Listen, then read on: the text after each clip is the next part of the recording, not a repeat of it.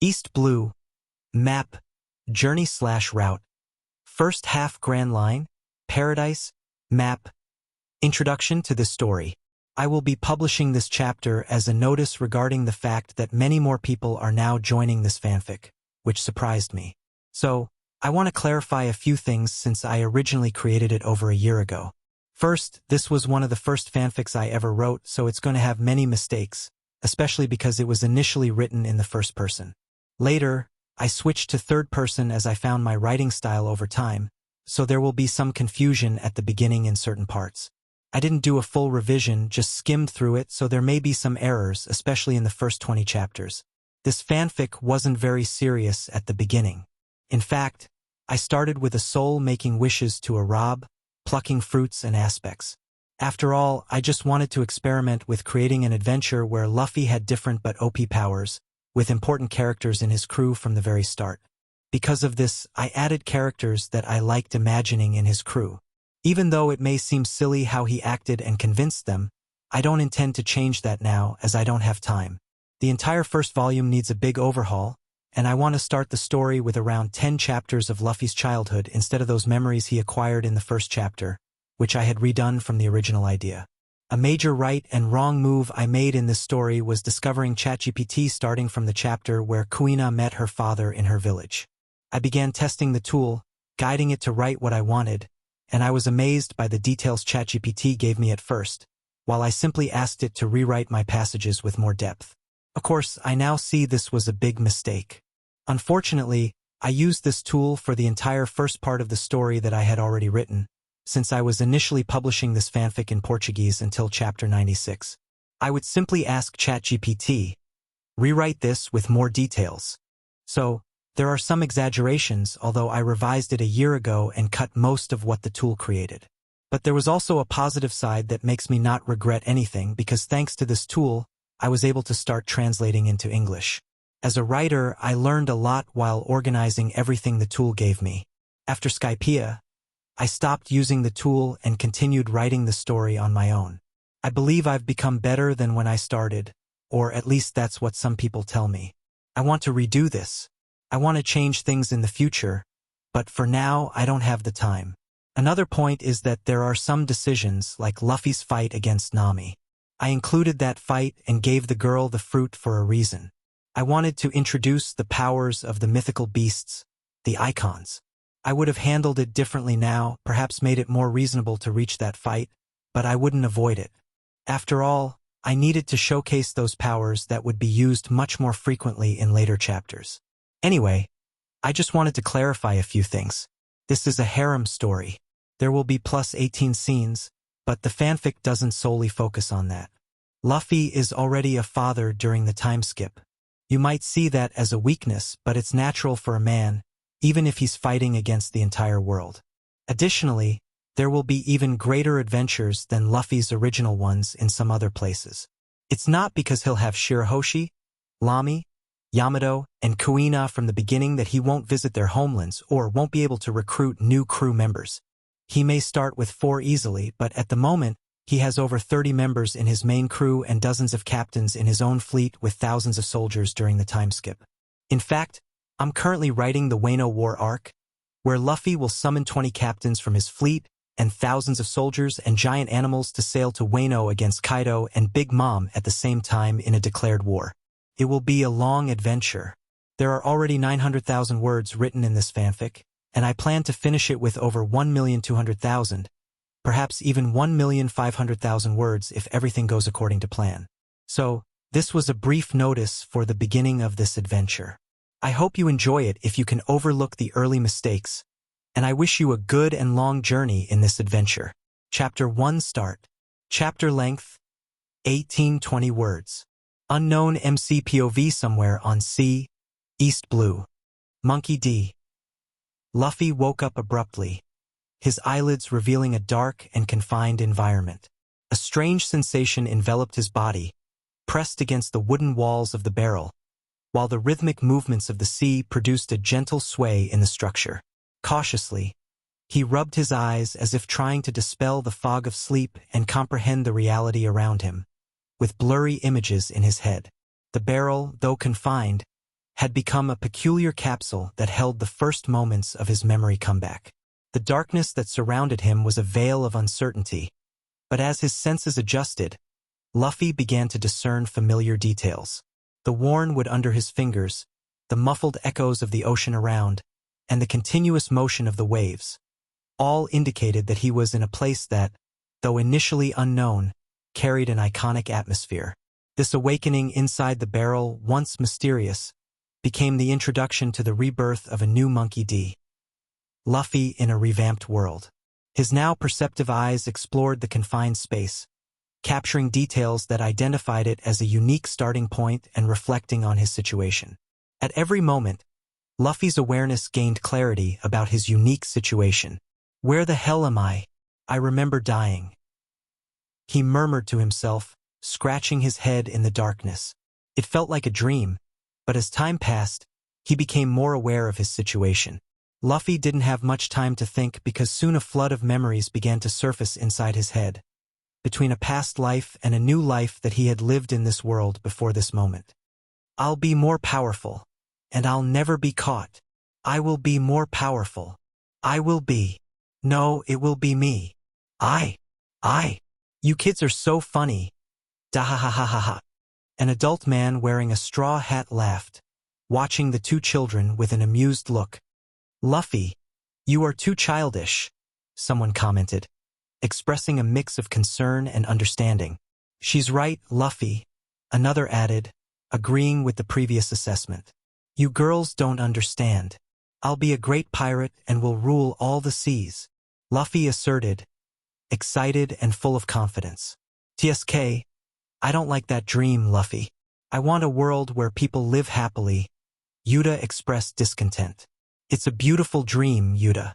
I want to bring justice to the world. Yuta, I have a bad feeling about this journey, Luffy commented, a wrinkle of concern marking his forehead. I'll be fine, silly. Remember our promise.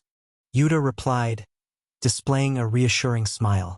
That we would stay together? But that was weird. I still don't understand. You'll find out in the future. Fufufu. Yuta laughed mysteriously, leaving a suspenseful aura in the air. I hate you, Shanks, Luffy shouted and ran out with tears in his eyes. Shanks. Why? The boy cried on the man's chest. I couldn't let a boy die, could I? Shanks replied, his voice conveying compassion. But, your arm. The boy tried to avoid looking where Shanks had lost his arm to save him. Even though he was a good swimmer, he couldn't go back to the village with that sea monster, but Shanks still saved him. I swear, this is my dream. One day, I'll have a crew that will be the most powerful ever in this world. I will be the strongest pirate and man of all. No one will stop me, whether it's you or Lucy. The boy shouted with his childish voice but seemed quite sincere. Dahahahaha. I liked hearing that, Luffy. Let's make a promise then, Shanks said, taking off his hat and putting it on a confused Luffy. You see, this hat is very precious to me. I want you to wear it until the day you become a great pirate, and you have to protect your sister too. She is very special, Shanks said with a casual tone, but no one could imagine the weight behind those words. This, your hat, Shanks. Luffy and Lucy looked at the man in surprise. Yes, now it's yours, and it looks great on you. So, promise me. Shanks smiled. I promise. I will become a great pirate, recognized as the great emperor of the sea. I will protect my sister and one day pass your hat on, Luffy shouted with excitement. I'll be waiting. Shanks left after that, leaving behind a promise that would echo through time. Wahahaha. This is the fist of love. You will always feel your grandpa's love. This is to remove any influence that damn redhead has put on you, Garp said seriously. You spat on my sister, you bastard. Luffy saw that and ran to hit the boy. I see you've already met. This is Ace, Luffy, and Lucy, and you are siblings from now on. Garp crossed his arms. Luffy was already defeated on the ground since he couldn't beat a boy 3 years older than him. Brother. What? With this, we'll be officially siblings from this moment on. Yes, Ha ha ha. Cool. Let's drink. Shishishishishi. I have more siblings. In a moment of euphoria and shared dreams, I will be the emperor of all seas, Luffy shouted, his voice full of determination echoing on the beach. I will be a powerful marine, and I will capture you, Luffy, Lucy exclaimed, looking at the horizon with eyes full of determination and pride. I want to make my own name in the world, Ace proclaimed, raising his fist towards the sky, challenging destiny. Freedom at sea and fighting against oppression. That's what I want, Sabo declared, his gaze fixed on the ocean, as if he could see a future free and full of adventures. Ace was crying in a corner. Luffy let the tears flow silently. Luffy, he's really gone. Lucy sobbed along with her brother, incessant tears marking the trail of their sadness. Yes, Lucy. Sabo died, Luffy said in tears too, his voice wavering with the pain of loss. Ah! Lucy cried viscerally, as if each tear were an echo of the pain her heart carried. I'm so sorry, sister. I'm so sorry. Luffy wrapped Lucy in his arms, letting her cry on his shoulder, while his own tears mixed with hers. It was a shared lament between siblings who had lost someone they loved. Ace, good luck. You can do it, Ace. Master it before I arrive, because I plan to give you a beating. You can wait, Luffy. You'll never surpass me. I will capture you and bring justice. Good luck trying that, Lucy. Goodbye, brother. Goodbye, Ace. See you in the future, siblings. Lucy, we'll see each other soon, right? Yes, brother. I'll leave earlier, but we'll meet in the sea. Good luck, Lucy. Me too, brother. Lucy had strange eyes for Luffy. Luffy remained silent, not knowing how to react to that. About that, Lucy commented. Let's keep that just between us, Lucy. We'll talk about it in the future. For now, follow your dreams. Luffy commented. Yes, brother, and you follow yours. I want to see you soon, she said excitedly. Goodbye, everyone. Good luck, Luffy. Don't embarrass the village. Good luck. Follow your dreams, kid. We have faith in you. Goodbye, all. Soon you'll be seeing my picture in the newspaper. Many images, people, and situations passed through Luffy's mind at this moment. There were scenes of him in another world too, conflicting at this moment, even creating an existential crisis at this moment. This is my life in this world, he exclaimed, feeling a slight headache with all those images arising between two lives at once. Luffy realized that something had changed in himself too. His body was growing and becoming different, stronger and more vibrant. The familiar features of his old self were replaced by a more robust, almost legendary version. He felt a pulsating energy within him, a promise of power and possibilities. That's different, Luffy reflected, acknowledging the changes in himself. I'm no longer the same Monkey D. Luffy. I am something more. Memories from my past life are coming back, and new powers are emerging in this body. As he absorbed the situation, the memory of a robotic voice echoed in his mind, reminding him of his mythical and unique post-death encounter with an identity. He gained a chance to be reborn in the fantastic world of One Piece as a character named Monkey D. Luffy. So, but I'm an original character, huh?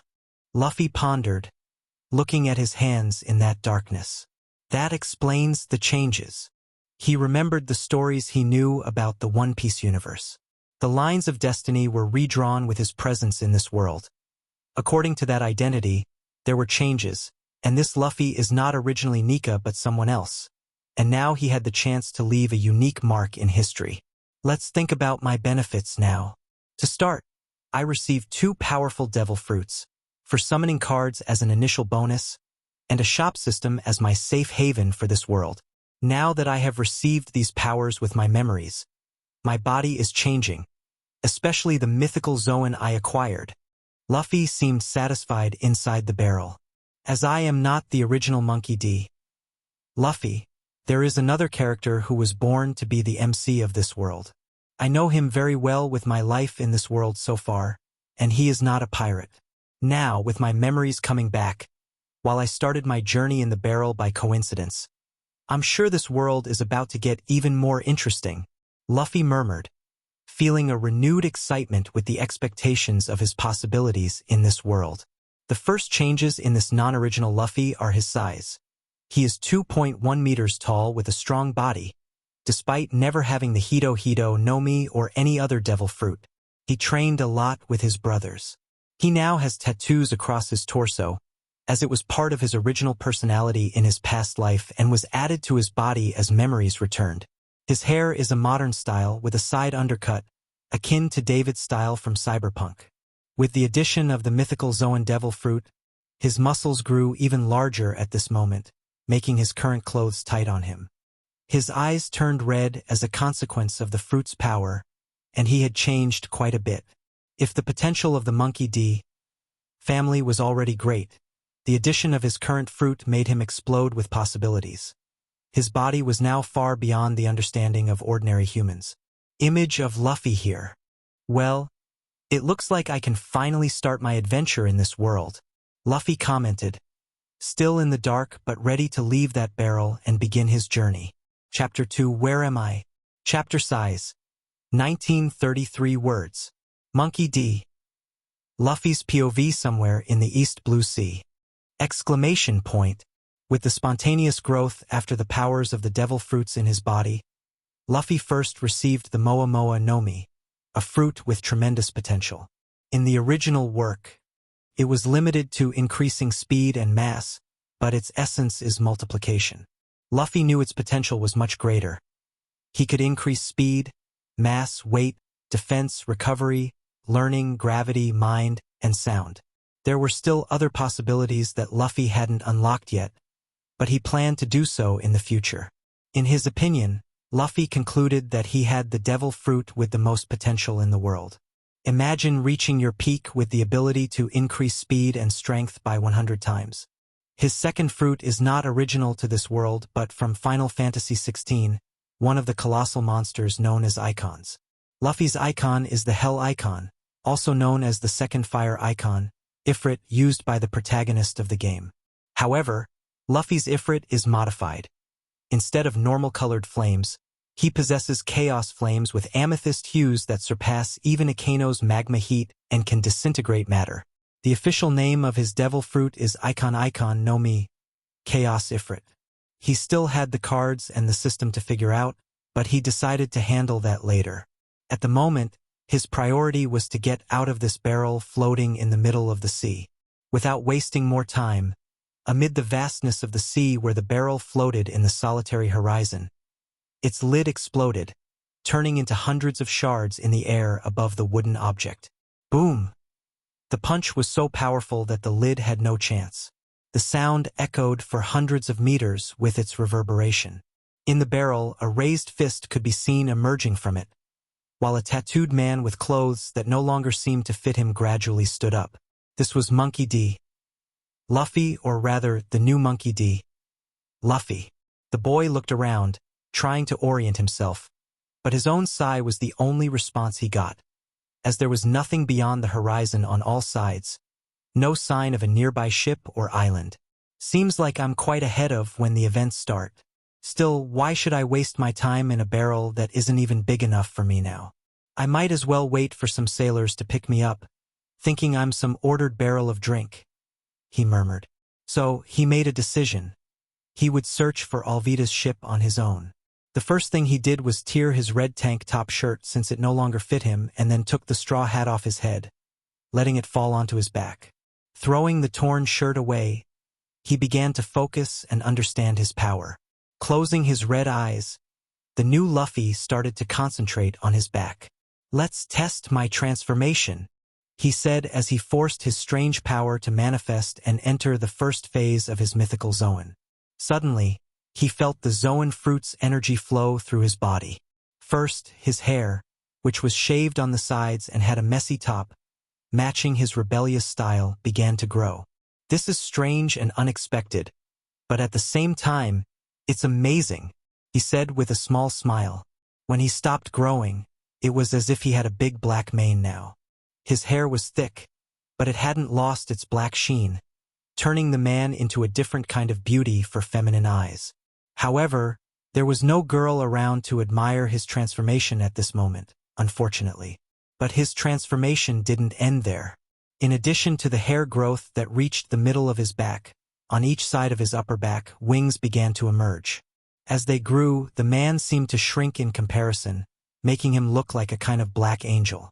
The man, even at 2.10 meters, seemed dwarfed by the wings that extended over 5 meters from his back to their tips. This is so cool. Luffy laughed as he admired his new transformation, releasing a different laugh from the original Luffy as he inspected and flapped his wings. I would really like to summon the first members of my crew right now or see the system, but I can't stand being in this damn barrel for another second, Luffy said and prepared for his first attempt at flight. With that, he flexed his knees inside the barrel, while his new wings moved with the same control as any muscle in his body. He leaned as they prepared to launch him upwards, and then he jumped. Boom! Another explosion occurred as the barrel shattered into thousands of pieces, and a man rocketed into the sky with dark wings moving at high speed, leaving a strong gust of wind behind him. Oh, this is amazing! He exclaimed with all his lung power as he soared upward. Luffy fought against gravity and kept descending. This is a bit tricky, but I can get used to it in no time. Since it's my first time doing this, I just need to be careful because there's no more barrel for me to return to, he said as he continued to fly toward the sky to reach his first clouds. Meanwhile, sometime later, somewhere else. Come on. Steal them all. Take everything, the extremely fat woman said. Yes, Captain Alvida. A chorus of voices rose in response to her command, and she smiled with satisfaction. Kobe! She shouted again, and a boy with pink hair immediately appeared in front of her. Yes, Captain Alvida. He saluted immediately. Tell me, Kobe, who's the most beautiful woman in the East Blue? She asked, and the boy shivered. It's Captain Alvida.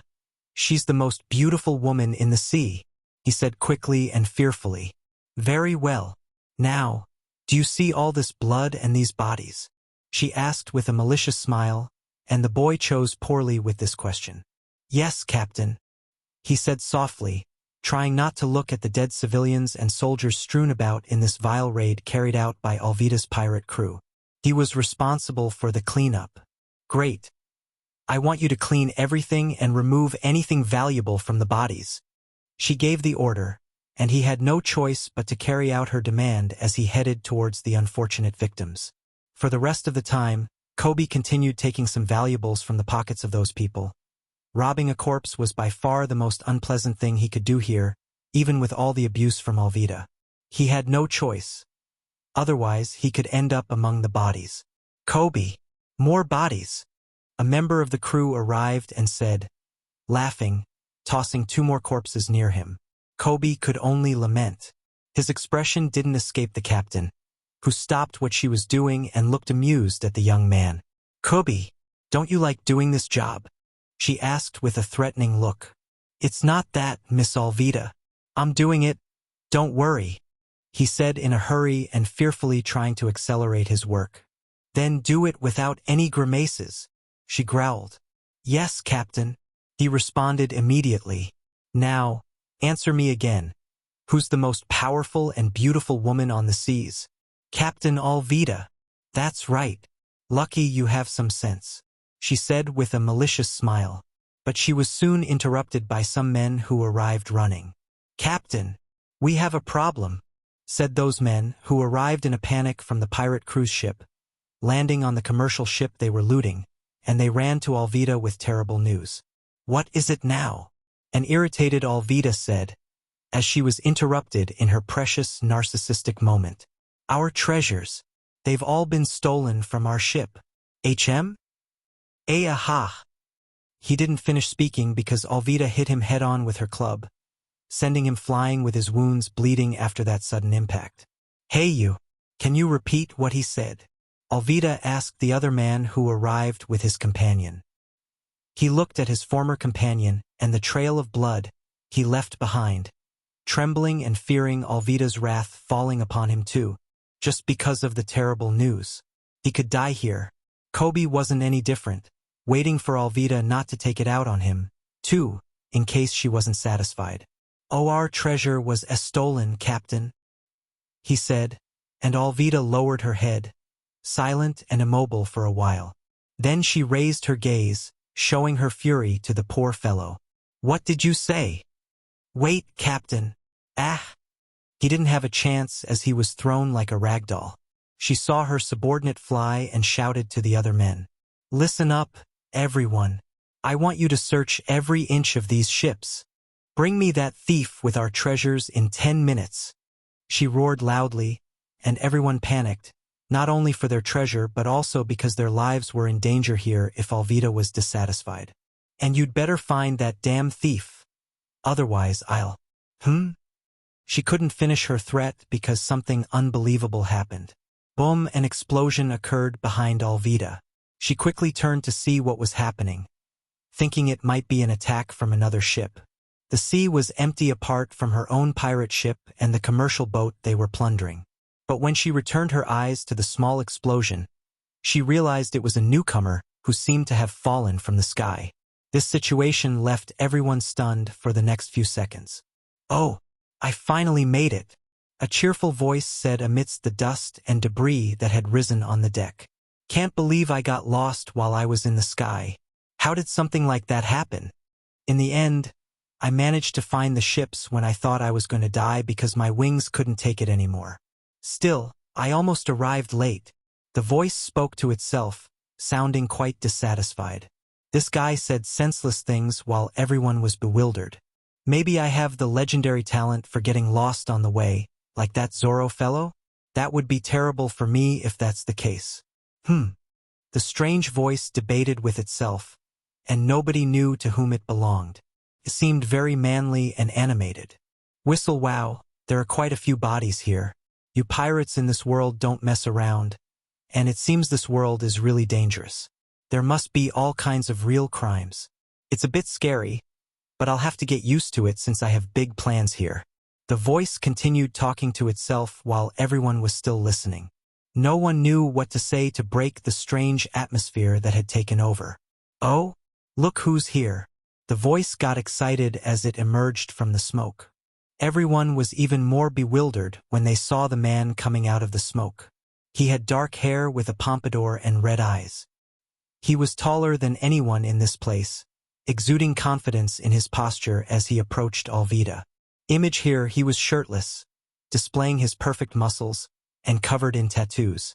He was wearing flip-flops and shorts that seemed quite tight on him now, but he didn't seem to mind it much. He walked towards Alvida without hesitation. Alvida, seeing the incredibly beautiful man who showed most of his athletic body, blushed a bit, something Kobe noticed beside her, his eyes and mouth wide open in a huge grimace. "Is this really happening?" he screamed internally. "It was right to be sure that I would meet you on this wonderful day. So it's you, the woman named Alvida, who claims to be the most beautiful woman in this sea, isn't it?" he said with a big smile, without caring that he was surrounded by 50 pirates and many civilian bodies on the ground. Chapter 3 Alvida. Chapter length 18 words. Monkey D. Luffy's POV aboard a commercial ship, East Blue. "I was right to be sure I would meet you on this wonderful day. So it's you, the woman named Alvida, who claims to be the most beautiful woman in this whole sea, isn't it?" he said with a big smile, not caring that he was surrounded by 50 pirates and many civilian bodies on the ground. Luffy smiled at her provocatively, making her blush even more. She wondered if she was seeing things or if this handsome man seemed genuinely interested in her. Kobe also noticed Luffy's genuine interest in his captain and stood there stunned, feeling like he wanted to vomit. Kobe wondered if this man had some problem with the opposite sex or was blind, as he seemed to be flirting with a terrible, fat, and ugly woman like Alvida. Is this guy blind? He must have some sort of mental issue or something, Kobe exclaimed as he tried to make sense of the situation before him. I am Captain Alvida. Kobe wanted to die after hearing his captain stammering like a love-stricken maiden at this moment. But who are you? She asked for his name, and Luffy smiled at her, looking into her eyes with a certain spark. My name is Monkey D. Luffy, the man who will conquer all the seas in this world. His voice was controlled, but everyone heard it in shock. Dot, dot, dot. Silence fell over the place. Exclamation point. Suddenly, all the pirates burst into laughter. Ha ha ha ha ha ha ha. Ha ha ha ha ha ha ha. Ha ha ha ha ha ha ha. Ha ha ha ha ha ha ha. Ha ha ha ha ha ha ha. Did you hear that? He'll conquer all the seas? Who does he think he is? Ha ha ha ha ha ha ha. Ha ha ha ha ha ha ha. Ha ha ha ha ha ha ha. That was funny. What a strange guy. I heard something that brightened my day out here at the end of the world. I agree with you. Ha ha ha ha ha. Ha ha ha ha ha ha ha. Ha ha ha ha ha ha ha. While all 50 pirates laughed at Luffy's bold words, Kobe was horrified by the statement. Surprisingly, Alvida remained calm in the face of these words, as she stared at the handsome man full of confidence. She was blushing without anyone noticing. Luffy, on the other hand, remained calm despite the mockery and confidently smiled at Alvida. Tell me, my lady, what is your dream? Luffy suddenly asked her, which made her surprised by the question and thoughtful. Me? I haven't thought about it yet. Maybe I want to marry a handsome husband and have a family with many children. She stammered at first but timidly continued with a red face.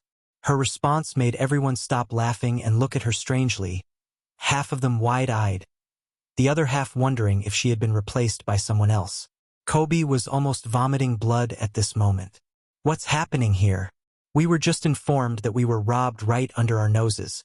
And now Alvida, who moments ago wanted to find the thief and punish anyone for their incompetence, is now talking like a teenage girl in love. Kobe wanted to faint at this moment. It was too much for him to absorb, refusing to accept the reality before his eyes. That's a very noble dream. To live in peace with your family is a very good thing. Luffy had a moment of reflection, looking out to the horizon, and suddenly his eyes returned to Alvida, who was blushing with emotion. My lady, I can say that when I first saw you, I was certain that I had found my soulmate, the man said with a seductive smile, making Alvida, with her 200 kilos, open her eyes in surprise and quickly turn away in embarrassment, unable to believe what she had just heard. Everyone, Kobe, the pirates, and even the prisoners who were tied up by the pirates, fell to the ground at this moment.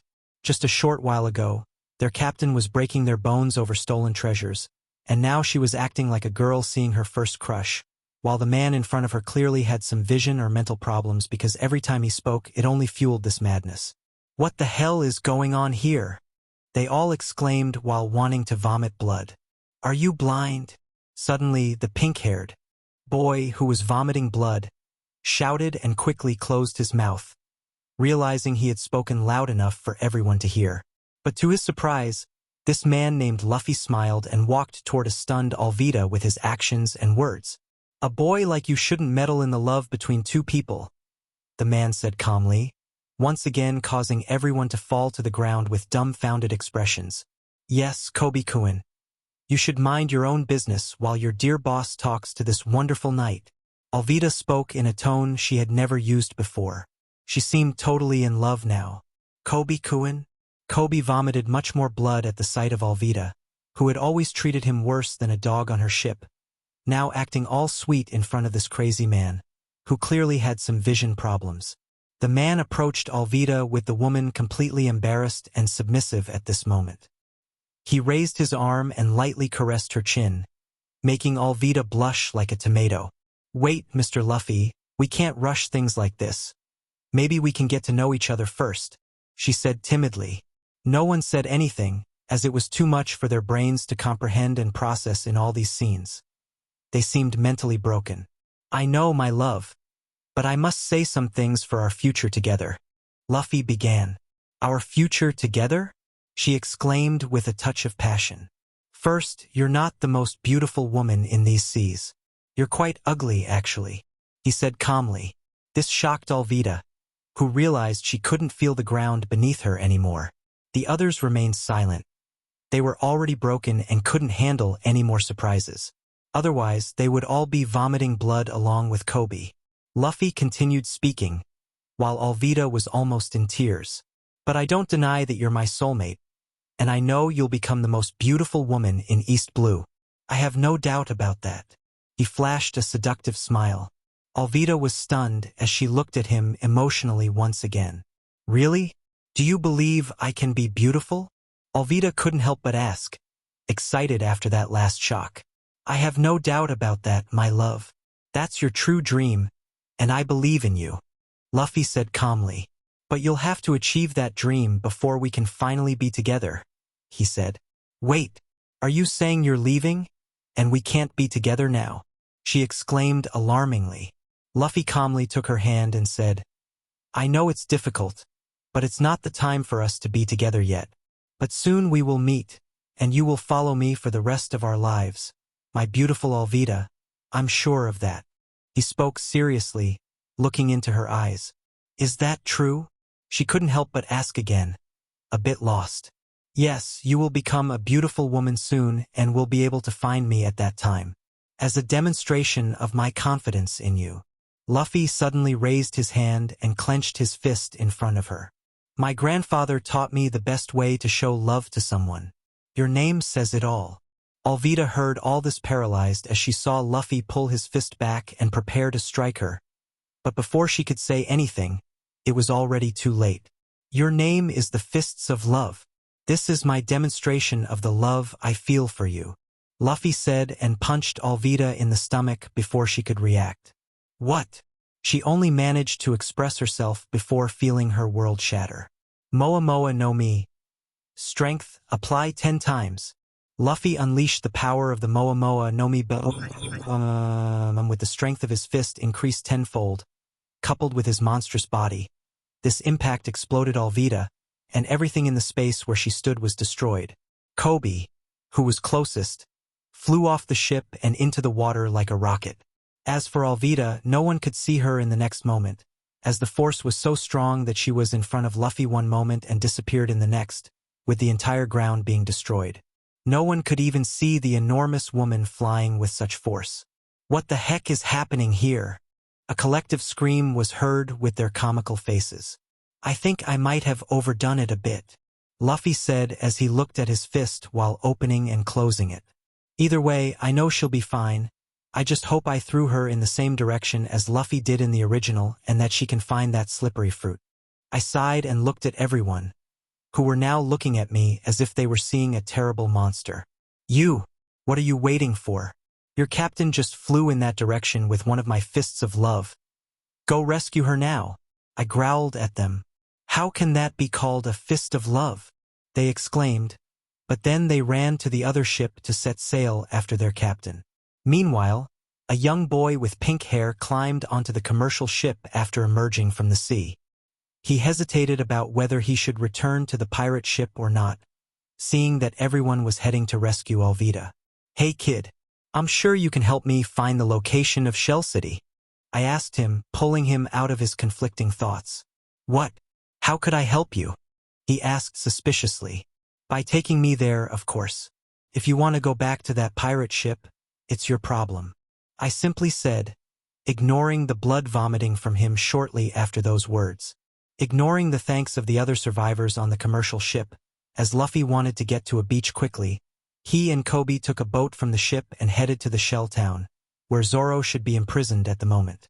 In the meantime, Luffy noticed but ignored the small boat with an orange-haired woman heading in the opposite direction with some treasure bags as he was sailing with Kobe. We'll meet again, Nami? Luffy murmured to himself, not looking back at the girl on the other side. Did you say something, Mr. Luffy? Kobe asked a little cautiously. It's nothing, just keep rowing, Luffy said lazily. Thus, a timid pink-haired boy and a man who looked more like a thug set off for Shell's Town. Chapter 4 Kobe. Chapter length. 1691 words. Kobe's POV somewhere in the sea, East Blue. After obtaining a small boat from the commercial ship, Luffy and Kobe got into it and started rowing, moving away from the ship. While Kobe was relieved to finally see Alvida's ship moving away, forgetting about his existence as the ship's handyman, he was also terrified. In front of him was a man who looked more like a monster than a human, even worse than Alvida. Who says they like someone and shows it by punching them? Kobe had this terrible thought as he continued to row. This man in front of him may have a screw loose in his head for hitting on Alvida like that, but he was still a monster in strength. What kind of human would do that with just one punch? I didn't even see the trajectory of the poor woman, Kobe exclaimed internally, not wanting to provoke this aberration in front of him, who had already given him orders to row towards Shell City, which he did with all the speed he could muster. The man himself was sitting, looking out at the sea, admiring the view without paying much attention to Kobe. You know, it's rude to stare at people like that. His mouth moved as he spoke those words without turning his face away from the horizon. I'm sorry for that. Kobe quickly apologized as if his life depended on it. Relax, buddy. It's not like I'll eat you just for looking at me. Will I? He laughed, seeming to enjoy Kobe's fear. I'm sorry. Kobe said the only thing that came to his mind. TSK, you apologize too much. Annoying, just keep rowing then, he said, and Kobe quickly followed his order. It was a strange moment for Kobe. On one hand, he felt fearful of the idea of this man, who looked like a stylish thug, wanting to kill him at any moment. But the man had been quiet all this time, and while Kobe was rowing in a certain direction after checking the maps, he didn't seem to care much about the pink-haired boy. He continued to enjoy the view of the sea and its breeze. But that didn't last the entire journey. At some point, this man felt bored and spoke after a long silence since the last exchange of words. Tell me something, kid. Where are you from? He suddenly asked, catching Kobe a bit off guard. Me? I am from a small village on a nameless fishing island, Mr. Luffy. The pink-haired boy mumbled. And how did you end up on Alvida's ship, kid? You're clearly not a pirate, he asked while looking directly at Kobe, who shuddered and shrank back from those fierce, red, and dangerous eyes. I am an orphan. So one day I went fishing to feed myself, but I ended up being captured by Alvida and her crew, and since then, I've become her servant. Kobe replied, regretting it after gathering the courage to answer those piercing eyes. I see. I won't say that's unfair to you. Life in this world is more or less like that, the stronger eat the weaker. I just think you should become stronger. Otherwise, you'll be at the mercy of others for the rest of your life, he said, and Kobe lowered his head. He had dreams, but he didn't have the courage to voice them, even though this man seemed willing to listen. Once again, silence took over the small boat. Kobe, seeing this, finally mustered the courage to talk to this man on his own initiative. Are you from the East Blue, Mr. Luffy? Kobe couldn't help but ask the strange man, who was even more powerful than Alvida, despite seeming to have some screws loose when it came to Alvida being his soulmate. I am. I was raised by mountain bandits near Goa Kingdom, on Dawn Island, he said with a smile as he recalled some memories of his past in this body. Despite the changes he had undergone, Luffy's memories and bonds with others remained the same. Mountain bandits? Kobe couldn't help but widen his eyes in astonishment. That explained why this man acted the way he did, as Kobe had seen before. That's right. Dayton and the others give me a nostalgic feeling when I remember them, just like Ace and Sabo, Gramps, Makino, and others. They make me have those thoughts, and I'm being influenced by Luffy's memories. Luffy couldn't help but murmur to himself. His initial response shouldn't have mentioned Dayton, but here he was talking about a past he hadn't really lived but had memories of and feelings for. Kobe, hearing this, couldn't quite grasp the meaning of those words, but he felt a melancholic atmosphere. This was something he hadn't expected from a character like this Luffy, who he had just met and who had been ruthless and indifferent so far. Kobe tried to change the subject as the silence extended between them once again. What do you plan to do in Shell Town, Mr. Luffy? He asked curiously, as that was the man's objective. Simple, I'm going to recruit Roronoa Zoro. I heard he's imprisoned by the Marines at the naval base on the island, he declared. This left Kobe quite stunned. What? But you said you're a pirate. The famous bounty hunter won't let you leave alive as soon as he finds you. Kobe began to get hysterical about this. You shouldn't go, Mr. Luffy. You. HM? Ow! While his hysteria continued, Luffy flicked him on the forehead so hard that it was equivalent to a punch. Ow wow. Why did you hit me? Kobe couldn't help but complain. Because you talk too much. And I felt like doing it as you cry like a coward every time you open your mouth. Luffy said straightforwardly. Coward? Kobe couldn't help but mutter as he thought about his life since he went fishing and was caught by Alvida 2 years ago. I think you're right. In the end, I'm just weak, at the mercy of others. Kobe lamented, while Luffy sighed upon seeing this. Kobe, tell me, do you have a dream? Luffy asked. I do, but I'm not sure if I'm worthy of it, he said without much confidence. You're already starting wrong, Luffy said, gaining a curious look from Kobe. Then Luffy continued. You lack faith in your dream, so you'll never achieve it, Luffy said simply with that conclusion. Faith in my dream? Kobe murmured as they were in the middle of the ocean with no ships in sight now. Look, Kobe, if Alvida's dream is to be the most beautiful woman in East Blue, it will come true if she has unwavering faith in it. You might be surprised when you see her next time. Luffy spoke seriously. Just like how I'm the man destined to conquer all the seas. Even if I die pursuing my dream, I won't give up believing in it, Luffy said, putting his straw hat on his head to emphasize the seriousness of his words. Even if I die pursuing my dream? Kobe was captivated by this man's words. Even though he had been quite intimidating with his bad boy demeanor, Kobe gained a new determination in his eyes. With a clenched fist, he said, You're right, Mr. Luffy. I'll join the Marines. I'll become an admiral and capture all the pirates in the world. Poff, ouch. That hurt. Why did you hit me again? Kobe, who was finishing his heartfelt words, felt another flick next to his head. Don't say you'll capture all the pirates while sitting next to a pirate. Luffy tried to instill some sense into the boy in front of him. I guess you're right. Wait, aren't you laughing at my dream? Kobe asked, looking at Luffy's stoic face. Tisk, why would I laugh at someone's dream? Luffy asked, huffing. Remember, Kobe, in this world, people's dreams have no end. Luffy spoke earnestly. People's dreams have no end? Kobe couldn't help but murmur as well. Yes, I like that phrase. Even if it was said by a treacherous bastard, I have to admit that he has principles in his dreams and is willing to do anything to achieve them, after all. Luffy said, thinking about Blackbeard, a man so evil that he wanted to plunge the world into darkness. But Luffy could admire his determination towards his goals and dreams. I think I understand. You're right, Luffy. Do you think I can become an admiral? Kobe asked cautiously. Only one person should believe in this dream above all, Kobe, and that's you.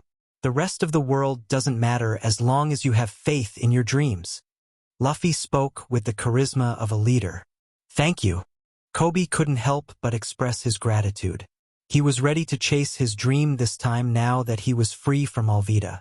He had the chance to join the Marines and fight for the justice he had always yearned for. While Kobe reassessed his determination and rode with more purpose, Luffy thought about opening his system for the first time in this world. He could have flown to Shell City to speed up the journey, but since he got lost the last time he did that, he didn't want to go through the same experience. He decided to let Kobe handle navigation while he planned his next steps. Besides, he wanted this boy to become a powerful Marine in the future. The sea would be more interesting that way. So he took advantage of his time while muttering to himself. Moa Moa no Mi. Speed. Apply 30 times. When he did this, Kobe was startled by the sudden increase in the boat's speed, which they could both feel. What is this? Kobe exclaimed in surprise. Relax, just be careful not to veer off course, and I'll check some things here. Don't bother me for a while, Luffy said, settling in on the other side of the boat while he muttered quietly. Chapter 5 Kuina. Chapter Size. 2021 words. Monkey D. Luffy's point of view somewhere in the sea, East Blue. Relax, just make sure we don't deviate from the route. Meanwhile, I'll check some things here. Don't bother me for a while, Luffy said as he settled on the other side of the boat, muttering to himself. While the boat sailed through the sea at a speed 30 times faster than before, Luffy decided to take a rest. He opened his system and started examining it. System. Crew. Locked. Shop. Inventory cards. It's a rather simple system. There's the crew screen, but it's locked because I don't have anyone under my flag yet. There's a shop where I can buy anything from this world with some conditions. The currency is in berries and gold, but I'll need a lot more for it to be useful. I only have 2 million that I got from the commercial ship, which is practically worthless right now. And lastly, the inventory of cards with 4 cards. This option will disappear once I consume them all. Luffy went through the entire system. He wanted to check the shop, but it would be a waste of time at the moment. He decided to look into it later. Luffy glanced at Kobe after he closed the system screen. Well, talking to this kid is quite boring. Despite his potential, he's so timid right now. I guess I'll take a nap to pass the time. Luffy reasoned and spoke to Kobe. Kobe? Luffy called him, making the boy quickly look at him. Yes, he replied nervously, and Luffy sighed. Keep guiding us to the island. In the meantime, I'll take a short nap, Luffy said to the boy, who was relieved by the brief interaction. Hours passed, and Kobe finally spotted the city with a large naval base at its highest point. Should I wake up Mr. Luffy now or when we reach the port? Kobe mumbled as he looked at the view of the island. No need to, Kobe, ha ha ha. Luffy suddenly appeared behind Kobe, laughing happily after a short nap. He put his straw hat back on his head and looked at the island, lost in thought. Kobe was startled by Luffy's sudden awakening. Mr. Luffy? Kobe couldn't help but be surprised by the abrupt change and was curious about the man's actions, thinking that he might be planning something at this moment. Kobe, I'm going ahead. We'll meet later, Luffy declared. Before Kobe could respond, Luffy's appearance began to change. His hair suddenly started growing, and incredible black wings sprouted from his back, leaving Kobe in shock. What is this? Kobe couldn't help but shout. HM? I'm a devil fruit user. Didn't you know?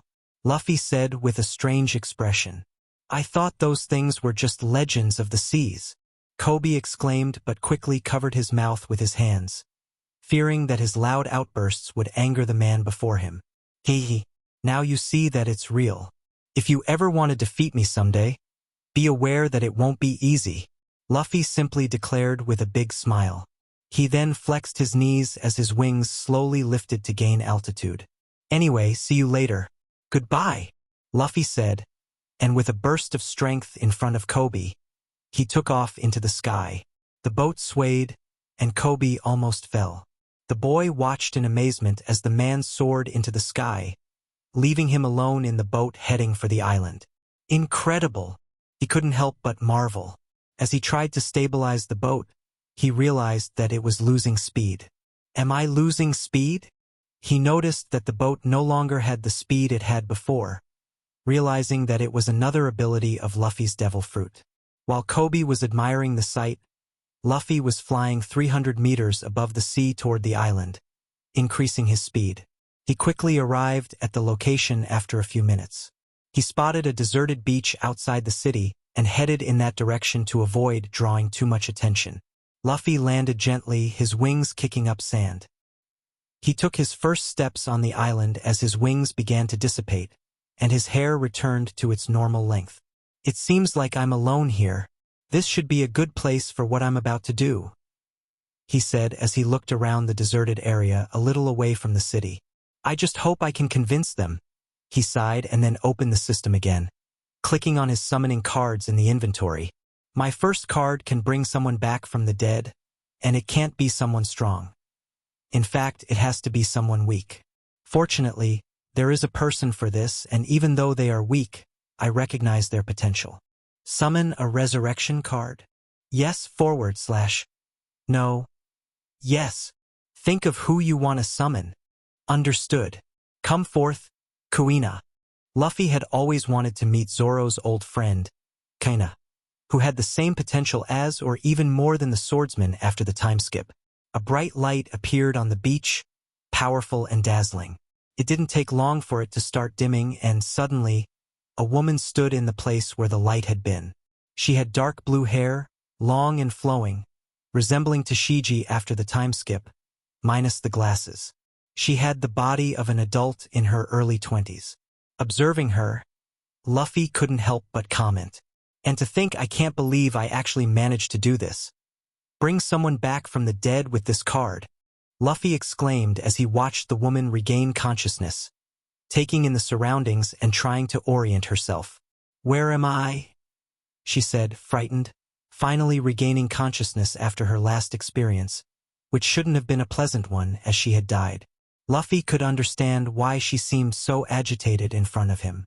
Seeing the lost woman, he opened the system and spent some of his meager money to buy a cloak from the shop. Who are you?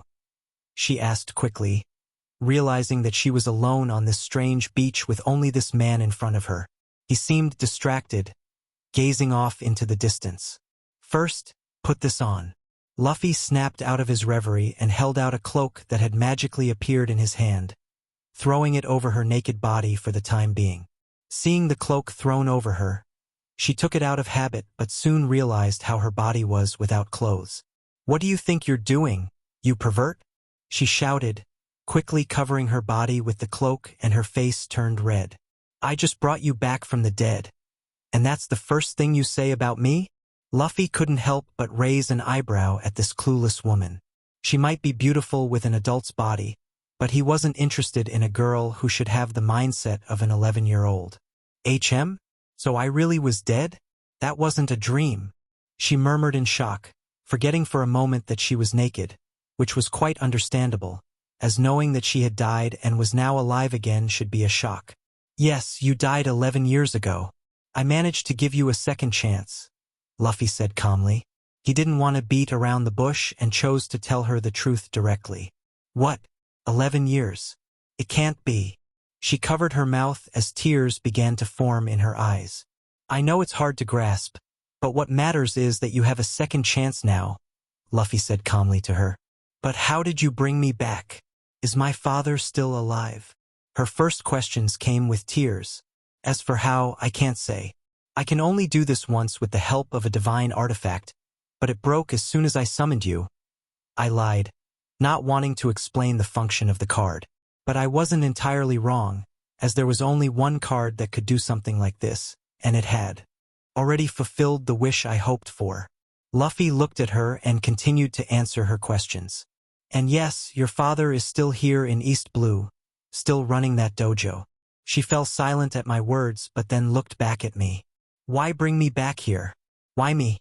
I don't think you knew me 11 years ago. Her world was crumbling with this information. So she wanted to know why I used this artifact on her. She actually believed my story, as her death was real, and she was now alive again. I chose you because I know about your history. Don't ask me how, just understand that I know. I'm starting my adventure on the sea and need people with great potential by my side. I believe you have it just like your friend Zoro. I believe you can reach the pinnacle of swordsmanship in this world. Even as a woman, Luffy spoke his mind. Despite her death being a necessary plot point in Zoro's story, Luffy always felt that she deserved something better. He wasn't even sure if she would accept his proposal, but he still wanted to give her a second chance, as she was someone who could match Zoro's potential, and this world would be more interesting with someone like her. She might even be able to defeat his old friend in the future, whether as an enemy or an ally. Do you really believe in me? She couldn't help but ask, forgetting that she had just come back from the dead. Yes, I won't lie. I want you to join me. I'm a pirate, and you would be my first crewmate, I said to her. Pirate? You want me to be a pirate like you? She asked a little scared. Of course, she didn't like the idea of being a pirate, as she had a negative opinion of them. Yes, I am, and I want you with me. But I won't force you if you don't want to. I knew there was a chance this would happen, and I summoned you anyway. I won't force you. I can be a jerk in many ways, but I won't force anyone who doesn't deserve it to join my crew, I said. If you want to live at the dojo and return to your father, I won't stop you, but I think it's a waste of your potential. You can make your father eat his own words that he said once. As you gain a name in this vast sea and see the world. I finished my little speech. I really didn't want to force her. I won't restrict people's freedom like that. There are some plans to force some people, but she's not one of them. I might have summoned her using a precious card, but I'm more like the original Luffy with a desire for freedom at sea. Even if she doesn't accept joining my crew, I hope she doesn't waste her life here in East Blue. I'd like to see her name resonate throughout the world in the future, and she might even give me a good fight in the future, whether she's an enemy or an ally. I don't know. Can I think about it? Can I see my father before deciding anything? She asked a little uncertainly. All right, let's go to your island then. But I have to do some things. You can accompany me before returning to your father. I asked. Yes, I think so. It's the least I could do after you brought me back from the dead. She mumbled, but her eyes viewed me quite favorably now, which wasn't surprising after what I had done and said to her. All right, now I'm going to summon other people. Not anyone who's dead this time. So stay in that corner and don't worry. I'll buy you some clothes later, I said, and she watched me for a while as she adjusted the cloak on her body and moved away, wondering what I was going to do next. Summon a card. Yes, / No. Yes. Think of who you want to summon. Come forth, Trafalgar D. Law. Chapter 6 Trafalgar D. Lamy? Chapter size. 1995 words. Monkey D. Luffy's POV beach near Shell City, East Blue. Open summoning card. Yes, / No. Yes. Think of who you want to summon. Come, Trafalgar Law. A light outshone the sunlight on the beach again, and even Kuina in the distance looked curiously at the light, a little alarmed. Some time later, the light disappeared, and a white bear was in the middle of it with a white t-shirt and shorts, along with a woman with a polka-dot hat and a large sword on her shoulder. What is this? The bear shouted, stunned. The woman beside him quickly looked around in alarm and surprise as she raised her hand with her palm facing the ground, ready to use her room at any moment. Kuina on her side was surprised by the sudden summoning, while Luffy looked admirably and a bit confused by this. A bear and a woman dressed like Law. Luffy spoke loud enough and looked puzzled at this because there shouldn't be a woman in front of him. Who are you? I'm sorry. The mink bear was the first to speak, hearing my voice. Luffy just called him a bear, but he apologized. Why? This is Beepo. I didn't think he'd be so peculiar. Luffy thought a bit stunned. Who are you? And why are we here? The woman dressed as Law asked angrily, seeing Luffy in the middle of the beach with them. She wanted to attack him at this point, believing he had done something to make them appear here. Wait a moment! Luffy shouted, confused and wanted answers. Where is Trafalgar Law, and why was his sister summoned in his place? I asked, not understanding anything. Who is Trafalgar Law? My name is Trafalgar Lamy, and I have no living brother. My only brother died many years ago, she shouted indignantly, seeming to reach her limit since she was already preparing to launch her attack. Now answer me before I attack you. Why are Beepo and I here? Who are you? Did you bring us here? Where is this? She asked with the same anger. I understand, if Law is a woman in this world, she must be about 19 years old, so it seems she swapped places with her brother. She is very beautiful, and she's an emo hottie to boot, using the same style as her brother. Why do women with tattoos make me so attracted? I couldn't help but comment as I looked at the tattooed woman in front of me. She was practically a female version of Law with the same tattoos and style, making Luffy think that she must have experienced everything Law went through, and she was following the same path as the original would have let her experience. Pervert. Perverted. I'm sorry. The women couldn't help but mock Luffy after hearing his comments, thinking of him as a pervert. Luffy scratched his head at that, but he couldn't help but be stunned when the bear started apologizing. Why are you apologizing? Luffy shouted at the bear in strange clothes without that orange jumpsuit. I'm sorry, he said again. Does he only know how to say that? Luffy lamented. giving himself a facepalm. Ah, this world is getting weirder by the minute. I should have known that, too. I couldn't help but think as well. Well, let's get to it. I did summon you, but it seems your companion came along, which is quite strange, but it's okay. The more, the merrier, he said to her, and she looked ready to use her Op no Mi at any moment. And what do you want? Why am I here? This place doesn't seem like the North Blue, she growled. Kuina watched the interaction. Intrigued. She had seen how Luffy summoned this tattooed woman like himself, and now she was ready to attack her savior. On one hand, she still owed her life to this man, but on the other hand, she had seen him forcibly bring this woman from another ocean to this place, and she felt that this Lami had every right to attack Luffy. Sai, I know it's hard to understand, but we are in the East Blue, and I summoned you to join my crew. I said simply, getting straight to the point. Huh? Join you? You must be joking, right? She said angrily. Are you saying that? When Beppo and I were ready to set out on our journey, a light covered us at the port of our city. It was caused by you, and the next moment, we're here. And now you're telling me that you took me from the North Blue to recruit me right now. She snarled, and before Luffy could explain, she continued. Room. A bluish sphere covered a 20-meter diameter, while Luffy, Lami, and Beppo were within its range. Looks like she won't listen to me now, I said with some disappointment. So she wants to do this? Luffy thought as he watched what she wanted to do. She drew her blade from its sheath and quickly advanced to strike at his neck, with the intention of removing his head, as Luffy had seen his abilities in the original work. However, Luffy was not as easy to deal with as she imagined. Let's see what you're capable of, you moody and cute girl, Luffy said with a smile to provoke her at this moment. Who are you calling moody and cute? She couldn't help but shout. As she attacked, Luffy activated the power of his fruit. Moa no Mi. Defense, apply 30 times. Using and applying the power of the Moa no Mi in this way, he could have dodged, but he wanted to test his limits with a powerful body, adding to it a mythical Zoan fruit and increasing his hardness 30 times. He knew he had gone overboard here, but he wanted to start with the safest position to find out how strong his body was and the limits he could push it to. Her blade quickly reached him, making her smile slyly, but unlike what this woman imagined, when the blade touched his neck, it didn't sink more than the first contact. This made her lose her smile in an instant, and her eyes widened in disbelief. Is this all you can do? Luffy asked, taunting her, while her sword was touching his neck, and he didn't care, just crossing his arms. Impossible! How can I cut you? What the hell are you?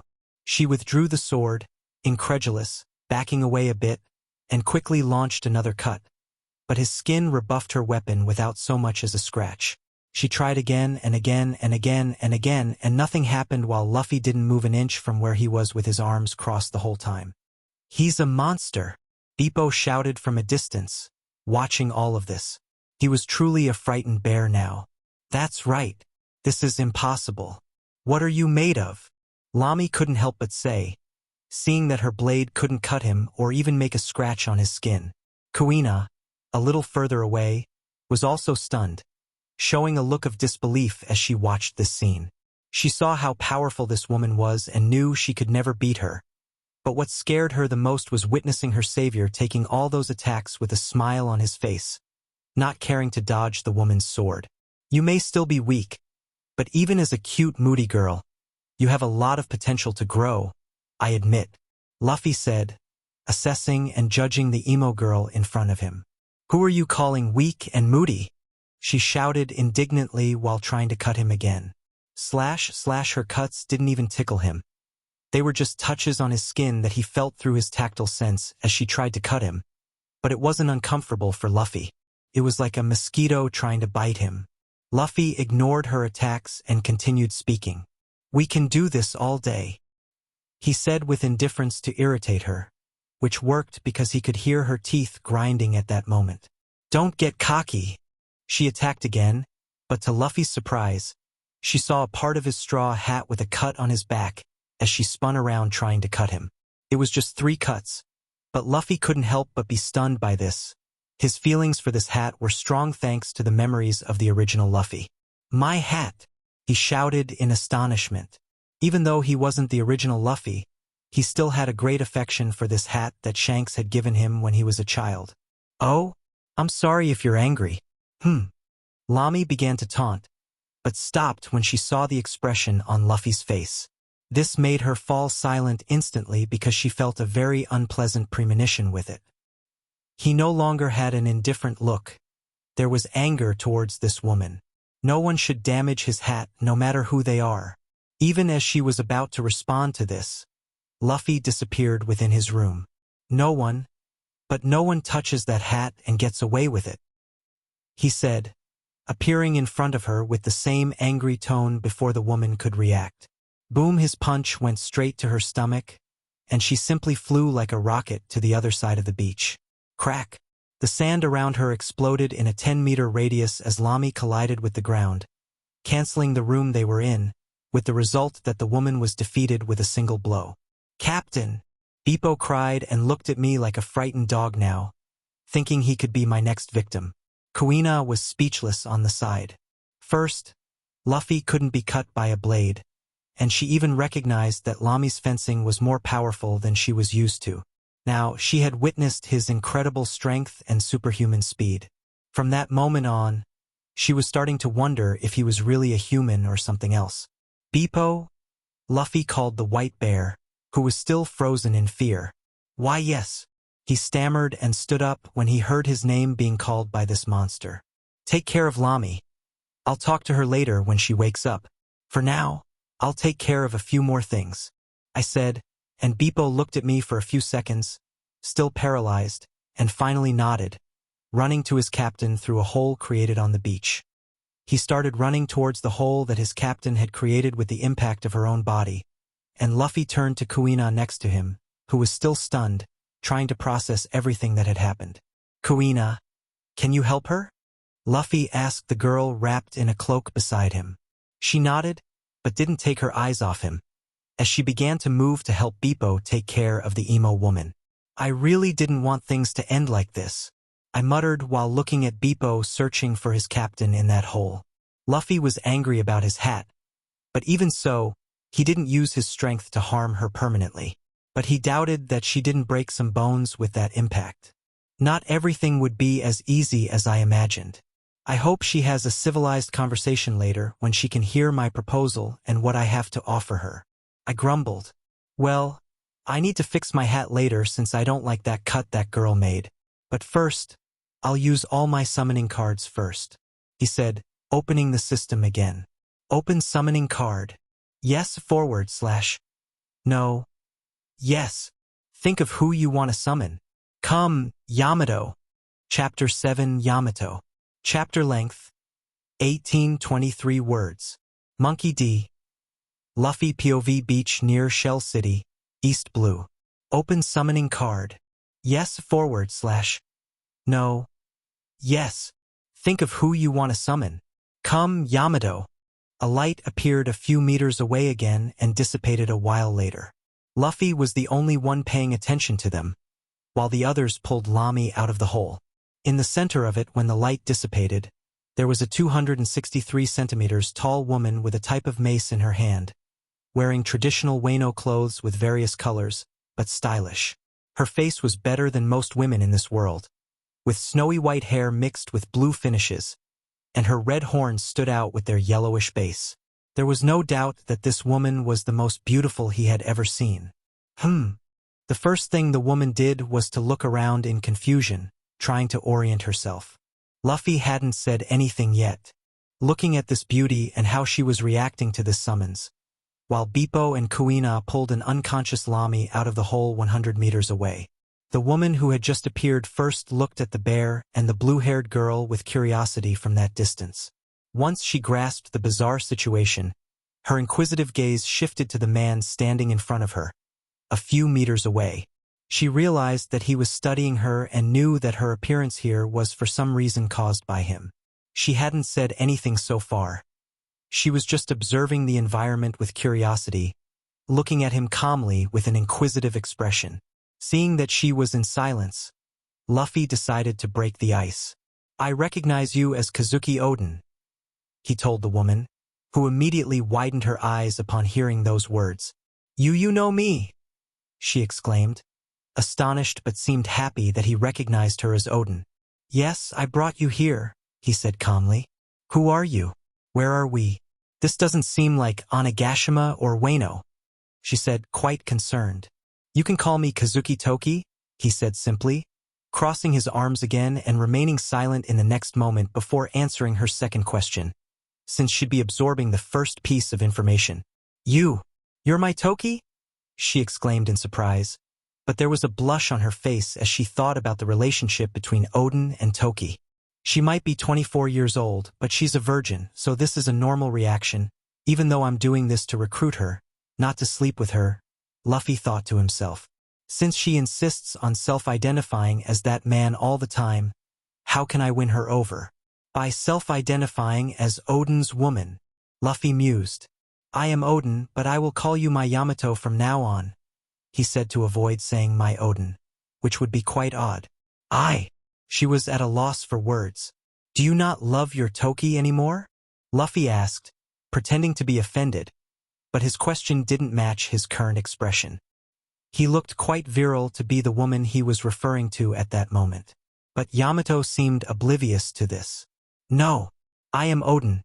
Of course I love my Toki, she shouted immediately, trying to clarify any misunderstanding. After all, in Odin's journal, he loved his Toki, so she couldn't mess that up. Luffy smiled awkwardly at the woman. How easy it is to have this woman as my comrade, he thought. She's one of the best women he's seen in the anime and one of the strongest. Her strength is above that of the three disasters, second only to Kaido, her own father. But she's a bit eccentric. She self-identifies as Odin after reading his journal for years, so being like Odin is all she wants in life. So he'd be her Toki, making this figurative sacrifice. Listen, Yamato, I'll call you by that name, but you'll always be my Odin. Okay? Just call me Luffy from now on, he told her, and she looked at him with curious eyes. Are you sure? She looked at him suspiciously, not easily convinced in the end. After all, she wanted to act as a man. Yes, I'm sure, because you're here with me now, and away from that damn father of yours, Luffy said confidently. Well, now that you know I'm your Odin and you're my Toki, I'll call you Luffy, she finally said after a brief internal conflict. But you didn't tell me where here is, she exclaimed again. Well, now I have a few things to clarify. Listen, Yamato, Luffy said, and she looked at him with determination. First, as you can see, we're not in Wano anymore, not even in the New World, he said, and she looked at him with huge eyes. What? But my collar, she shouted in panic, but she was kind of an idiot, so she didn't even notice that her neck was now free. Look at your neck. I removed all the negative things when I summoned you. You're a free woman now, he clarified. But I'm a man. Even so, I don't believe it yet, but this is incredible. As expected of my Toki. She said various bizarre things, but, in the end, she grabbed him with such joy that he couldn't even react to the woman's enthusiasm. She lifted him up and placed him between her breasts, squeezing him tightly and laughing with happiness after many years in captivity in Onigashima. Ha ha ha ha ha ha. Thank you. You freed me, my Toki. She was shouting with joy, finally liberated from the shackles of her father after years. All right, call me my Luffy, and let me go because I still have much more to say, my Yamato. He told her to calm down a bit. She let go of him after a while. Meanwhile, on the other side of the beach, the mink bear and Kuina were checking Trafalgar Lami's injuries, but they couldn't help but look in their direction as Yamato shouted with happiness and excitement. They wondered who this tall woman with a pair of horns was and why she seemed so happy. First, I'll remind you, call me my Luffy. I want our identities to be concealed. You will be my Yamato, and I will be your Luffy, understood? Luffy told the woman in front of him. But I am a man, she protested, playing the female role. As I said, our identities must be concealed, understood? he told her, and she started to think about it. I guess. Then I'll be your Yamato, and you'll be my Luffy, she said, murmuring her dissatisfaction. Finally. Another thing, my name is Monkey D. Luffy. I'm Ace's brother too, he said, surprising her even more. What? You're Ace's brother. I remember him talking about you and thinking you're my Toki all this time, she said, even happier. Listen, Yamato, I still have to tell you one more thing. Calm down, he said before she tried to hug him again. I brought you out of Wano and sent you to East Blue. You're no longer bound to your father. Now we can have adventures together. There's no doubt about that. But I also want to invite you to join my crew as my first mate. In that case, you'll be my vice captain, he said. I'm happy, my Luffy, but I'm also worried about Wano. That old bastard could harm the father I have to protect. She muttered. Don't worry. We'll get stronger together. When we reach the Grand Line, we'll not only interfere with your father in Wano but turn the world upside down. What do you say? He said, presenting his true proposal with a big smile. Yes, let's force that old man out of Wano together. I'll kick him out of there, and we'll turn the world upside down. I can't wait for that, she quickly agreed. She initially wanted to confront her father more than anyone else. So apart from rescuing her from that place, he gave her a good reason to join him now. Not to mention that she wanted to experience her own adventures, just as Odin did in his time. I'm happy for that, my Yamato. Welcome aboard, he said happily, and before he could react, she hugged him again. While Luffy was being suffocated by her breasts, a message appeared in front of him. System. The first crew member has been chosen. The crew screen is now unlocked. Crew. Yamato has joined as a member of your crew. This is really interesting. My first crew member is a woman of Yamato's caliber, who must undoubtedly be much more powerful than me at the moment. But she is officially my vice captain, as none of the others I summoned have accepted my proposal yet. Luffy muttered internally but was celebrating while being hugged. After ignoring the system screen, he wanted to make his last summon before continuing his rescue with Zoro. He had the last card, so after thinking a bit about who to summon, he decided who should be a priority right now. My Yamato, can you help that blue-haired woman, Kuina, and the mink bear called Beepo take care of that other unconscious woman in front of them? They may be possible members of our crew in the future, he asked Yamato after she canceled her warm hug. I guess so, she said while assessing the situation on that side of the beach. They were currently tending to Lami's injuries. Okay, go there now while I finish summoning our next crew member. Later, when we reach the Grand Line, I'll tell you more about our plans to free Wano from your father, he said, and she expressed a joyful face, agreeing to it. Yes, I will, she shouted with determination as she walked over to that side with her kanabo, her mace on her shoulder. Instead of continuing to choose that space for his next summon, Luffy approached the beach's water and continued to walk through the sea's waves. He was affected by the weakness of the sea, but it was not enough to prevent him from returning to the beach. These shorts are too small for me. I need to buy a new pair from the store soon, he muttered as he walked against the small waves. He felt that his clothes were too tight and wanted to change them, but he thought he could do it later. He walked until he reached an appropriate depth to summon the person he had in mind. There were so many people he could summon, but he decided to choose her because she had great untapped potential. Even though she was a crybaby, Luffy would make sure she became a powerful individual. Open summoning card. Yes / No. Yes. Think of who you want to summon. Come, Shirahoshi. Chapter 8 Shirahoshi. Tamanho do Capitulo. 2976 Palavras. Monkey D. Luffy's POV beach near Shell City, East Blue. Open summoning card. Yes / No. Yes. Think about who you want to summon. Come, Shirahoshi. The light appeared once again, this time in the middle of the beach's water. Ah! Luffy could hear the startled scream of a frightened young woman. Sharky! Another strange sound came from the light. If Luffy wasn't mistaken, That was the noise Megalo made in the original work. What's happening, Megalo? Why is everything suddenly glowing? Luffy heard the frightened voice of the same young woman in the midst of the light as she questioned what was happening. Sharky, Sharky, Sharky. Megalo spoke with his strange voice as if the animal was grumbling.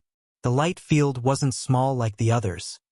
It covered a giant area this time. When the light disappeared, a giant mermaid appeared in front of Luffy, her tail thrashing in the water with excitement. She had bubblegum pink hair and wore a seashell bikini. Her sight was matched by another huge shark wearing a red shirt, even bigger than the mermaid. Both of them had a soap bubble float around their waists, allowing them to float and swim with ease. What is this? A mermaid. So big. Luffy heard 3 startled voices coming from the beach. Kuina, Bippo, and Yamato couldn't help but be surprised by the sudden appearance of Shirahoshi in the middle of the sea. Why am I seeing the sun? Am I breathing surface oxygen? Where am I? She asked with a teary and frightened voice, quickly looking around. Sharky, Sharky, Sharky. Even her shark was agitated and scared. He seemed to be suffering from not being in the water, but Luffy knew from the original work that he could breathe oxygen. Nevertheless, he couldn't help but find his reaction hilarious. Ha ha ha ha ha ha. Hello, mermaid princess, and you, shark. Can you breathe? Luffy opened a smile after laughing and greeted the girl excitedly, catching their attention. Sharky. Megalo seemed relieved by the reminder of this strange human and began to breathe the oxygen calmly now. A human? Who are you, Mr. Human? She asked cautiously and quite frightened. Princess Mermaid. I am Monkey D. Luffy, a pirate.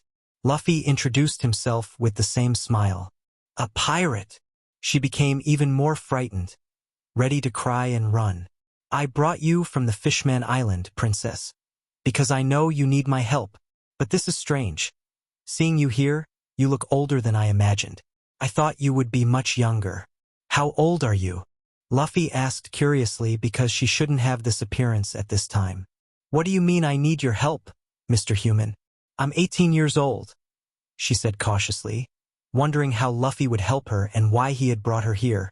Now he was asking about her age. 18 years old. Well, that's unexpected, as she should be 14 at this time.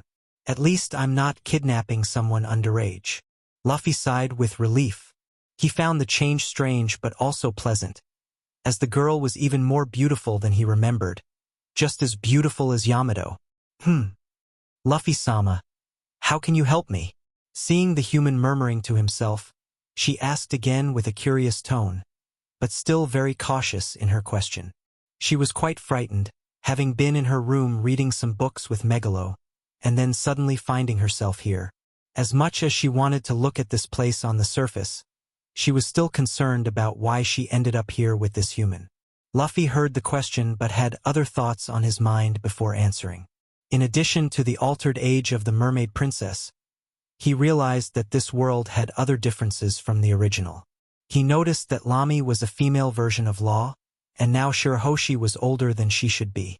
Could it be that by changing Luffy, the fate of this world has also changed? Since the original Luffy should be the protagonist, there have been changes that will alter reality. For example, this mermaid is older than she should be, so she can be stronger in the future events. With me here, perhaps the world understands that I won't save Fishman Island, so it's like they've been preparing her for it, and it will indeed happen as I intend to train her for it. Luffy reflected mentally on this. Well, let's get down to it. I summoned you to help because, first, your kingdom is in great danger in the coming years, I said, and she widened her eyes with some realization. The island of the Tritons is in danger. So it's true, she said, worried to the point of almost crying at this information. Even her shark tried to console her beside her. Yes, that's why I brought you here. I'm going to help you save your kingdom, I said, speaking the truth now. Shirahoshi is an ancient weapon, Poseidon, but she was not powerful at all when I saw her in the anime. I want to recruit her and make her so strong that she can protect her country with her own hands. But I'm weak, Shirahoshi said, forgetting the fact that she appeared here out of nowhere as if she had been kidnapped. Yes, you are weak and crybaby, I said without caring about hurting her feelings. I'm weak and a crybaby? Wah! She started crying immediately. Sharky, Sharky, Sharky. Megalo started protesting on the side with my words. But I can make you strong and brave, I said with an enthusiastic smile. What did you say? She asked, stopping her tears immediately and looking at me wondering what she heard.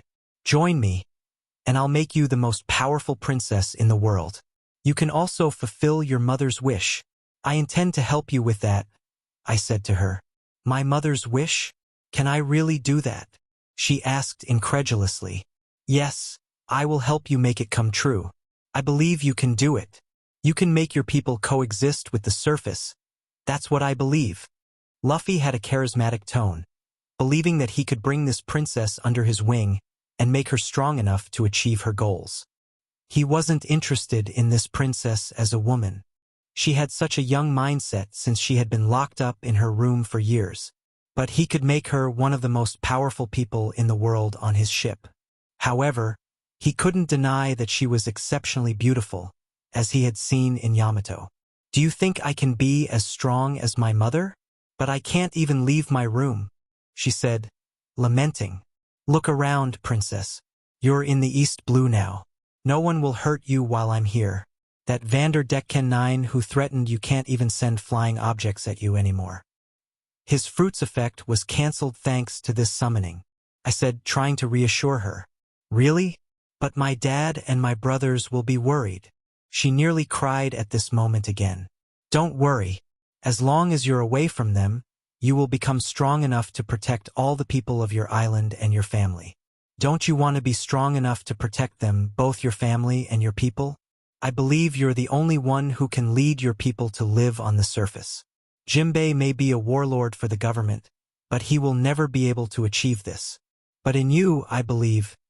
Luffy gave his speech, saying everything he thought and planned and anticipated her response. I want to be strong. I want to do what you're talking about, Luffy-sama, she said, a bit sad, and continued. But I. She was about to cry at that moment. Luffy interrupted her before she could continue. You are the hope to fulfill what your mother couldn't, Shirahoshi. You are the future ruler of the fishmen, and only you can lead them in this approaching new era, which is full of chaos. Luffy spoke with conviction. But my brothers should take the throne, she quickly protested, not wanting to take her older brother's birthright. No, they are the sons of Neptune, indeed. But besides you, there is no one with the ability to raise the fishmen to a better future. As I said, your people are in great danger. Your brothers must understand that even though they are older, you were born with the birthright to rule not only the fishmen but all marine life. Never forget that, princess, Luffy said with conviction. If not Poseidon, then who? He hadn't seen the final outcome of the original work, but surely Shirahoshi had a significant role in it. He never believed that the original Luffy could fight the world government on his own with his crew, so he had been acquiring powerful allies throughout his journey. And this mermaid was one of them since she possessed a power that could potentially destroy the world. I was born to rule over marine life? She couldn't help but be skeptical of these words. Sharky, Sharky, Megalo murmured on the side. Yes, I believe it. You will become strong enough to save your family, your people, and elevate your race to the surface, something your mother couldn't achieve, Luffy said. If Luffy-sama says Shirahoshi can be strong and brave, then Shirahoshi believes in Luffy-sama, she finally said after some time of wrestling with herself as she tried to refute. Well, that was too easy. Luffy couldn't help but think that, because the mermaid in front of him should be frightened and ready to run to the sea. Not that he didn't appreciate it, but there had to be something else he overlooked. Wait, why do you believe me so easily? Like, not that I don't like it, but I'm a human who took you from the Fishman Island. You shouldn't be scared, Luffy questioned. He couldn't help but ask. But then he remembered something. Island of the Tritons is in danger. So it's true. Shirahoshi's words resurfaced in his mind. Wait, what did you say before? Did you already know that Fishman Island is in danger? Luffy asked, and he saw a conflicted look on her face. A few years ago, Madame Shirley came to the palace to warn my dad about a vision of the future. She seemed uncertain and continued. In the vision, a human would take me away and help me move and see the real world before I return to my kingdom. When the island needs me the most. I don't know much, but my dad refused to that, and I've had enhanced security for years, and he never let humans enter the palace except for Whitebeard's crew. Shirahoshi said with a softer tone and continued. In the end, I've always waited for this human. I've always wanted to see the surface, but I never expected it to happen like this. So I believe Luffy-sama's words. I believe he's the human in Madame Shirley's vision. Crew. Shirahoshi joined as a crew member. A screen appeared in front of Luffy. My second crew member, he exclaimed inwardly. That's so unexpected, but you can be sure that this vision is real, and I have good intentions for you, princess, Luffy said, analyzing everything Shirahoshi had said.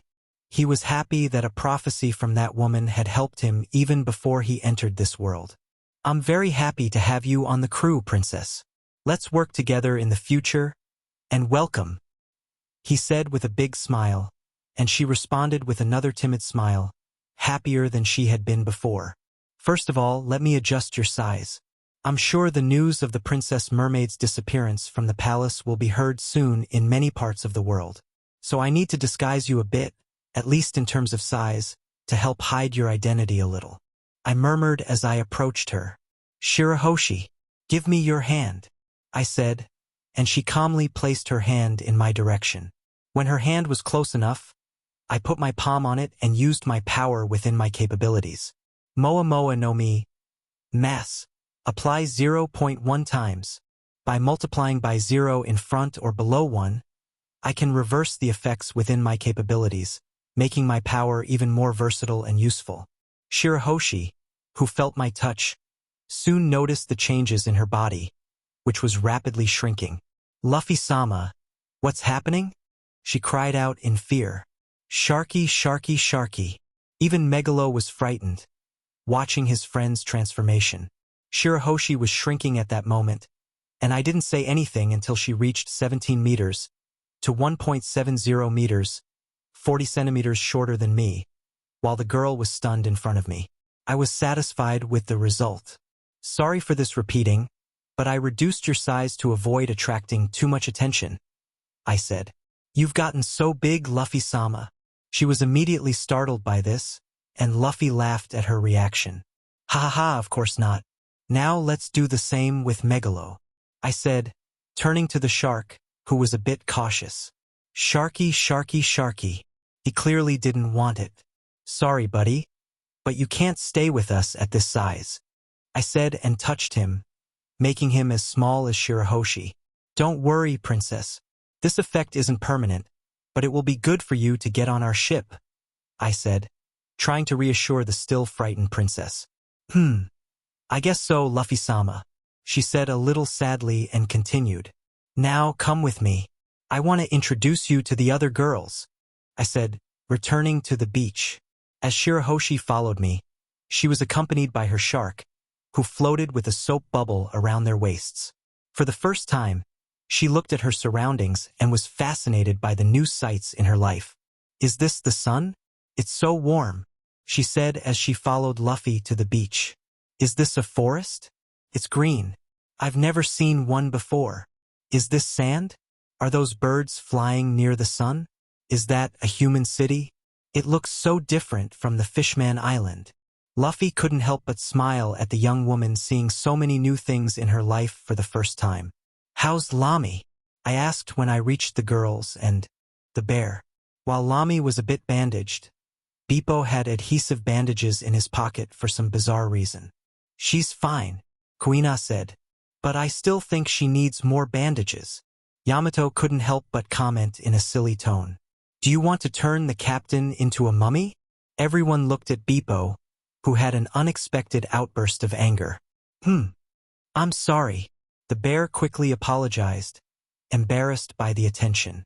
What a funny bear, Yamato said with a smile, not caring that he had just yelled at her a moment ago.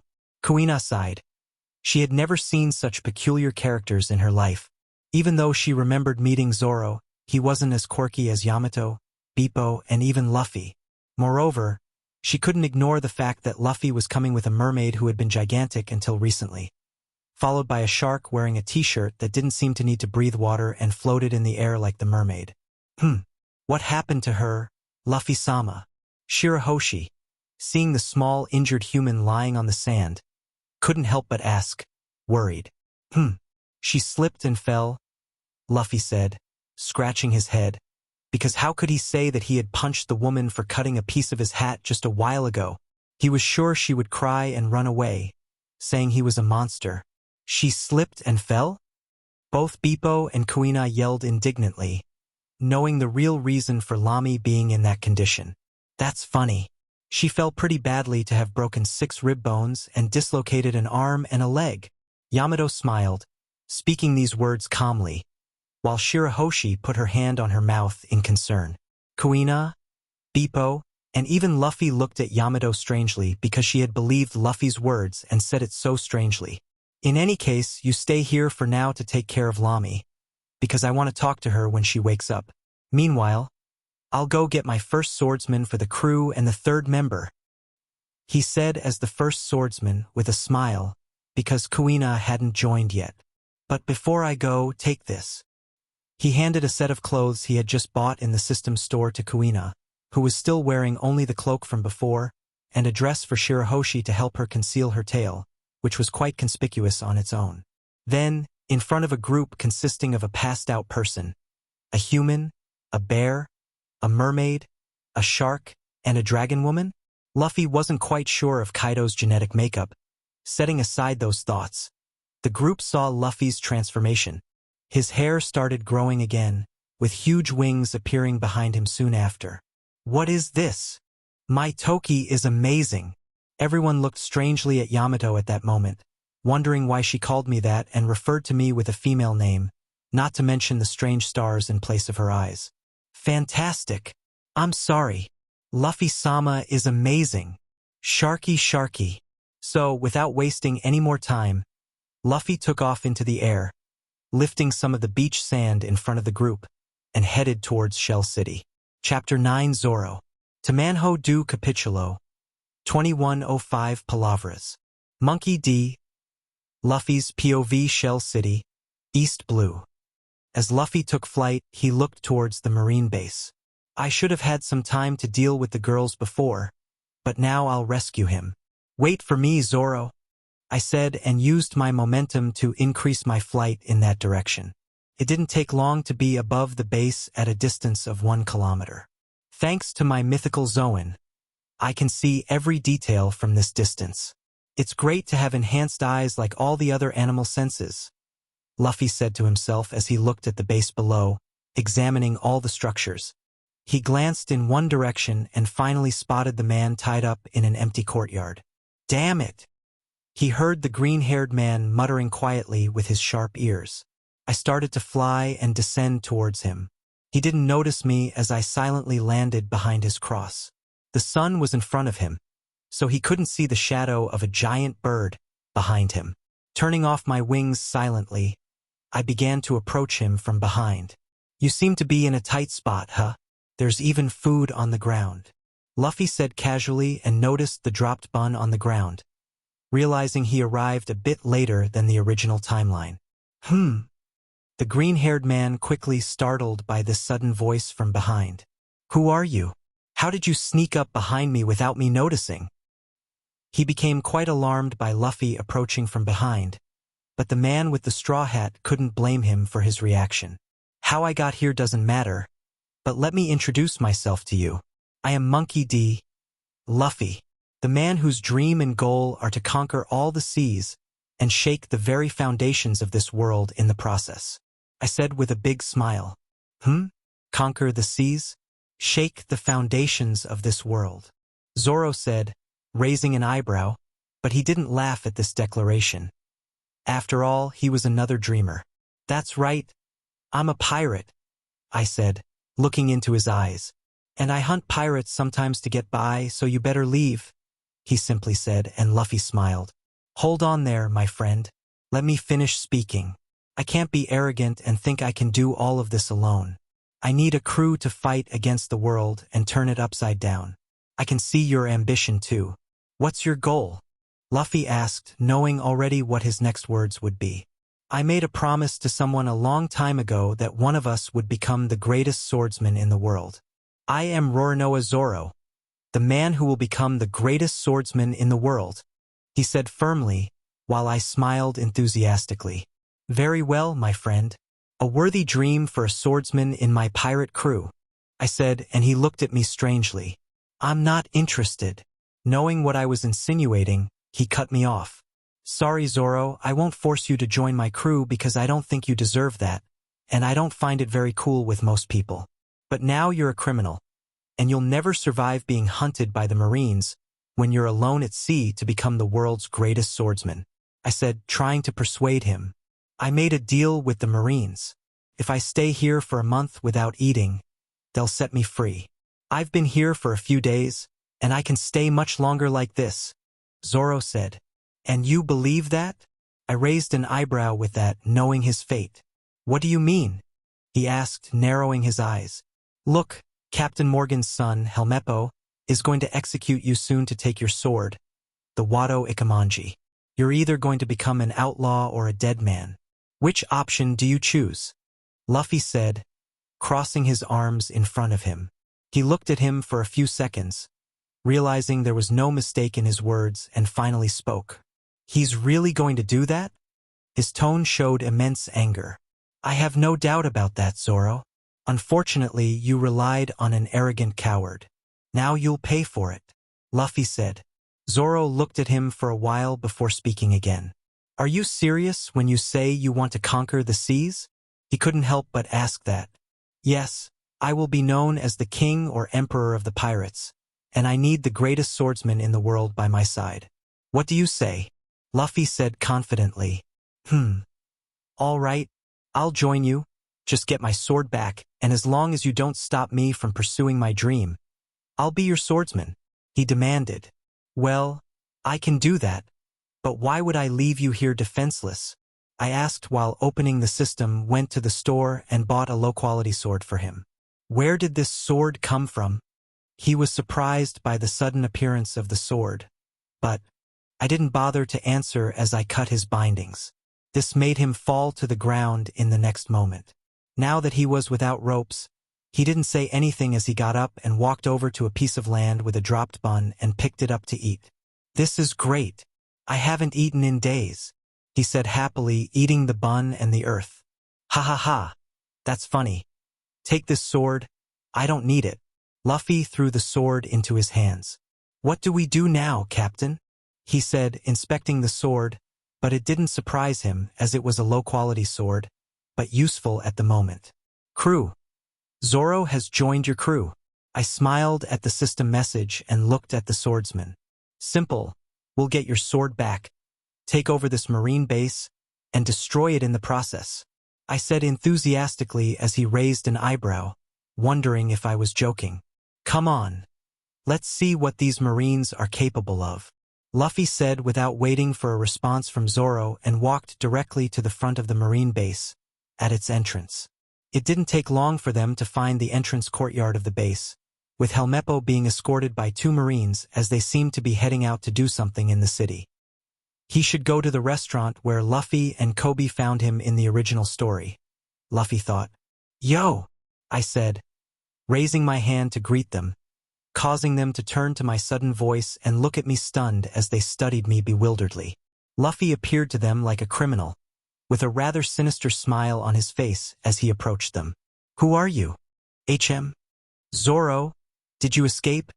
He shouted, and the men beside him quickly grabbed their weapons to attack the 2 approaching them. I raised a hand to Zoro, asking him to let me handle it, and I began to walk toward the trio without any fear of their weapons.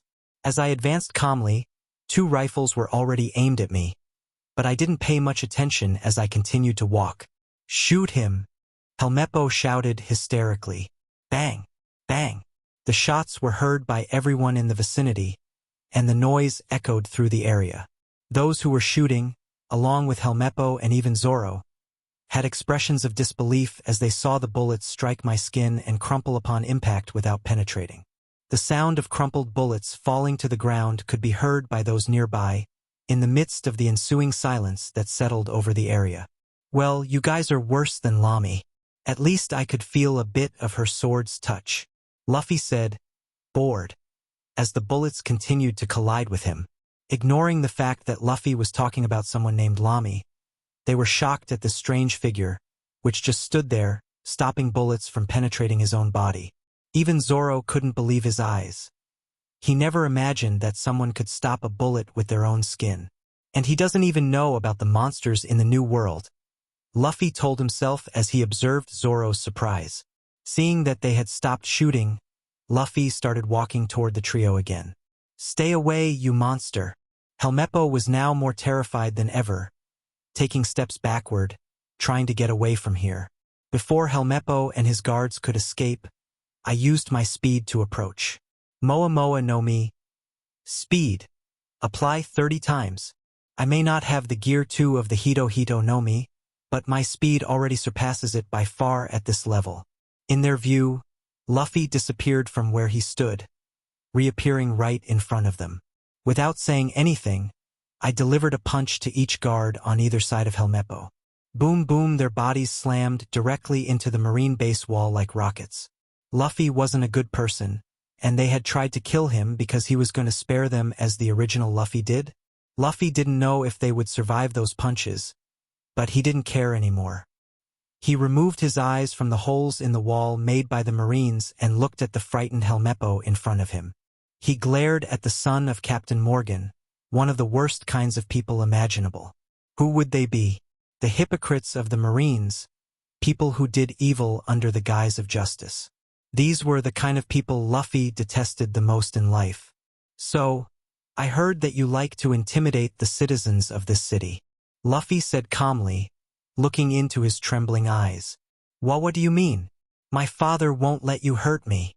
Helmeppo was very scared now, and having Luffy, a stranger, staring at him like a predator didn't help alleviate his tension. Let me show you how to intimidate someone, Luffy said with a sinister smile. What do you mean? My father won't let you hurt me. Helmeppo was very scared now. Hee. If he shows up, I'll make him join the fun. Luffy talked like a thug, maintaining a wicked grin. Before Helmeppo could respond to this, Luffy grabbed him by the arm. Crack! I simply bent it effortlessly, and his arm made a sound as if bones were breaking. Ah! Want to give up already? Luffy said with a small interrogation, looking at the pathetic Helmeppo beneath his hand, now barely able to speak after receiving 2 blows to the face that destroyed him. It's a shame that you can't take it anymore.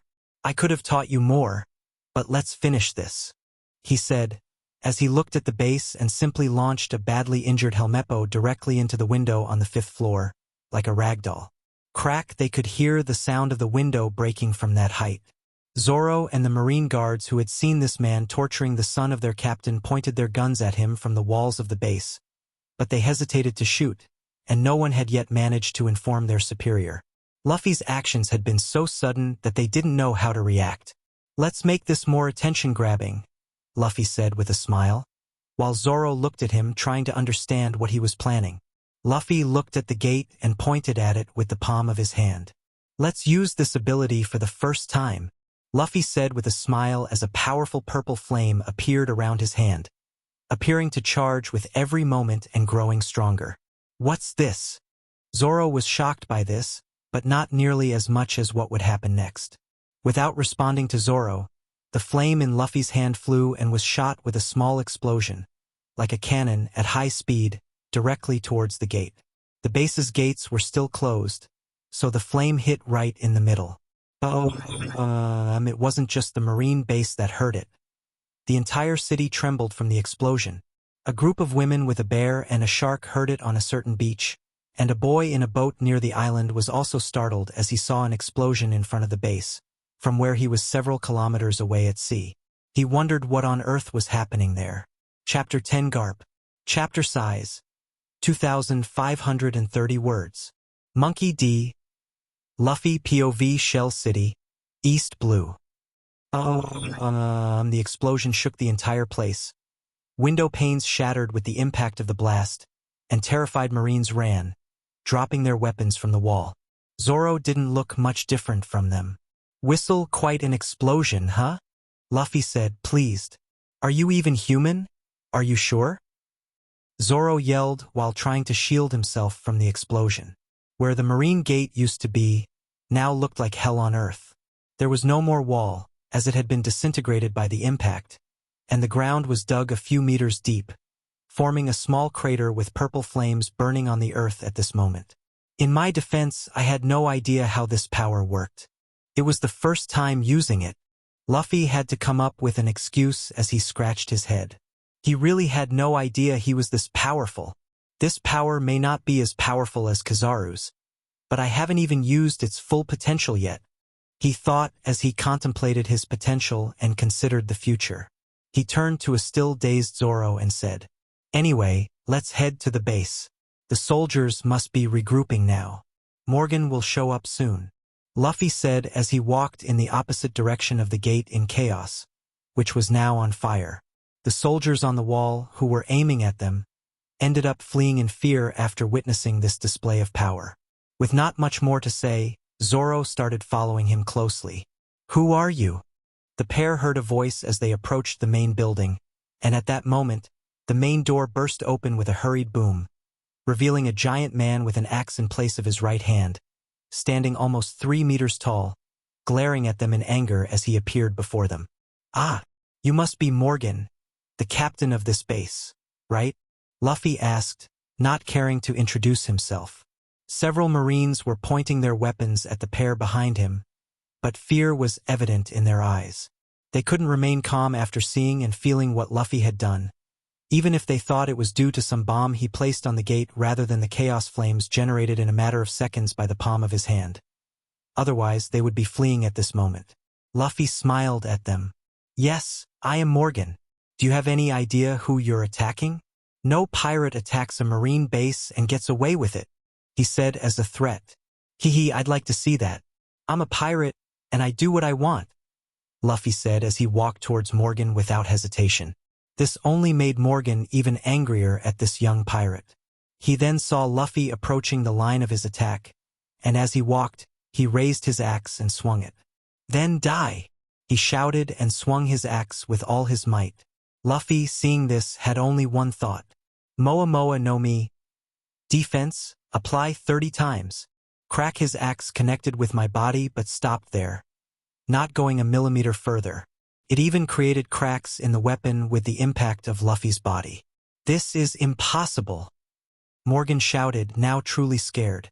Is that all the great Captain Morgan can do? It's stronger than bullets, I admit, but it's still weaker than Lami's blade. Luffy smiled as he spoke. Shoot him. Kill them, Morgan immediately yelled, trying to retreat from this monster. Moa Moa no Mi. Speed. Apply 30 times. I disappeared from the spot, reappearing near Morgan's head. Moa Moa no Mi. Strength. Apply 30 times. I still couldn't use 2 applications at the same time. I would have to further develop my fruit to achieve that. However, I could quickly switch between applications of multiplication. Luffy didn't waste time and punched Morgan's head in that instant, without giving him a chance to react. I switched from speed to multiplied strength to see what would happen. I could defeat him with just my physical strength, but I wanted to test my limits. Boom! The impact of my punch created an explosive sound, causing Morgan's head to detach from his neck in an instant. Boom! Another impact followed, with the severed head exploding and flying into the Marine base. The soldiers, seeing their captain lose his head like that, were shocked and immediately dropped their weapons in surrender, knowing they were in front of a monster. Luffy calmly landed on the ground and looked at the impact created by his punch.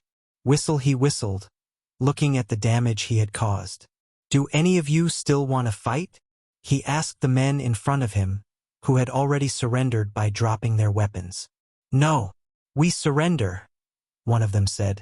Great, we're pirates and we don't care about the Marines.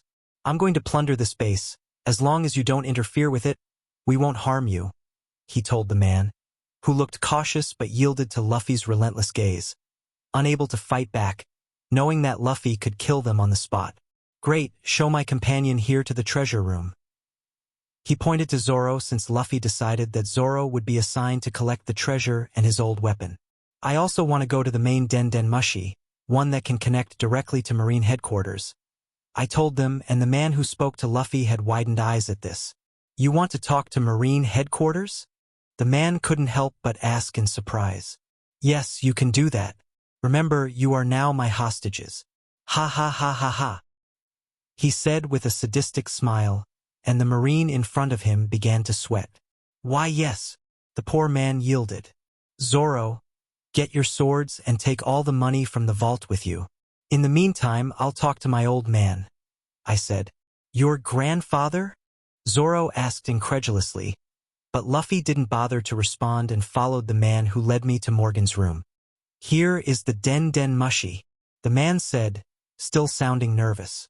Call the headquarters, please, I said, and the man started dialing the special number hurriedly. Click Mushi Mushi. This is headquarters.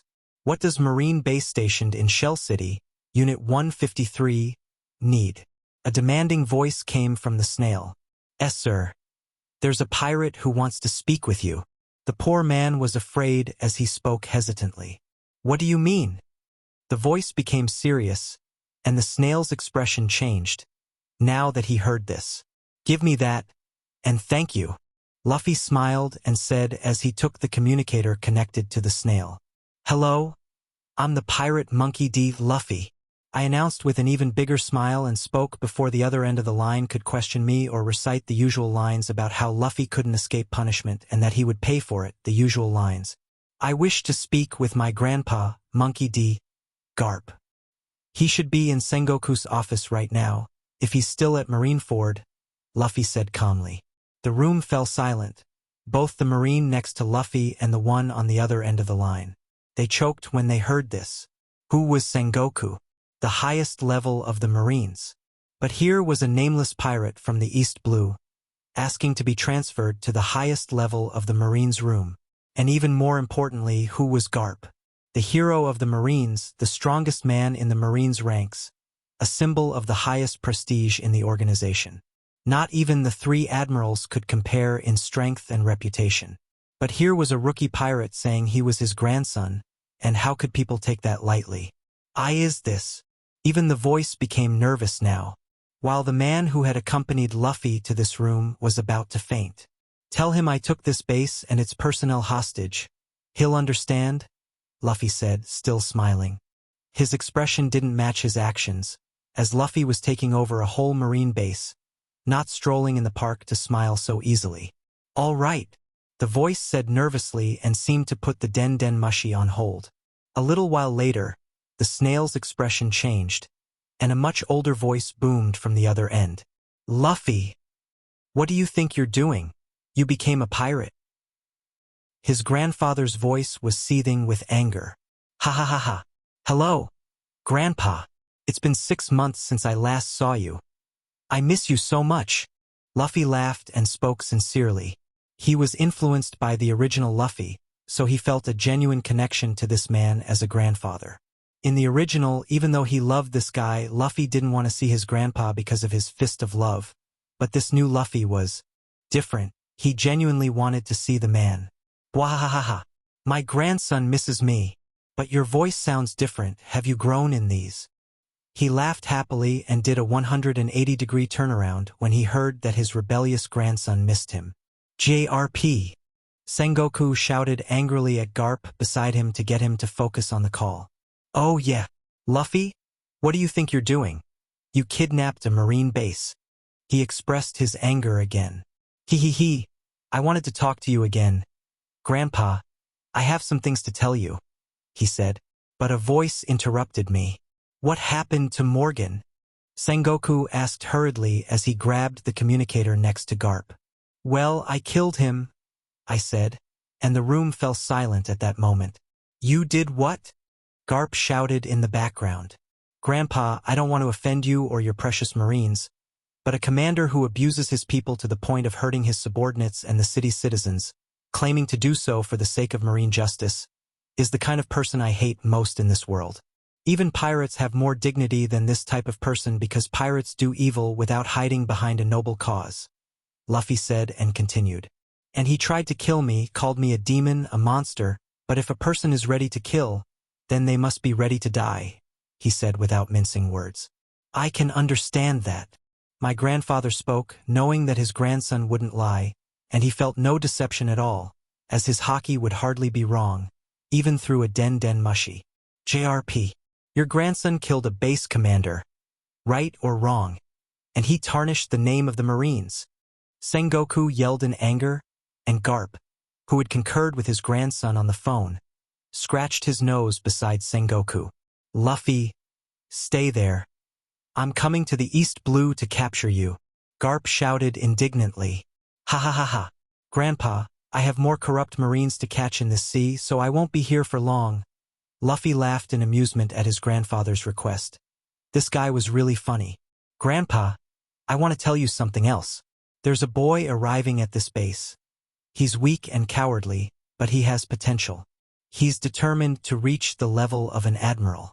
I would say he would be the best pupil you could get since I and Ace are pirates, Luffy said with a smile. Curse them. I shouldn't have let you guys choose this lifestyle. Garp shouted in anger but quickly softened his voice. Tell me, is this boy here now? Garp asked curious. His rebellious grandson's words had piqued his interest. Yes, Grandpa. He's going to enlist as a Marine. It's a good change. I would take him as a crewmate, but he's determined to fight pirates. I said. That's interesting, my grandfather said with a smile. Yes, I want you to train him with everything. As I know you and Sengoku are almost retired, I said with a smile, especially when the snail expressed anger that was nothing compared to before, while the Marine in the room with me fainted from those words. Luffy didn't care about that and continued. So the Marines need new potentials. Only you guys aren't any fun when I dominate the new world. I hope for some challenge, you know? I said arrogantly, while my grandfather and the fleet admiral were left speechless by my remarks. Luffy, I'm coming to the East Blue to capture you, my grandpa shouted indignantly. Great, Grandpa. I would love to see you again, he said with a smile, while the expression of the den mushi seemed genuinely happy at this moment. Wahahaha. My grandson wants to see me. Garp laughed happily. JRP. Sengoku shouted again in anger. Oh yes, Luffy. Wait for me, and I'll capture you using my fist of love, he said. Grandpa. Speaking of which, I learned to use the fist of love. I saw a girl I liked a while back and used those fists on her to show my love, but she flew too far, Luffy complained. Wahahaha. So you used the fist of love the right way. While the grandfather-grandson duo chatted, Sengoku and the Marine who had fainted before and had now woken up were speechless with this conversation. How do you win over a woman by punching her? They exclaimed. The same listeners were speechless at the next action of the grandfather-grandson on each of the lines. Sengoku saw Garp fall asleep in front of him, while the Marine from Naval Base 153 was speechless when he saw Luffy and the den mushi fall asleep in the middle of the call. JRP. HM? What a strange dream. I dreamt that my grandson missed me, he murmured, but when he saw the communication equipment in front of him, some veins appeared on his forehead. Luffy! How can you sleep in the middle of a call? Grandpa! Stay in the East Blue. Grandpa is coming to arrest you, Garp shouted. Okay, you can come, but bring some of those cookies. I want to try them to see why you only eat those. I plan to try them after I kick your butt, of course, Luffy said with a smile, but before Garp could respond, Luffy hung up the den mushi. Click with that, Luffy left the room, satisfied, while the Marine who had been with him before was unconscious after hearing the entire conversation again. Chapter 11, Heading to Orange Town, chapter length. 3,035 words. Monkey D. Luffy POV Shell City, East Blue. Yo Zoro, I see you got the treasures. Luffy couldn't help but smile when he saw Zoro with his swords at his side and a bag of gold behind him as Luffy walked out of the main gate of the base alone. He noticed that his companion was still surrounded by Marines, but none of them seemed to want to do anything against them now, with defeated looks on their faces. I guess so, Zoro grumbled, dissatisfied. He ended up not doing anything while Luffy fought and destroyed the Marine base all by himself. He felt a little bad about it since, in the end, he was reduced to being a pack mule by his captain. Ignoring his new crewmate, Luffy turned to the Marines and spoke with enthusiasm, not appearing as if they were mortal enemies, and he offered a friendly smile to their dejected faces. With that, we're leaving. Thanks for everything, Marines. I hope you won't abuse your people anymore. Understood? Oh, one more thing, there's a pink-haired boy who will come to enlist soon. My grandfather, who is a vice admiral, will come to take care of him. So make sure to welcome him until the old man arrives. The Marine who accompanied me to the Den Den Mushi will answer any of your questions. So goodbye, I said to the Marines in a friendly manner. This guy just destroyed a part of the base, killed our commander, and stole our gold. Not to mention that by contacting the headquarters, we've lost our dignity. How can he act like we're friends right now? All the Marines had this thought. How could they feel okay about it? But Luffy didn't care. Luffy then turned towards the direction of the destroyed gate with Zoro behind him. I think things are going to change a bit with these actions, unlike the original. In the original, Luffy cut off all ties with Kobe after Morgan was defeated, but I'm different from the original and wouldn't try to hide the brief moment he had with Kobe. But to make Kobe have the same fate as the original, since that was his dream, he personally made that call to his grandfather and wanted to meet the old man on purpose. With his actions here, Kobe might not fall into the hands of his grandfather, so he directly contacted that man to talk about the boy. Kobe had a lot of potential, and the Marines would never suspect a direct pupil under the care of the Marine hero as a spy, which would be impossible to go unnoticed by my grandfather if that were the case. I say he has a chance to fit in as a spy because the boy had my recommendation and a history of spending a few years on Alvida's ship. Some suspicions could naturally arise. Ignoring the Marines, Luffy turned his attention back to Zoro. Let's go, Zoro. We have to see our other crewmates who are waiting for us, and there's a big surprise among them. I'm sure your eyes will pop out with this, Luffy said with mystery and an encouraging smile. Zoro saw that but didn't ask any more questions. He simply followed them, his face filled with a sense of defeat. Then the pair walked through the destroyed crater that used to be the old gate and saw a large crowd gathered outside at the moment. The explosion had drawn the entire city's attention, and almost everyone had come to see what was happening and the destruction caused at the Marine base. What happened here? Why are only these two coming out of there so calmly? That's Roronoa Zoro, the man captured by Morgan's son. Poor guy. He was just defending a little girl. Speaking of which, I don't think Morgan would just let him leave like that, especially carrying gold. Who's that with him? He's all tattooed. He's so handsome. What a handsome man. Marry me. You have a tendency to attract attention, huh? Zoro, next to Luffy, couldn't help but comment as he saw the women suddenly shouting things to his captain, while the men felt jealous and uncomfortable. TSK, I already have my women. I can't pay attention to everyone I see, Luffy said, smiling at him. But before he could respond, a little girl emerged from the crowd and came towards the pair. You managed to get free. I'm so happy, she asked cheerfully. I believe so, Zoro said bashfully. Rika, a woman came from the crowd, calling the girl. Mom, he's free. She pointed to Zoro and said again. Let's invite him to the restaurant. I don't think that's a good idea. Luffy intervened this time. Ha! We're being pursued for attacking a Marine base and killing Morgan, their commander. So we're leaving. Morgan is dead? The crowd that heard this quickly asked in astonishment. Yes, now let's go, Zoro, Luffy said, leaving the people with this information and walking directly to the city's port. He knew people would be happy to hear this information, but he wanted to get out of this city as soon as possible. It's a race against time on every island Luffy visited in the original, and Nami, Usopp, and Sanji were in some degree of danger if he took too long. Not to mention that his grandfather was likely now preparing to set sail from the headquarters to come to the East Blue, wanting to put him in Impel Down. Ha ha ha. Will I finally have my own bounty? I believe you'll have one too after today. Luffy commented as they walked through the streets. Maybe. It's highly likely given the commotion you caused today. Zoro grumbled. Yeah. But I doubt it'll be very high since we're in the East Blue, and we only attacked one base. Luffy reflected. As people celebrated, Luffy and Zoro made their way to a dock at the port. There was a boat arriving in the city with a solitary Kobe rowing it. Hello, Kobe. You took a long time. Luffy couldn't help but comment suddenly as he approached the boy. Kobe, who was tying the boat to one of the dock pillars absent-mindedly, was startled by Luffy's sudden voice behind him. Ah!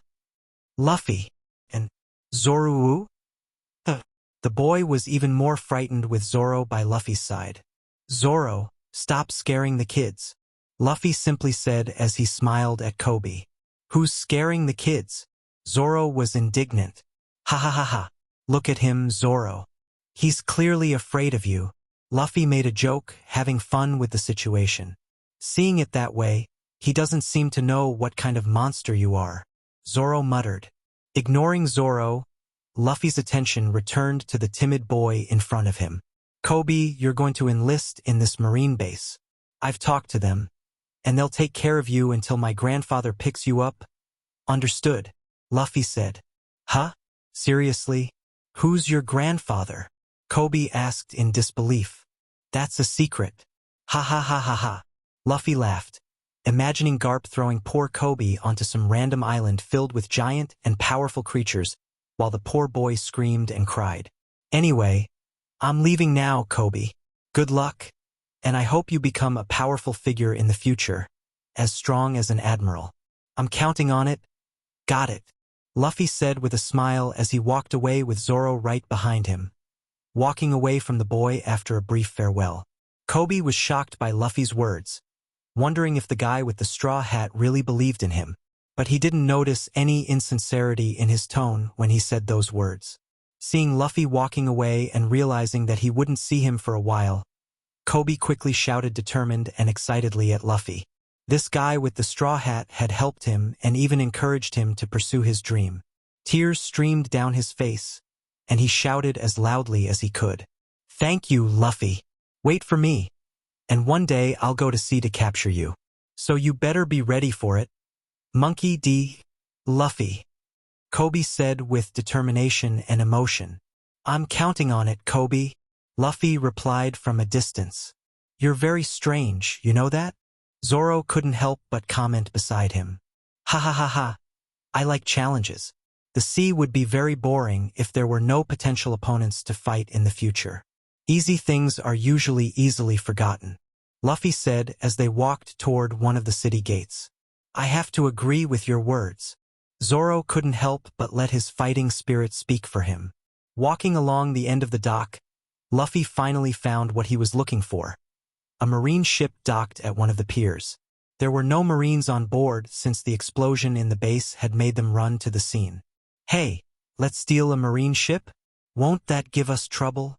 Zoro asked suspiciously, having realized what I was about to do. Well, I'm going to steal it, but not in the way you're thinking. And yes, it will cause problems, but I'd rather go on a stolen marine ship than some boat we can find at the dock. Besides, there are a few lovely ladies with us who need space, I said as I put my hand on the ship's wood. The Moa Moa no Mi, mass, applies 0.001 times. The 30-meter ship began to shrink in the next moment. What is this? Zoro exclaimed in amazement. As it shrank, the ship didn't leave my touch until it was only 3 centimeters long, shrinking 100 times. Luffy currently has a limit of 30 times his fruit for many applications, and he can apply 3 digits of 0. He hopes to increase the power limit soon, envisioning the possibilities and versatility of the multiplication fruit. Ha ha ha, don't be too shocked. This is our corona to get off this island. I promise to return it to the Marines when we have our own boat, I said, showing the tiny ship in the palm of my hand to a bewildered Zoro. Why am I still surprised? You're definitely not human, he retorted, already convinced that Luffy is not normal. Now let's go. We have some people to meet before we set sail, Luffy said, turning and continuing down the path to the east gate and exiting through it. As they walked through the forest, it didn't take long to find the beach where the girls had been after 10 minutes. As they approached, Zoro began to notice the strange group of women. Is that a flying shark? And a mermaid? Zoro couldn't help but be amazed by Shirahoshi, even from a distance and wearing a dress. She was sitting, and her tail was visible on the beach. Come on. There's someone else you'll be even more surprised to meet, Luffy said as they got closer, leaving Zoro even more curious about his captain's words. Luffy-sama, Shirahoshi shouted upon seeing him approach. Hello? I see Lami is awake, Luffy said as he observed the bandaged woman on the beach, conscious but not at all pleased with her current condition. I didn't know you humans got hurt so badly just from falling. How funny, Shirahoshi said as she lay on the beach, swaying her tail and resting her chin on her hands, observing Trafalgar Lami being helped by Bippo, as if she were watching an exotic animal. Who said I fell? Lami exclaimed comically. Ha ha ha. It looks like you're getting along, Luffy said, watching the scene and laughing. You! Where did you get a woman with horns, a mermaid, and a strange flying shark while I was unconscious? And now you bring a swordsman too, Lami shouted angrily at Luffy as he approached. Sharky Megalo didn't like being called a strange shark. That's a secret, but anyway, about the shark, he uses an air bubble around him. Now, how he breathes outside of the water, I don't know. But more importantly, meet Roronoa Zoro, your new crewmate, I announced, pointing to the green-haired man at my side. Who said I'm your crewmate? Lami yelled angrily. Really? It's a pleasure to meet you. I'm sorry. Zoro-sama? Sharky. Hello? I'm Yamato. Zoro was speechless in front of this group of strange women and animals before him. First a mermaid and a shark, then a bandaged woman who apparently hated Luffy above all else here, and now a talking bear who expressed his opinion first and then apologized. Not to mention the woman with white and various colored hair, almost 3 meters tall with a pair of horns on her head, almost identifying as a man named Odin. Hey, what's going on here? Are these our crewmates? Where did you get so many bizarre people? Zoro shouted incredulously with a comical expression, wondering if he had made the right decision to join Luffy as a pirate. Ha ha ha, cool, right? We're going to conquer the seas together. Wait until you meet the money lover and the long nose, Luffy said enthusiastically, thinking about Nami and Usopp. That wasn't a compliment, Zoro retorted. Speaking of which, did you hear the explosion? Was that you, my Luffy? Yamato asked curiously with her beautiful eyes. Oh, that was me. Zoro was captured by Marines while he was going to be executed, so I decided to blow up the base gate in a clash with the soldiers, Luffy calmly explained. Luffy-sama is so strong. Shirahoshi couldn't help but be impressed. She had been learning many new things since she appeared here, and she didn't know that humans were so strong, as she was taking Luffy as her benchmark for surface human beings. Incredible. I'm sorry, Bippo exclaimed. Tisk, darn it, Lami muttered. Hey, after all these years, this guy still gets into trouble like this? A new voice appeared, and I turned to the woman who now had decent clothes, coming toward us from the forest. So you were here, Kuina? Luffy smiled at the woman. Zoro looked incredulously at the woman when he heard that name. Sad memories couldn't help but flash through his mind with the coincidence of that name, but he never imagined that the coincidence was more than just the identical name. It was the friend who had died more than 11 years ago. When he saw her, he couldn't help but wonder if it was some dream or something. She was there, the woman he once thought was dead until seconds ago. Leaving Zoro to review his friend, he took the gold Zoro had brought and tried a test. There were 40 million in the bags, so he wanted to see if he could exchange it for points. System can add money from the shop without being able to return it to your hands. So 40 million berries will be added to the shop's inventory without being able to withdraw that money to the real world again. The message appeared in front of Luffy. Interesting. But it's better to keep some of this money for now because I want to have some purchasing power in the real world. Luffy muttered to himself as he made most of the gold and banknotes disappear from the bags. In total, 30 million berries were credited to the system, while 10 million remained in front of him. Looking at his companions, Zoro had a look of amazement while talking to Kuina. Yamato, Shirahoshi, Megalo, Bippo, and even Lamy looked at me, waiting for something. Well, let's get off this island. I'm glad I took a Navy ship, I said, taking a miniature boat from my pocket. He could buy a small ship in the system, but it would be a waste of money right now. Shirahoshi, can I borrow Megalo? He asked her about her shark. I think so. Megalo? She hesitated to part with her friend. Sharky. Megalo seemed cautious. Seeing this, Luffy spoke again. Don't worry. I just need someone to pull the ship, and I need him in his normal form to do it until the next island. He explained his intentions. Sharky, Sharky, Sharky, Megalo replied. I guess that's a yes. Anyway, let's go. Luffy opened a smile and took the lead. He walked to the beach, raising his arm back, threw the ship into the sea, catching the curious glances. The Moa Moa no Mi. Mass. Revert effect in 5 seconds. Tossing the small object into the air, it flew about 50 meters high until it suddenly transformed into a large 30-meter-long ship with the marine flag. Boom! The sound of the ship hitting the water startled most of his companions when they saw the ship appear out of nowhere. I know you have questions, but let's save that for another time. First, let's board the ship, Luffy announced, and everyone quickly walked to the ship on the water, where a ladder was hanging down. What do you think you're doing? Lamy yelled angrily as Luffy went to the beach and picked her up like a princess. What? Don't you feel like an emo princess? He asked her with a provocative smile, which would make Luffy take a punch if she weren't bandaged right now. Who are you calling an emo princess? She shouted angrily, but Luffy didn't care. Ignoring her hatred for him, he headed to the marine ship and jumped on board. Everyone boarded the ship shortly thereafter, which didn't take long. As soon as they all got on the ship, Luffy asked Megalo to approach him, where he undid the power of his devil fruit, and he turned back into a 30-meter-long shark. Now, Megalo, take this. As he fell into the water, he grabbed the anchor that Luffy had thrown to him and clamped onto it with his teeth to pull the ship out of the water. Now, go in that direction.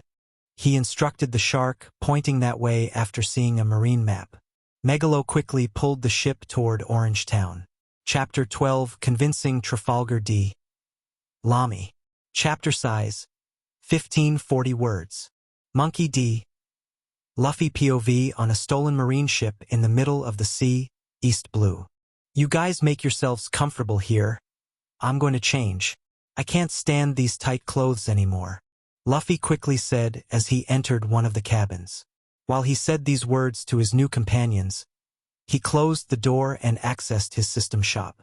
In the shop, he had 30 million berries stored to spend on almost anything in this world.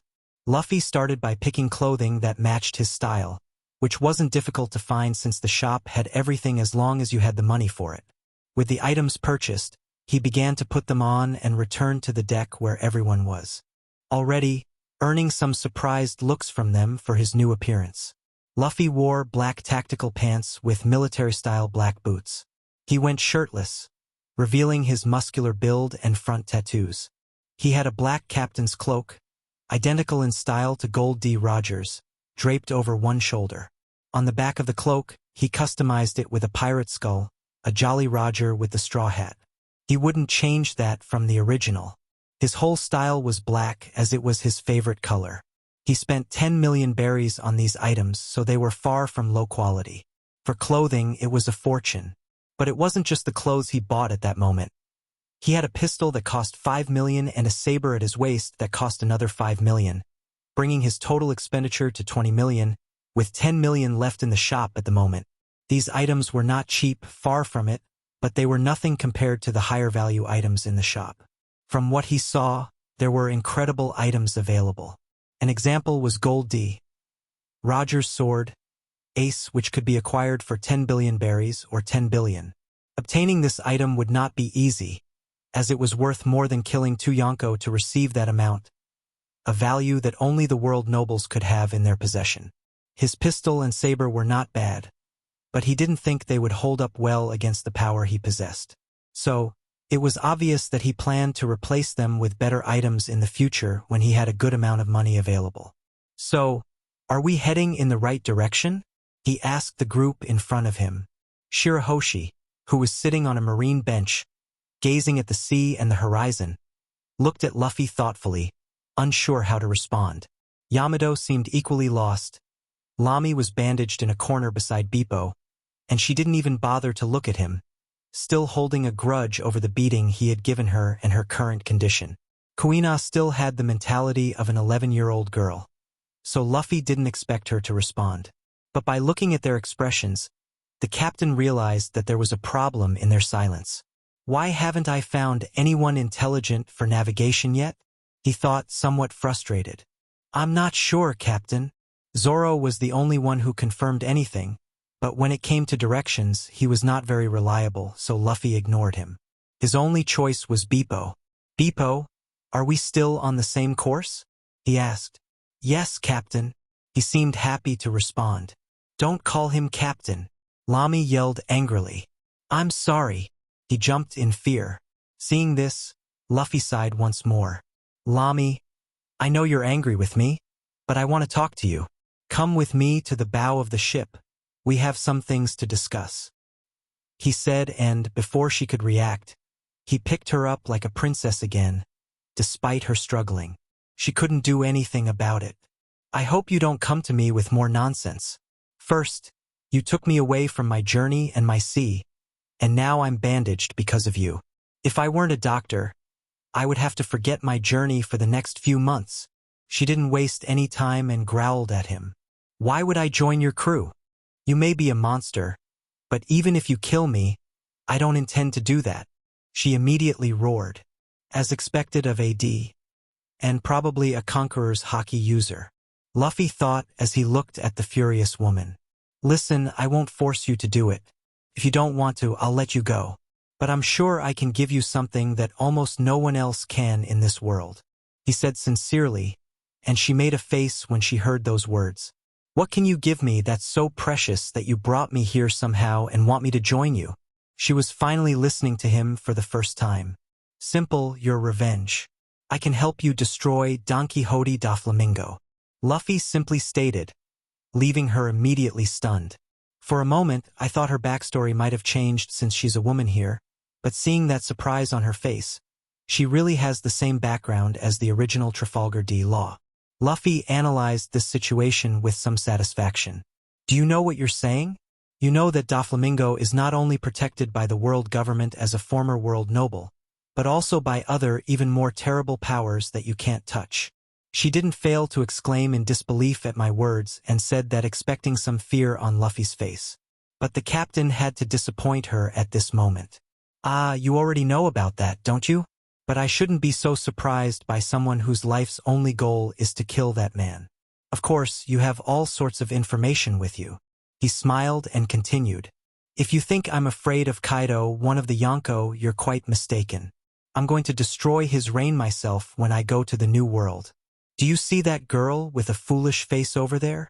I pointed to Yamato some tens of meters away from us, who smiled when she saw Luffy talking about her and waved her hand like a happy fool. Before Lami could speak in surprise, he continued.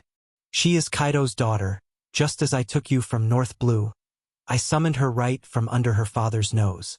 Kaido knows that his daughter hates him, but he wouldn't stand idly by knowing that I kidnapped her from Onigashima and brought her to East Blue. He'll come after me as soon as he finds out, Luffy said calmly. Is that true? Lami was astonished by this. Yes, with me. I will guarantee you enough strength to have your revenge with your own hands and not wait for someone else to do it for you, he said, because in the future after the time skip, he was sure that Law wouldn't have the strength to face Doflamingo alone. But Luffy was confident that he could make Lami very strong by that time, and that kind of revenge should be done by her and not by someone else. Do you really mean it? She asked with a lot of disbelief, which Luffy could understand well. Yes, look at me. I have a body as powerful as Yamato and her father. I have 2 disaster-level devil fruits with me, which I consider to be a level above the others. He spoke sincerely. Luffy didn't intend to hide these things from his potential crew members. He didn't like building close relationships with lies. He would be open as soon as possible. Besides, who could believe those words?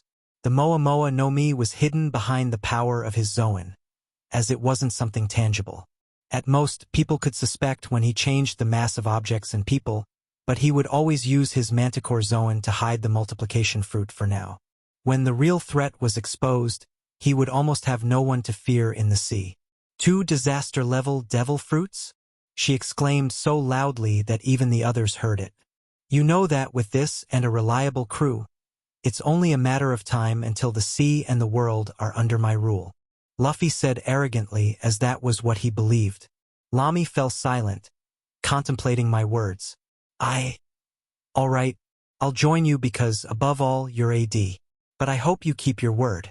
The moment I see that you won't fulfill your promise, I will leave the group or even kill you for deceiving me, she threatened, but Luffy gave her a big smile. Ha ha ha ha. Then I say, welcome to the group, emo girl. Luffy was laughing with joy at this moment. Who are you calling an emo girl? She shouted with a comical face. Hee. Anyway, let's celebrate with the others, he said as he received a message from the system. Crew. Trafalgar D. Lami has joined as a crew member. Crew. Bippo has joined as a crew member. This is great, I said to myself. Chapter 13. The beginning of the Mugiwaras. Chapter size. 1653 words. Monkey D. Luffy POV on a stolen marine ship in the middle of the sea, East Blue. It didn't take them long to ransack the marine ship storage and kitchen to prepare their first of many banquets to come. Let's celebrate, Luffy announced with a smile as he gathered with everyone else. Celebrate. Yamato immediately agreed, expressing her happiness. TSK. The marine stash is pretty weak. Zoro grumbled as he drank a bottle he had taken from the ship's storage. You've become an alcoholic after 11 years? Kuina teased beside him, expressing some surprise at how the young boy had turned into a young man who loved sake. Is that good? Shirahoshi asked curiously about the drink. That's not for you, you're only 18.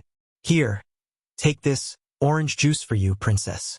Luffy immediately intervened and handed her something healthy. Meanwhile, he picked up a bottle next to Zoro, who looked at him with some surprise. But aren't you younger than her? Zoro asked, surprised because Luffy had mentioned he was only 17, just like the original. Ha ha ha. That's true. But I'm the captain, I said, drinking a new type of alcohol that I had never tasted in my life, but I didn't even grimace at the sake. What kind of logic is that? Lami asked beside him in a bad mood. Should I call you captain now, captain? Bippo was still lost since his captain had said they would be part of Luffy's crew. I believe you can call him captain now, Lami muttered, and she was quite proud, which didn't surprise Luffy much. Anyway, what's the plan now, captain? Zoro asked curiously, drawing everyone's attention to him because Luffy had so far only recruited them and hadn't talked much about his future plans, other than wanting to head towards Orange Town with Megalo pulling the ship at high speed at the moment. Well, first, before I want to go to the Grand Line, there are some things to do in this sea, and one of them is to recruit some members with high potential. As powerful as we are here in the Grand Line, things change, he said, looking at everyone and continued. At the moment, the most powerful member of the group is Yamato, the vice captain of the crew. But even though she is powerful, we can't fight against the world with our current strength. So my top priority is to get stronger and recruit new crew members, which includes stealing a lot of money as we sail this sea. I need to gather as much money as I can to improve the crew, and the best way to do that is by taking everything we can along the way. Most of you have no idea where we're going and what the true powers of this world are, but there are people in the Grand Line who can wipe out an entire island. For example, Zoro and Kuina. Your dream is to become the world's greatest swordsman, right? Yes, for sure. I'm not saying this to discourage you, but to increase your determination. Mihawk, currently the world's greatest swordsman, could cut the island of Shell City in half. Look at that possibility. You have a long way to go, and you'll never get stronger if you stay here in the East Blue or avoid great dangers that may even threaten your lives. What? Cut that island? That's impossible. Both expressed disbelief, and I sighed. As I said, that's his level and the level of several monsters in the second half of the Grand Line. I want you to bear in mind that you'll have to become powerful at that level if you want to survive and achieve that dream. Scary. Scary, Beepo shouted. Beepo, don't worry, and I have faith that everyone will become powerful here. Luffy wanted to encourage everyone with a confident smile. Do you think I can become strong enough to protect the Fishman Island and fulfill my mother's dream? Suddenly, Shirahoshi asked timidly, believing in Luffy's smile. I know you can, and I'll protect you until that time, princess, because I have faith in you. That's why I summoned you, as well as everyone here. I told her and the rest of them. Yeah, thank you, Luffy-sama, she said, a little teary-eyed and touched. I think I can become strong enough to protect the island of the Tritons and fulfill my mother's dream? She asked with a little smile. I have no doubts about that, I answered, which made her very happy. Zoro is right. I'm going to become strong enough not to lose to Zoro or anyone else, Kuina said as well. Hee. Then I'll get stronger to beat that old man with my own hands, Yamato said confidently, referring to her father. I'm going to get my revenge. So, I'll get stronger too, Lami said, still bandaged. But she was now swept up by the group's atmosphere. I want to get strong too. I'm sorry. Beepo didn't get out of character. He shouted, and everyone paid attention to him just for him to become embarrassed and apologize. But Luffy could see his determination. Now let's continue our feast because today marks the beginning of the infamous pirate group's journey. The Straw Hat Pirates, Luffy announced, laughing and happily creating a bond with several of their dreams and goals here. For the rest of the day, the group celebrated, drinking and eating until night fell. It didn't take long for the night to grow in the sky and dawn. On the deck, there was a Zoro and Beepo sleeping on the floor. The girls were in the cabins. Megalo had shrunk again to rest and was sleeping with Shirahoshi in a room. Meanwhile, Luffy was the only one awake this night, standing outside alone.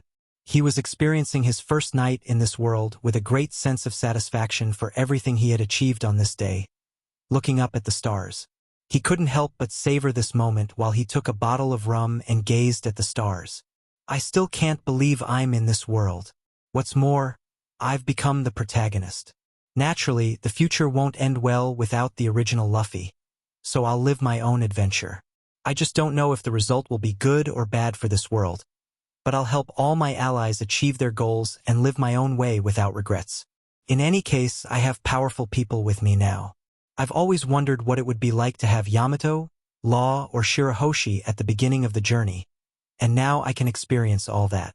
Luffy was talking to himself with a great feeling of satisfaction swelling within him at this moment. While he was lost in his thoughts and muttering to himself, he heard footsteps.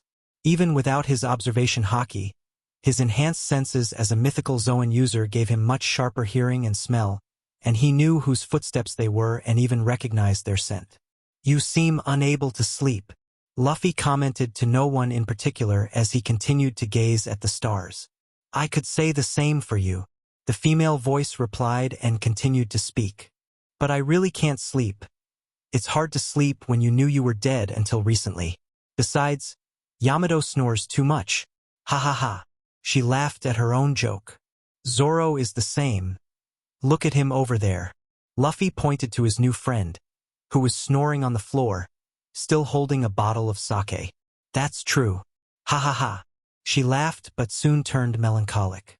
But you know, I'm glad to see someone from my past, even with my memories still fresh from that boy who was smaller than me, she said nostalgically. When I brought him to you, I thought Zoro would hand over your old sword, but it seems he still has it. Is there something special about it? Luffy asked, curious. Well, he tried really hard, but I refused. Since my father gave it to him, I have no right to take it back, she explained. Anyway, we'll get you an even better one later. Luffy looked at her with a smile for the first time. Are you serious? Do you really want me on your crew? Do you believe I can pursue my dream? She stared at Luffy, who was illuminated by the moonlight. I have no doubt about that, Kuina. But I can believe that Zoro can become the greatest as well. Now, this battle is between you two. Ha ha ha, he said sincerely, believing that both she and Zoro could become the character known as the world's greatest swordsman. Well, I certainly won't lose to that idiot in the end, she said with determination. Then I believe in you, he simply said those words. Oh, looking at it that way, I think you're hitting on me, she joked, but she could see her face turn a bit red. Ah, about that, you might have the body of a 22-year-old woman, but you're still a stinky brat. Why would I be interested in a child? Ha ha ha ha. Luffy laughed as he spoke to her while drinking from a bottle he held in his hand. Who are you calling a child? She shouted in frustration and walked away angrily, her mood now ruined. Ha ha. In about 7 years, maybe I can be interested in you. He couldn't help but mutter. Hearing that, she stopped for a moment, but soon continued walking away, still in a bad mood. Luffy, you idiot, she muttered and went on. And Luffy returned to drinking under the stars and thinking about his future plans. Chapter 14 Training. Chapter size, 2,626 words, Monkey D. Luffy POV on board a stolen marine ship in the vast expanse of the East Blue. The following day, Luffy woke up peacefully and decided to attend to some unfinished business while still in bed. There was one thing he hadn't explored the previous day, something he hadn't found a moment for amidst all the excitement of recruiting his first crew member. This was the crew system, an option that had become available after acquiring his first Nakama. Opening the system, he navigated to the crew option, and a screen appeared. Crew. Monkey D. Luffy. Captain. Devil Fruits. Moa Moa no Mi. D/Icon Icon no Mi. Model. Chaos Ifrit. D. Vitality. S. Strength. B. Defense. A. Speed. C. Spirit. B. Haoshiku Haki. Locked Voice of all things. Locked. As a member of your crew, all your talents are increased by 100%. Yamato. Vice Captain. Devil Fruits. Inu Inu no Mi. Model. Okuchi no Makami. B. Vitality. S. Strength. A. Defense. S. Speed. B. Spirit. A. Swordsmanship. B. Kanbunshiku Haki. D. Busashoku Haki. C. Haoshiku Haki. D.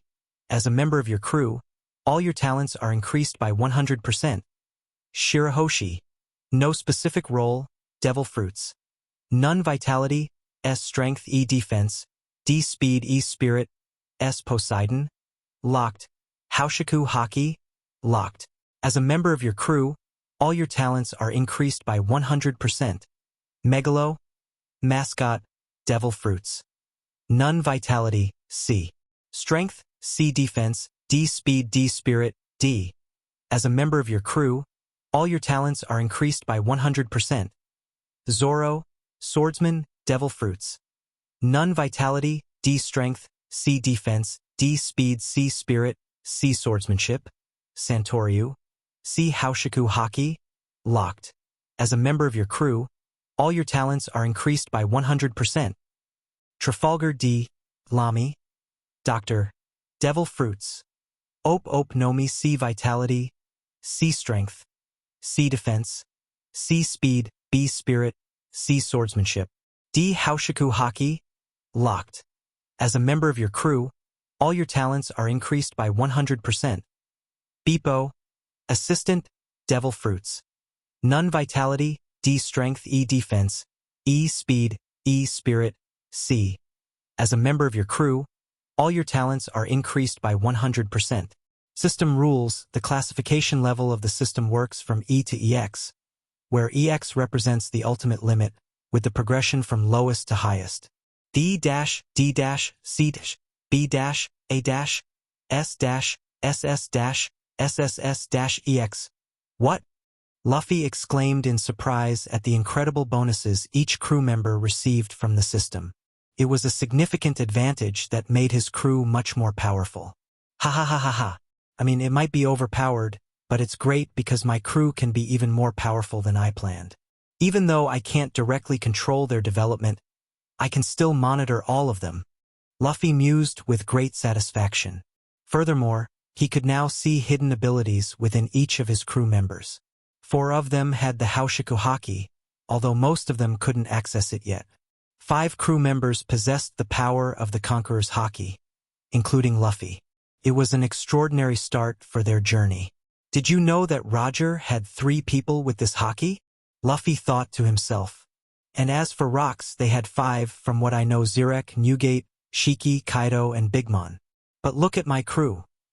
We have 5 members with Haoshiku Haki and an ancient weapon at the beginning of our journey.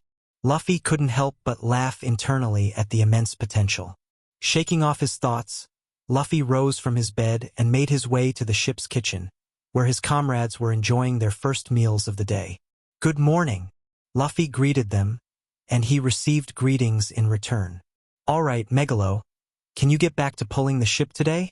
We're nearing Orange Town, Luffy asked the shark, who responded enthusiastically with, Sharky, Sharky, Sharky.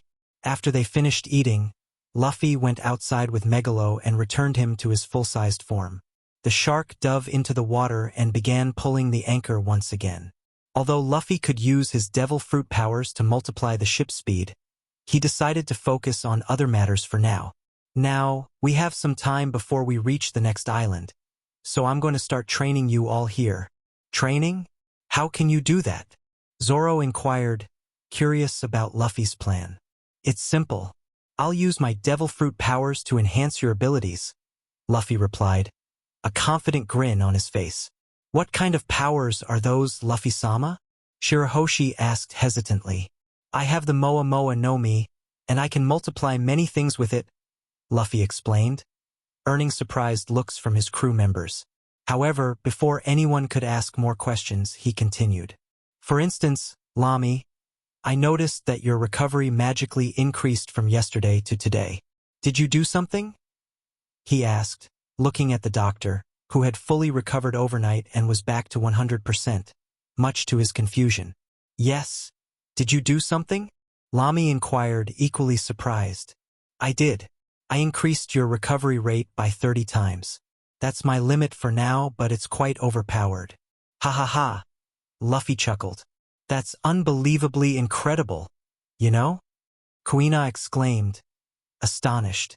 I know, but even though it's overpowered, there are still some limits. I can't increase a person's size by 30 times, only up to 10%. The same applies to enhancing your learning abilities. I can boost your training speed by a maximum of 3 times. But that's what I want, and it will help a lot when I apply it to you, Luffy explained. Hold on. Are you saying you can increase our learning by 3 times? So, a day of training with you is equivalent to 3 days? Yamato asked in disbelief.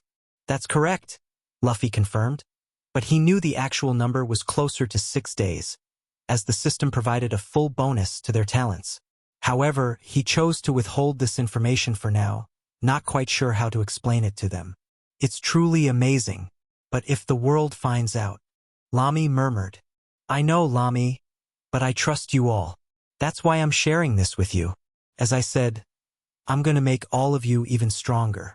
Didn't I promise that yesterday when we officially formed this pirate crew? Luffy said confidently.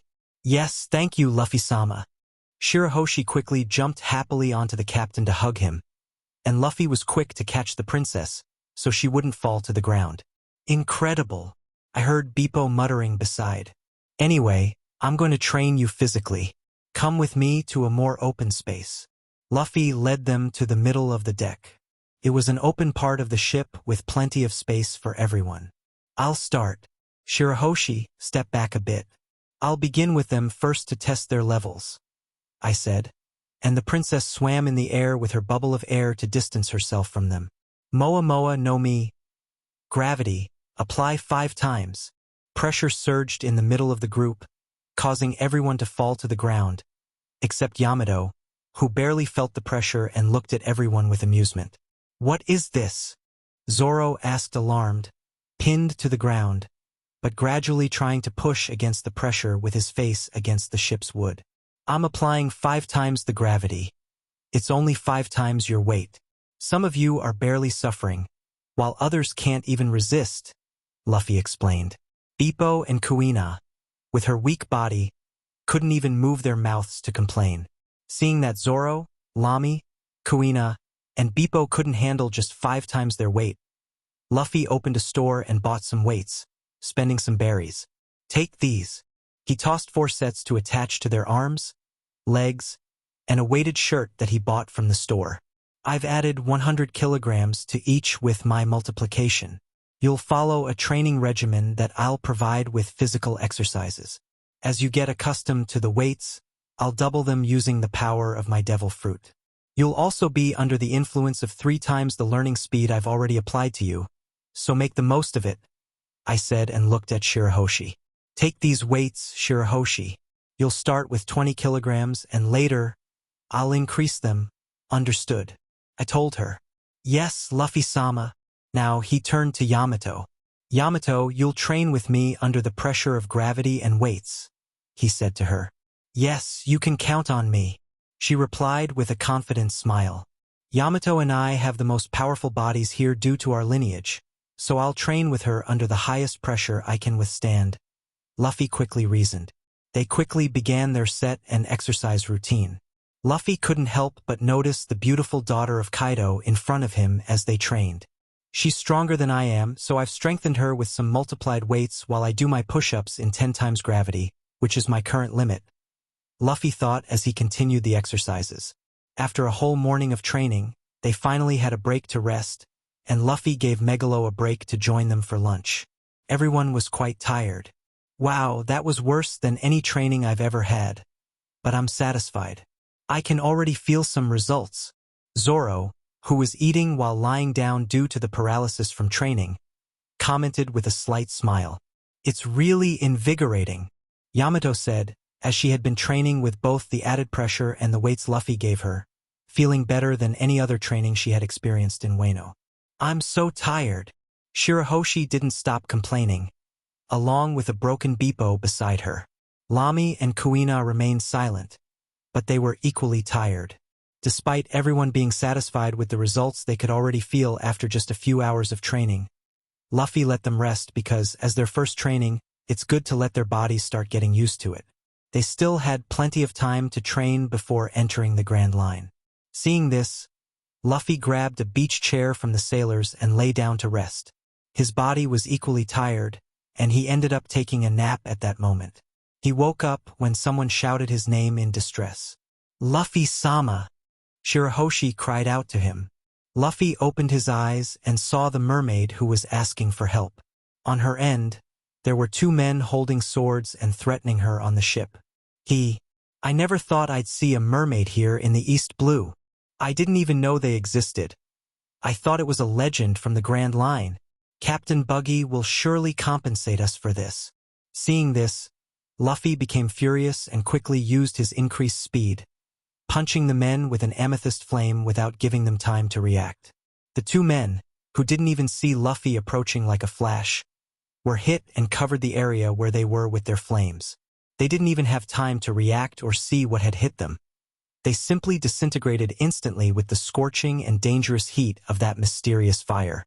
Boom! The explosion of flames was so loud that it made the ship shake a bit. "What is this?" Zoro jumped off the mast quickly. He was sleeping but woke up due to Shirahoshi's crying, though he reacted much more slowly than Luffy. I ignored Zoro and the other crew members on their way and saw Shirahoshi on the deck with a scared and crying face. Luffy sighed as he walked over to her. "Hey, are you okay?" he asked as he knelt beside her, gently touching her head. I don't know. They said they were going to sell me." "Wah!" She began to cry and jumped on Luffy to hug and cry on him. At this point, everyone on the ship had gathered around due to the commotion. "I know, but don't worry. They won't harm you anymore. I promised you that you'd be safe with me. Understood?" Luffy tried to calm the young mermaid. Yes, thank you, Luffy-sama. I was so scared, she murmured, still crying. Anyway, where did these guys come from? Lami asked loudly as she saw the area I had struck, destroyed, while noticing only some scraps of their clothes that hadn't disintegrated with the captain's punch. This made her think about the fate of their future enemies and caused her to break into a sweat, imagining that he wouldn't show mercy if someone hurt his crew. Doesn't matter who they are or if they've seen a mermaid. They have no idea even on a ship with a marine flag. Kuina complained. What? He shouted, and Luffy ignored him to look at the girl with a fishtail and pink hair clinging to him like a panda to a tree. Shirahoshi, how did these men get in here? He finally asked the mermaid seriously, who was clinging to his neck and crying. I was looking at the view to admire the sun and the horizon. Then I saw a boat next to the ship asking for help. I wanted to help those humans, and when they got on our ship, they threatened me with their swords. So I screamed for Luffy-sama, who helped me right away. She sobbed all of this. Sigh after sighing, Luffy turned to the group that was observing them. Yamato, I know you have observation haki. You should have known about them before anyone else. I don't want to see any intruders entering this ship so easily. Understand? I said seriously to Yamato. Observation haki? Kuina asked curiously, but Luffy ignored her and focused on Yamato's response. Yes, you're right. It won't happen again, she said seriously. Yamato had indeed sensed their presence when Shirahoshi helped them onto the ship. However, since she saw that the mermaid was helping them, she didn't think it would be a problem. She took that into account only because she couldn't sense the emotions of others with her current level of haki. Great, please, I'm counting on you and Megalo. I told the shark, which was still hugging Shirahoshi. You will always stay with Shirahoshi. Don't lose sight of her again, understand? I spoke to the shark. Sharky, sharky, sharky, it said, determined and a bit remorseful for not being with its friend right now, as it was sleeping. Shirahoshi, I know you have a good heart, and I admire that in you, but you shouldn't trust just anyone. You know how cruel everyone can be, even humans and fishmen, right? He said seriously to her. Yes, Luffy-sama. I'm sorry. I'll call you or someone else the next time I see something unusual, she said, still crying. Now get your things ready. We're very close to Orange Town now, and it won't be a peaceful visit. We'll face our first enemy pirate crew as the Straw Hat Crew, he said determined. Yes, Luffy-sama, Shirahoshi replied, feeling a bit better. Sharky, Megalo said. Yes, Captain, Zoro responded. Yes, my Luffy. Yamato quickly put her club on her shoulder. Yes, Lami said, holding her sword. Yes, I'm sorry. Bippo entered a depressed state. Kuina didn't say anything because she wasn't an official member of the group. She really wanted to be part of this, but she still had to think about it before talking to her father. Luffy looked at everyone, satisfied, as he pushed Shirahoshi away from him to look at the small shadow of the island on the horizon, growing larger as they approached. Chapter 15, Greeting Buggy. Chapter size, 2,374 words, third-person POV Orange Town, East Blue. What? Are you saying this woman took our Grand Line map? Buggy shouted at his man, who appeared holding a woman beside him after catching her in the town. Yes, Captain. It was her. The man quickly affirmed with some anger in his voice because he had a hard time catching this thief. I see. So, young lady, did you really think you could steal from Buggy's pirates and get away with it? Buggy himself asked directly to the orange-haired girl, who was cornered and captured at this point. I apologize? She stammered, making any excuse. Huh? Apologies? Do you really think we'll accept that? The red-nosed man said angrily and mockingly. But I'm just a poor girl. The great man with such a powerful and brave nose. He wouldn't let this girl go, would he? She tried to seduce Buggy with words and expressions on her face. Ha ha ha. Thank you for knowing and recognizing my greatness while praising my big nose. Maybe I can. Captain Buggy? Kabeji alerted by his side, and Buggy quickly realized he was falling for the siren's song here. Exclamation point. Do you think you can deceive me by praising me? Throw her in the cell.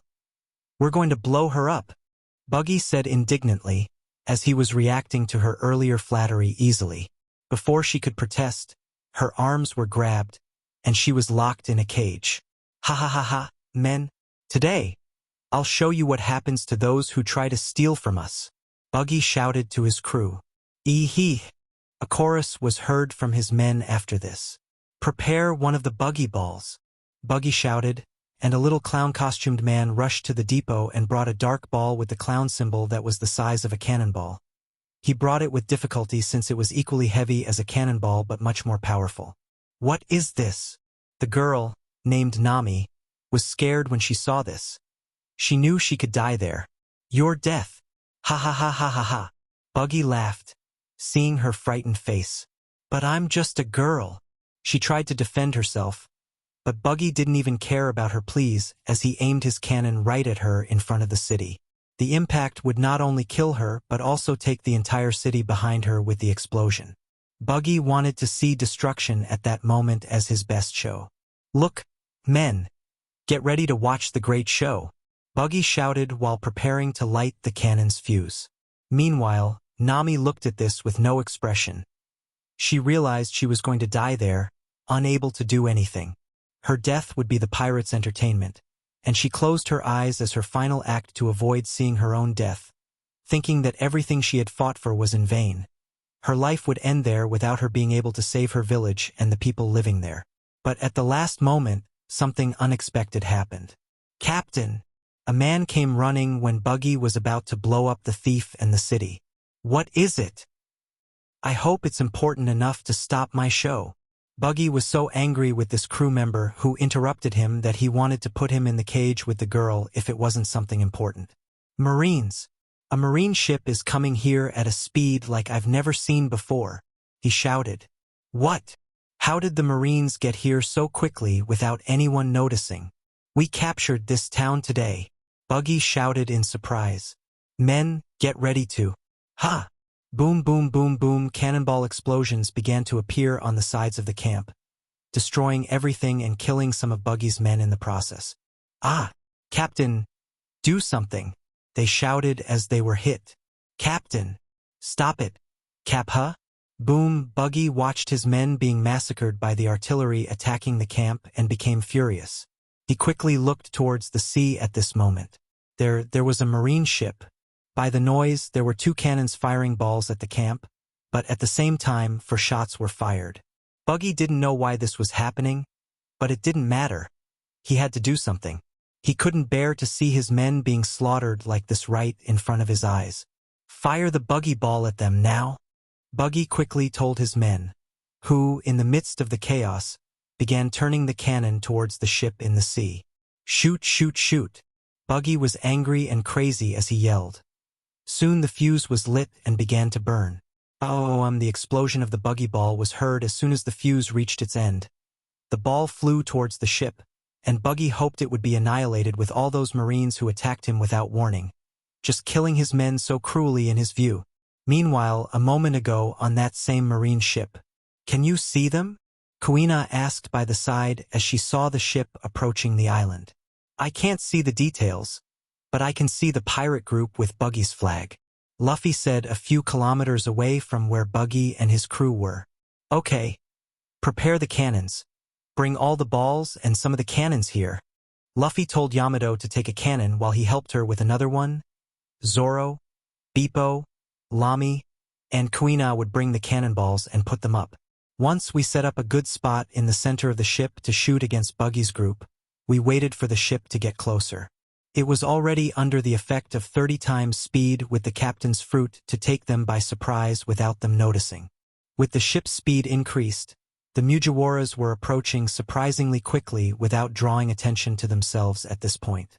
The whole crew began to hear the screams of those pirates from afar, as if those men were a bunch of animals.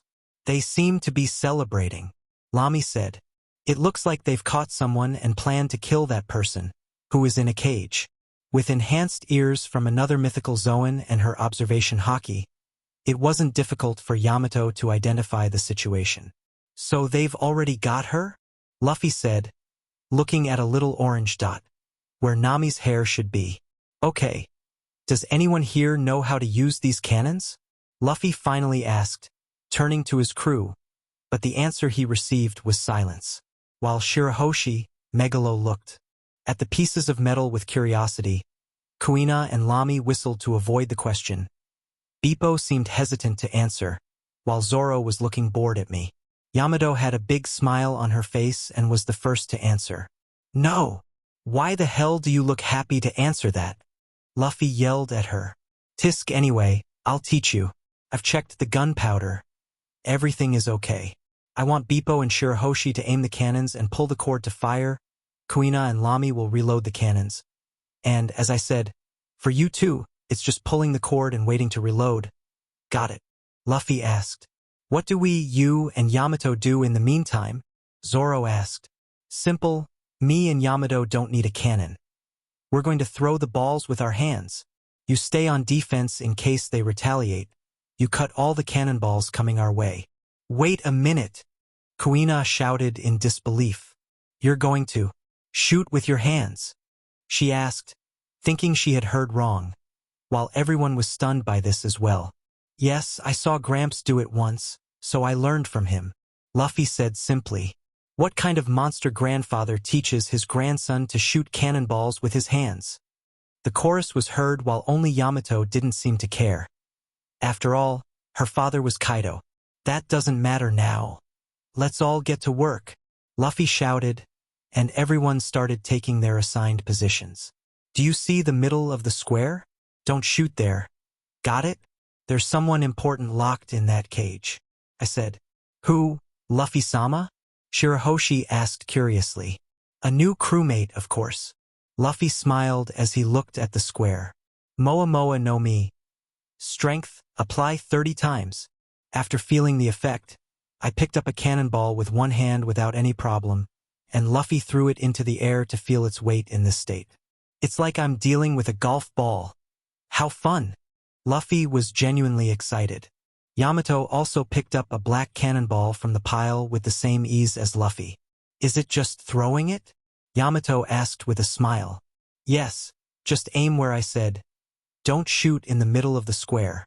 Luffy warned as he waited for his other crewmates to get ready to attack. Are we ready? Luffy shouted with an excited smile. I had never participated in a naval battle in my life, so it was a new experience. Yes, my Luffy. Yamato smiled. Of course, Captain, Bippo said obediently. Yes, Luffy-sama, Shirahoshi said. After making sure everyone was loaded and their sights locked, Luffy raised his hand with the cannonball behind it and prepared.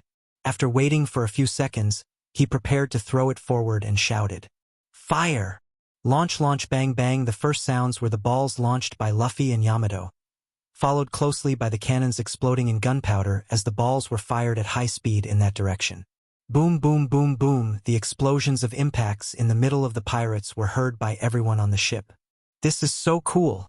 To Luffy's surprise, he looked at Shirahoshi, who had her ears covered with the noise from the cannons.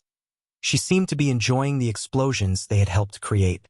It made him wonder if she even knew that no one would be fine if they were hit by these explosions. But Luffy soon shrugged it off. Lami, Kuina, prepare the cannons again. Yes, yes. Room. Lami struck her pose, and her power appeared, making the ball in the pile float towards Bippo's cannon. Oh, if you can do that, then restock Shirahoshi's cannon as well. Luffy yelled at her and continued. Why didn't you tell me that earlier?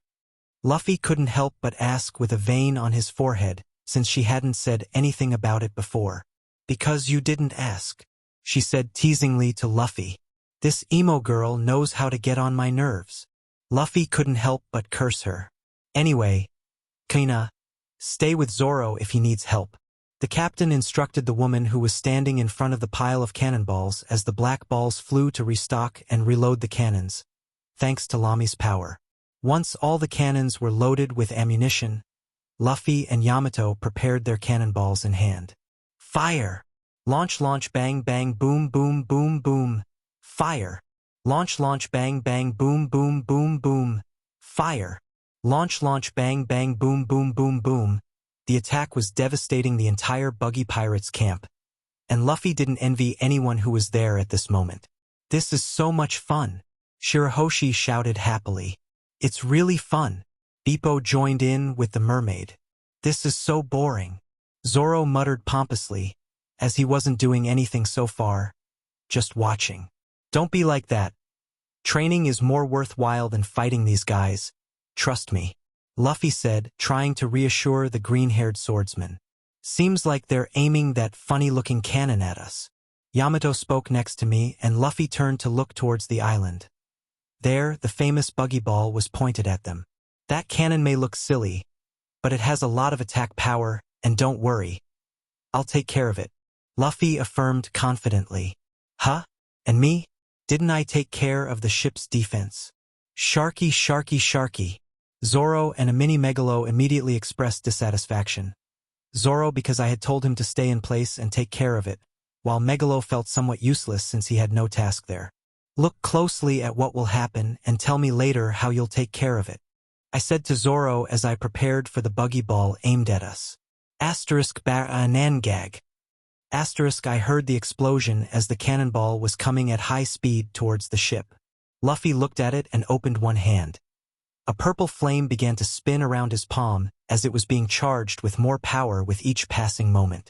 When he saw that there was enough power in his hand, he pointed it in that direction, and the flame shot out as if it were a cannonball from his hand.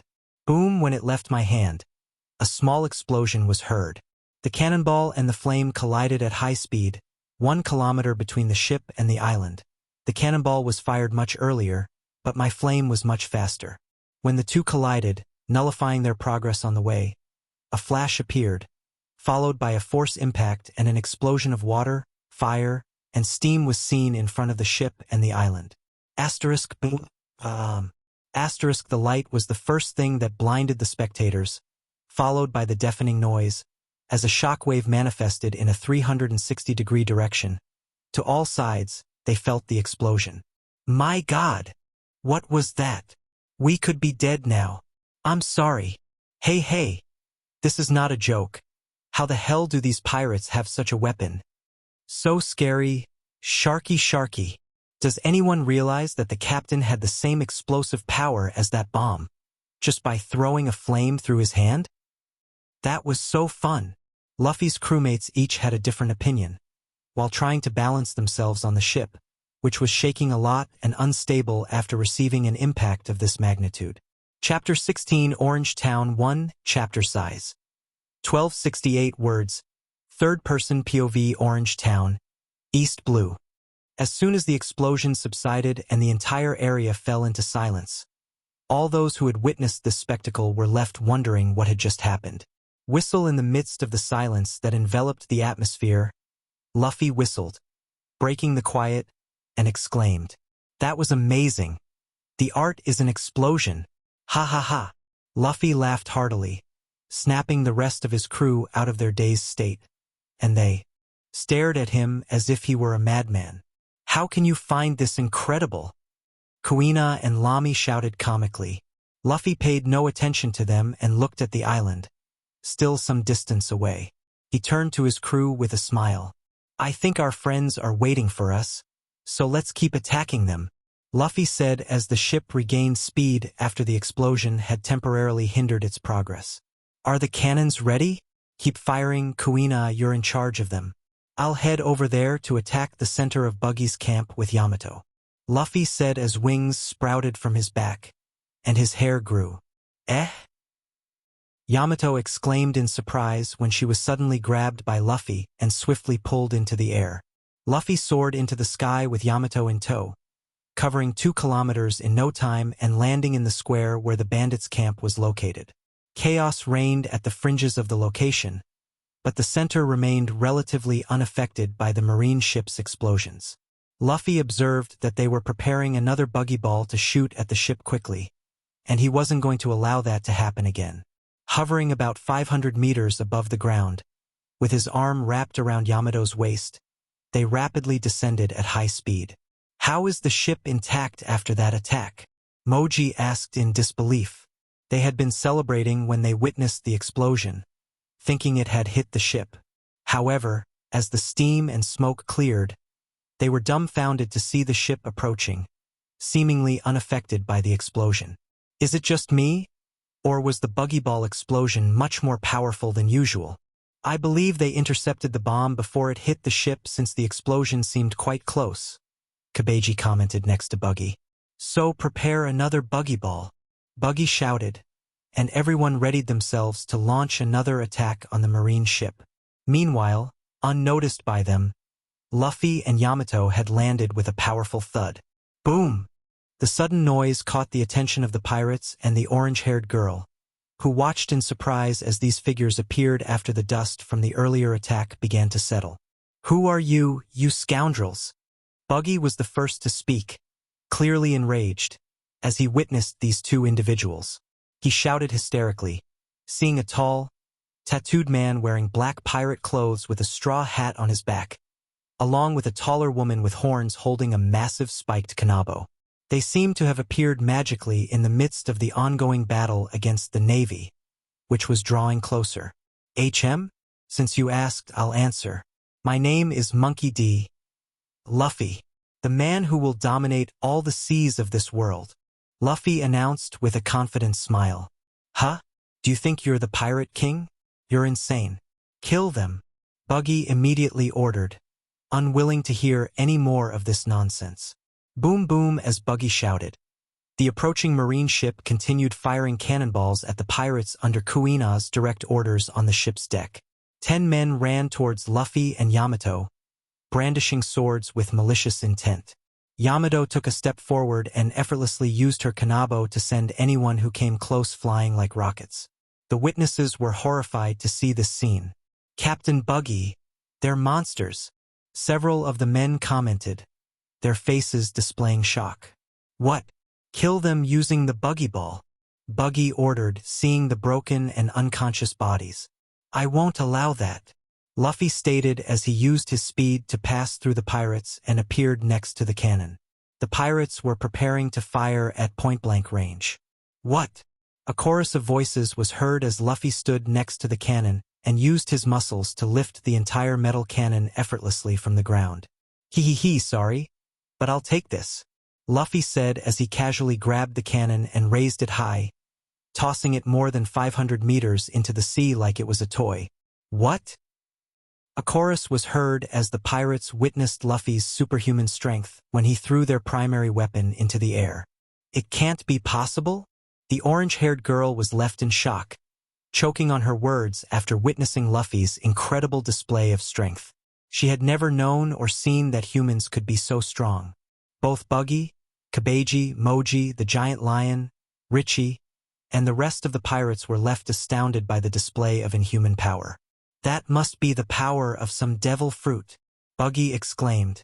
Seeing the horrified silence that had taken over, Luffy turned to Buggy and said, Buggy, I'll give you a choice. I'll either let you surrender peacefully or beat you up before taking your bounty. What do you say? Luffy inquired, aiming to further provoke the comical clown. What did you say, you scoundrel? Are you bounty hunter Zoro? Buggy shouted angrily at Luffy's audacity but soon asked, curious if Zoro had arrived in the East Blue. No, I'm a pirate and I'm after money, so I'll rob you and claim your bounty. Big red nose. Luffy grinned greedily and shouted to further provoke Buggy. What did you say? Curse you, Kabeji and Moji. Deal with that woman, and I'll take care of this audacious pirate, Buggy said with hatred. He yelled without any concern for the approaching Marines, as he launched an attack at Luffy. This man had enraged him and mocked his nose. Bara bara ho! Buggy launched an attack with knives between his fingers. Luffy looked at it and sighed. Then die! Luffy heard Buggy's words and, rather than using his devil fruit power, he simply dodged the knives. Don't run away, you scoundrel! Luffy heard Buggy shout as he easily evaded. Hey! Is that your best speed? Mocking the clown, Luffy sprinted towards him with his fists. Buggy, seeing him coming, smiled, thinking that this man didn't possess the same speed he had demonstrated when he had appeared next to the cannon earlier. But Buggy, expecting to split his body to escape Luffy's attack, only detached his head, leaving his body exposed. Luffy didn't stop, remembering the same scene from the early chapters of the original story. What an idiot! Luffy couldn't help but taunt as he punched the exposed body with his normal strength.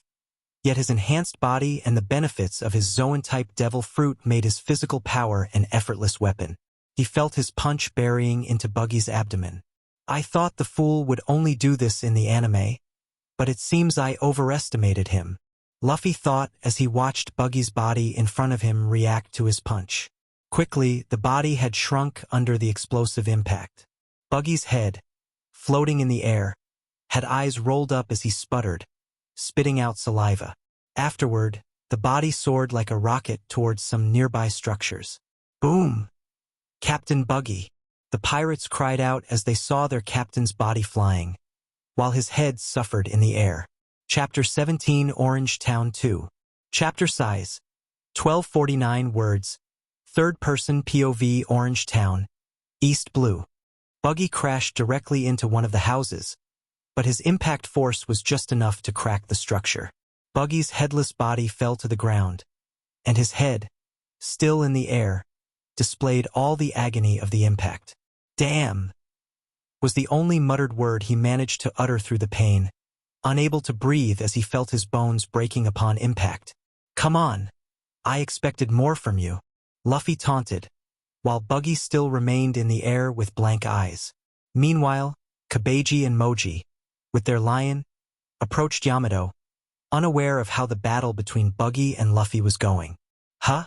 So, you guys are my opponents?" Yamato asked calmly. Neither of the two pirates responded as they advanced. Kabeji was rapidly approaching her on a unicycle, wielding a katana, while Moji was even faster, riding Richie. Yamato felt no threat from them. She simply leaned to the side, waiting for the lion to jump at her. The lion leaped with murderous intent towards Yamato. Using her kanabo, she struck the lion while it was suspended in the air. Spectators could hear bones breaking, and the lion made a whimpering sound, never having a chance. The lion flew like a bullet with Moji still mounted on top, heading directly for one of the other houses in the town. The explosion left all the pirates dressed as clowns wide-eyed, watching one of their main members, along with that lion monster, easily defeated by this strange girl with red and yellow horns. Kabeji stopped his advance at that moment, sweating profusely as he was too nervous to continue after witnessing that scene. He began to pedal backward, torn by indecision about whether he could face this incredibly powerful girl. "Where do you think you're going?" He heard a voice behind him. She had been right in front of him just a moment ago, and he hadn't even seen her move, all while wearing an innocent smile. "Kabeji-san!" The pirates were horrified to see yet another one of their strongest members cornered. Another house was destroyed as Yamato sent him flying alongside his partner. "How boring! They're all so weak," Yamato muttered, making everyone who heard it wonder where this monstrous girl had come from. Seeing that the fight was over and that the other pirates didn't seem willing to continue, Yamato turned her body toward where Luffy was battling Buggy. By this time, the sounds of the ship's cannons had already ceased. Most likely, their crew had reached the island and was closing in on this camp. And Buggy was still making groaning sounds, his head reattaching to his broken body in the wreckage. Luffy let him do that calmly. He quickly shook himself, spat out some saliva, and looked indignantly at the man in the hat. "You bastard! That was a low blow," Buggy shouted with a thin voice. "They say clowns are funny, and I must admit, you do have a strong body to remain conscious after that attack," Luffy said with a calm smile, trying to provoke the man in front of him. "Yamato, can you handle the rest of the crew?" Luffy yelled to Yamato. "While I deal with this big-nosed, ugly, and unstylish clown." Luffy smiled at Buggy, releasing smoke as he said all that once again. "You bastard! I'll kill you." Buggy, if he had any fear due to the man's strength in front of him, his anger had blinded him to it. His hatred fueled his actions as he charged at the man, his waist separating into halves. With his legs split, it began spinning toward Luffy, just like in the anime, with a blade attached to the front of his boot. Bara bara senbei. Luffy, seeing it coming his way, simply dodged it. Buggy's attacks kept coming, and Luffy easily evaded those spinning legs. Ha! Luffy noticed knives flying his way. He raised his hand, and a firebolt shot towards the knives. The metal disintegrated upon contact with the scorching substance. Purple flames? What kind of fruit is this? Buggy couldn't help but exclaim. But the clown wasn't intimidated by this power, as he had a sadistic grin on his face, and his arm had no hand on it. Luffy had already noticed that the missing hand was still on his back, holding a knife, but he patiently waited for Buggy to make his move. Die! Buggy screamed as his hand flew toward Luffy. Buggy, seeing that Luffy was not dodging, smiled sadistically. However, his grin faded as his daggers struck the man's skin, failing to penetrate despite passing through his pirate mantle. Dot. Is that all you've got? Luffy's voice broke the silence as he asked calmly. EHHH? Are you a monster? Buggy shouted in fear this time. A man like you shouldn't be surprised, considering everything you witnessed before starting your own crew. Clown. Luffy taunted, noting Buggy's surprise. Don't tell me you know. Buggy was now nervous, as his past was a delicate matter for him. Buggy, you're a disappointment, attacking and robbing civilians in the weakest sea. And to think you were once aboard that ship. Luffy spoke in a serious tone. Huh? Who are you? How do you know that? Buggy seemed even more nervous now. I've already told you who I am. My name is Monkey D. Luffy, the man who will conquer the seas.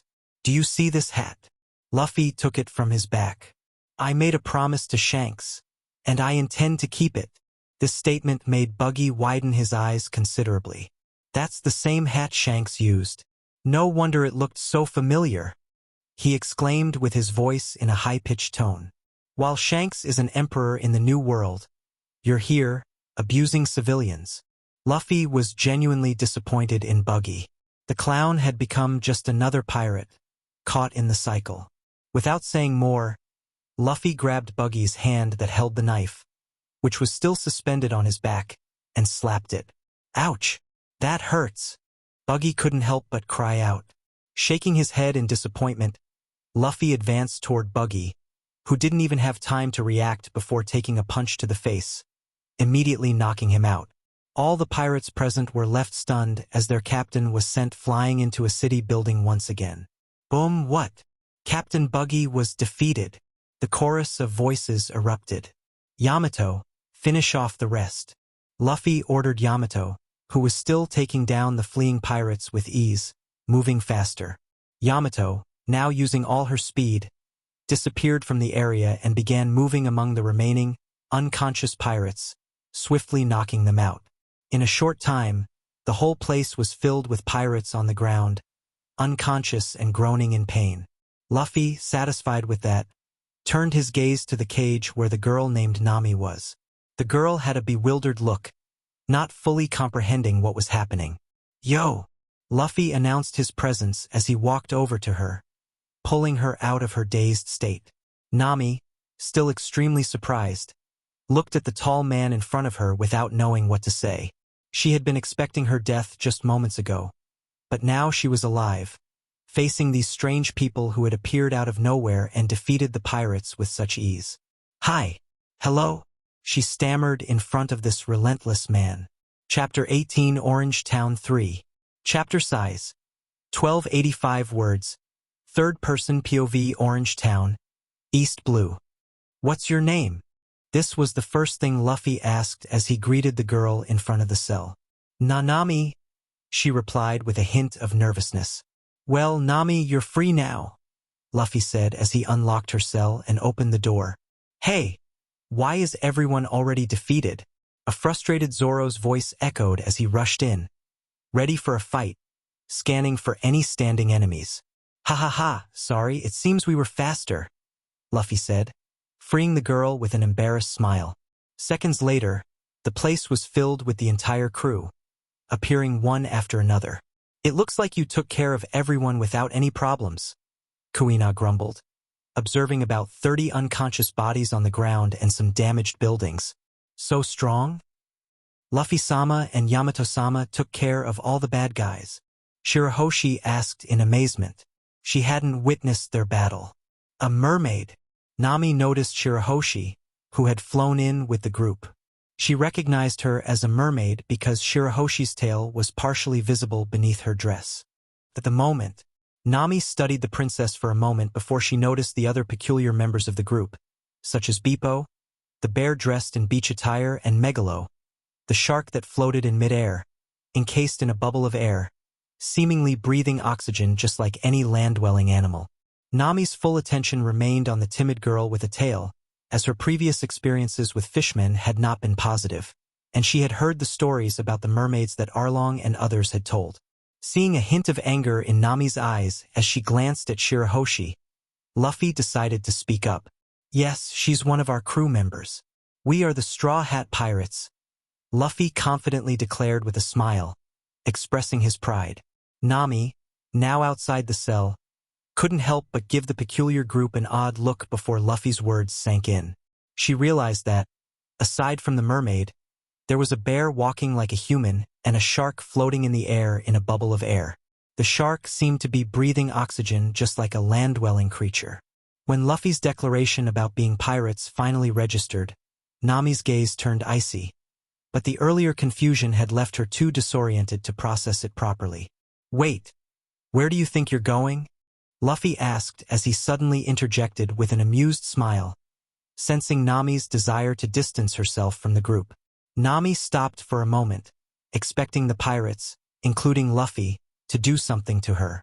With a mischievous smile, Luffy continued, while the others observed the interaction, curious about their captain's intentions. Don't worry. You can go, but you have to go in that direction. Everything related to the pirates is now ours, Luffy declared, well aware that Nami had been heading toward the pirate ship to steal their treasures. But the pirates have my things, Nami protested, raising her voice in alarm and dissatisfaction. As I said, the pirates' belongings are now ours. You're free to leave, and we'll take their things as our spoils of victory. That's how pirates operate, Luffy stated matter-of-factly. He didn't seem to care much about what Nami thought. He was convinced that, no matter how noble her cause might be in saving her village and its inhabitants, she would betray him in the end. Luffy thought the original Luffy had been too soft on her.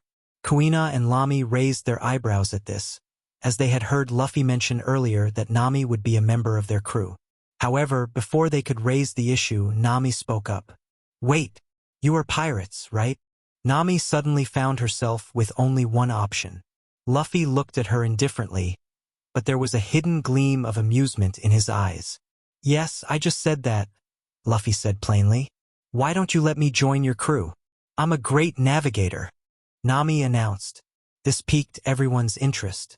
Some could see that Nami was more interested in the treasures, but they kept quiet, waiting for Luffy's response. A navigator, Luffy mused, rubbing his chin. I don't know. I think we actually need a housekeeper. If there were one around, maybe I'd take them under my flag and onto my ship, where we could conquer a lot of gold and money. Luffy muttered aloud. We clearly need a navigator. The entire crew thought simultaneously but refrained from speaking out, hoping to see what Luffy had in mind. A housekeeper? Nami's face contorted with anger. Anyway, everyone, let's gather all their treasures, Luffy ordered as he redirected his attention to his crew, seemingly dismissing Enami. Lami and Bippo, collect all the treasure from the ship. I heard they have a map of the Grand Line, Luffy instructed, and they headed to Buggy's ship, which was parked at the port and hadn't been damaged by cannon fire. I'm a great housekeeper, Nami quickly shouted when she heard this, rushing toward Luffy. Great. We have a new crew member, Luffy announced, his voice dripping with irony. But nobody said anything, patiently waiting for their captain to reveal his plan for the girl who obviously had her eye on their treasure. Show more enthusiasm, Nami scolded him, noting the sarcasm in his voice. We have a housekeeper. Bippo was the only one who spoke, earning an angry glare from Nami. "Sorry," the bear quickly replied, cowering under her disapproving gaze. "Why are you apologizing so easily?" Nami was bewildered, shouting as she wondered why this talking bear was so quick to apologize just from her glare. Kuina sighed, wondering whether Nami was really seeing anyone as normal in this group.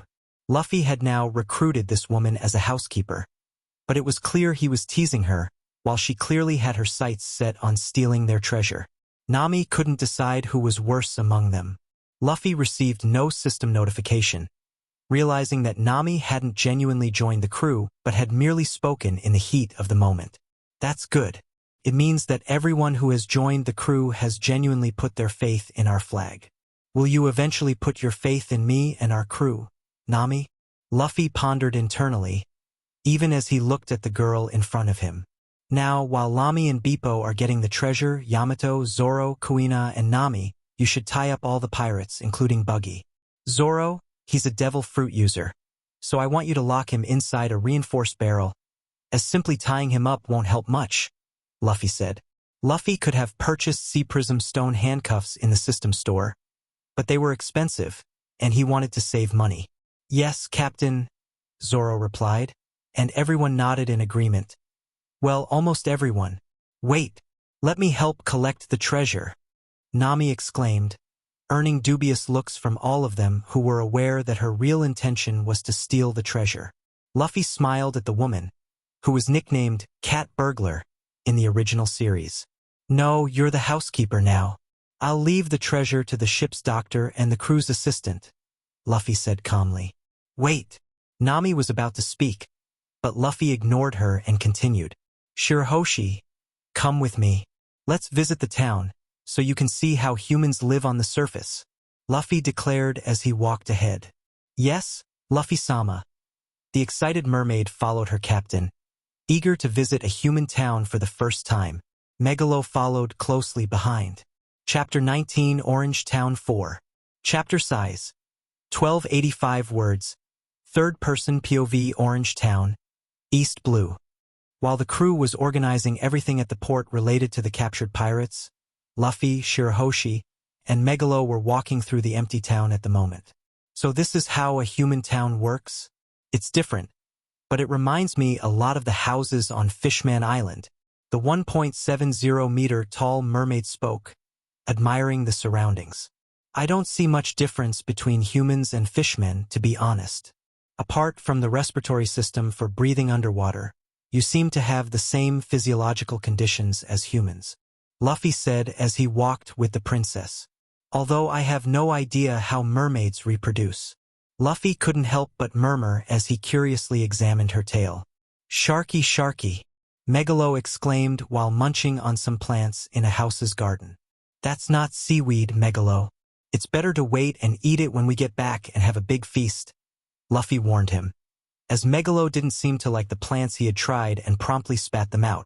Shishishishishi, Shirahoshi laughed alongside, amused by her finned friend's antics. Why is the town so empty? Did the bad men drive away the other humans? She innocently asked. Yes, unfortunately, that's how things work everywhere in the world. The strong prey on the weak. Luffy spoke calmly. HM? What's that up ahead, Luffy-sama? Shirahoshi said, looking a few dozen meters ahead, where there was a destroyed house. In front of it lay an injured dog with blood matted in its fur, lying on the ground amid the wreckage. Did this happen before I got here? Luffy commented to himself, a bit surprised, as he knew that in the original story, Moji's giant lion, Richie, destroyed the pet shop, and Chaochu fought back bravely. However, it seemed that this event occurred while he was on his way to the marine ship. It appears that with my presence in this world as the new Luffy, many things are changing, including characters with different genders and ages, as well as some events unfolding differently. It seems I can't rely on my previous knowledge anymore, or trust it too firmly, Luffy mumbled internally. What's wrong, Luffy-sama? Shirahoshi couldn't help but ask when she heard Luffy speak softly. Nothing, princess. Let's go. That animal needs help if it's still alive, Luffy said as he hurried forward. Yes, Luffy-sama. The mermaid followed him closely. Upon reaching the scene, the first thing Luffy did was remove some debris from on top of the dog. Shirahoshi stood in shock, her hand over her mouth, seeing the animal in such a wretched state. Well, he's still alive, but he needs treatment quickly, Luffy said, speaking to no one in particular. He opened the system store and retrieved some healing fluids to prevent infection of the wounds at this moment.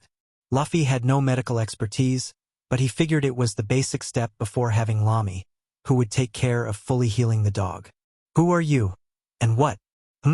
What is that woman with a tail? A new voice appeared nearby. A shocked elderly man who had observed Luffy tending to Chaochu and had dropped a bottle near the injured animal. But he was even more astonished by the beauty of Shirahoshi, who had a pink tail instead of legs. He had no idea what a mermaid was in this world. Who are you, old man? Luffy asked, looking at the elderly man seriously. While he might know who this man was, Luffy knew he couldn't trust his canonical knowledge too much. The elderly man before him matched the anime's description, but he looked quite wretched now, injured with a broken arm, and hanging onto a spear he was using as a makeshift crutch. This indicated that he had a tough fight before Luffy and the others arrived. I'm the mayor.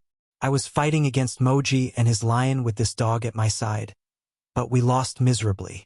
I woke up recently from the sound of a loud explosion. Are you responsible for that? What happened to Buggy the pirate? The mayor asked. That's terrible. Shirahoshi couldn't help but comment with a sad expression before Luffy spoke. We defeated them and intend to claim the bounty on their heads, Luffy said. So, you're bounty hunters?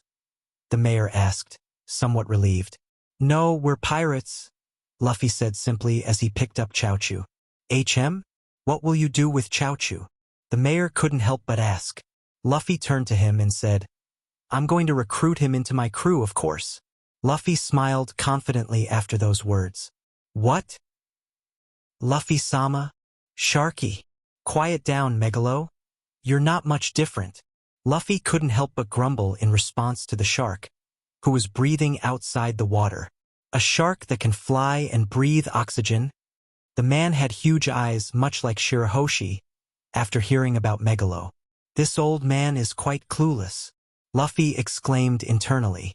What's the use of those glasses, old man, if you can't even see a shark flying next to us since the moment you saw us? Luffy mumbled. You say that as if it's normal, the mayor exclaimed indignantly.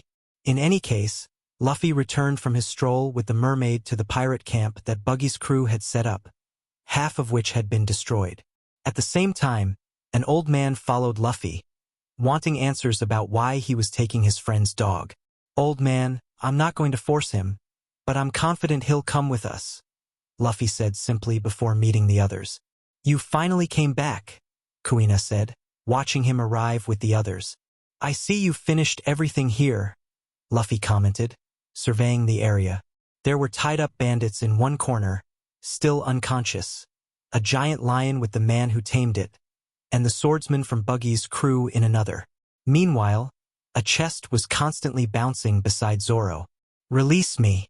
You have felt the wrath of Buggy. They could hear the muffled voice of the clown inside the object. Ha ha ha ha. Good job. Luffy praised them with a small laugh. There were quite a few treasures on their ships as well, Lami said, raising 2 bags filled with them, while a woman with orange hair stared at the bags with dollar signs in her eyes and drool dripping from her mouth. Good job. Thank you, Captain. I'm sorry. Ignoring the bear's apology, Luffy brought Chaochu to Lami. Can you take care of him? Lami looked at the dog's condition and nodded. Of course. Leaving Chaochu with Lami, Luffy walked over to the treasures. A girl was still gazing greed-eyedly at the bags, her eyes shimmering with the thought of all the money. Zoro looked at her with disbelief, wondering if she had any idea what she was doing in front of everyone. Before the girl could react, Luffy moved next to her and touched the bags. The treasures vanished instantly. You've added 10 million berries to the system store. What? Where's the treasure? What did you do to them? Nami cried out in shock, as if someone had taken a child from its mother right in front of her. The treasure has been stored in the crew's funds, he simply said. The others who witnessed it simply thought that Luffy had shrunk the valuable items, as he hadn't explained the system yet. Sighing and ignoring a very desperate Nami by his side, questioning what he had done, Luffy turned to the rest of his crew, who were now paying attention to their captain. Chapter 20 Orange Town 5. Chapter size 1550 words. Third person POV Orange Town, East Blue. Is he going to be all right?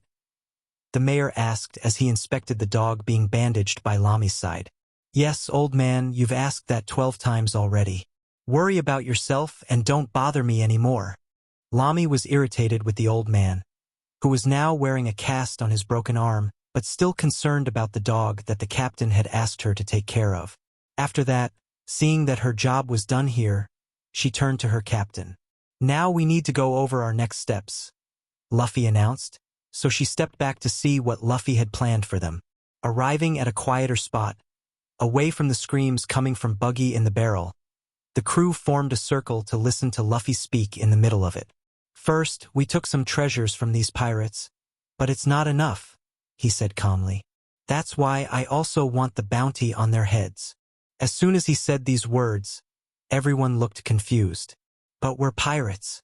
I doubt the Marines would give us money, even if we turn in a pirate with a price on their head, Zoro said curiously. You're right, Zoro. I wouldn't be surprised if there's already a bounty on my head after I killed a Marine commander, took over a Marine base and stole one of their ships, Luffy said calmly. But apart from Zoro and me, they have no knowledge of you guys, as hardly anyone here has been seen by the Marines as part of our pirate crew. Luffy reasoned and continued. In that sense, I'm going to have Lami and Beepo set up near a Marine base to turn in these men. They'll be known as bounty hunters, exchanging the heads of the pirates we capture on our journey until we leave this sea. Lami understood Luffy's reasoning and nodded.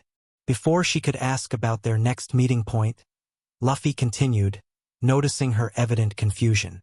Don't worry about that. Yamato here will make Vivre cards for us, so we can find each other anytime using them, Luffy said, raising some eyebrows while most of them didn't understand what he was talking about. HM? This? Great idea, my Luffy, Yamato said with a smile, as she could create Vivre cards. Vivre cards?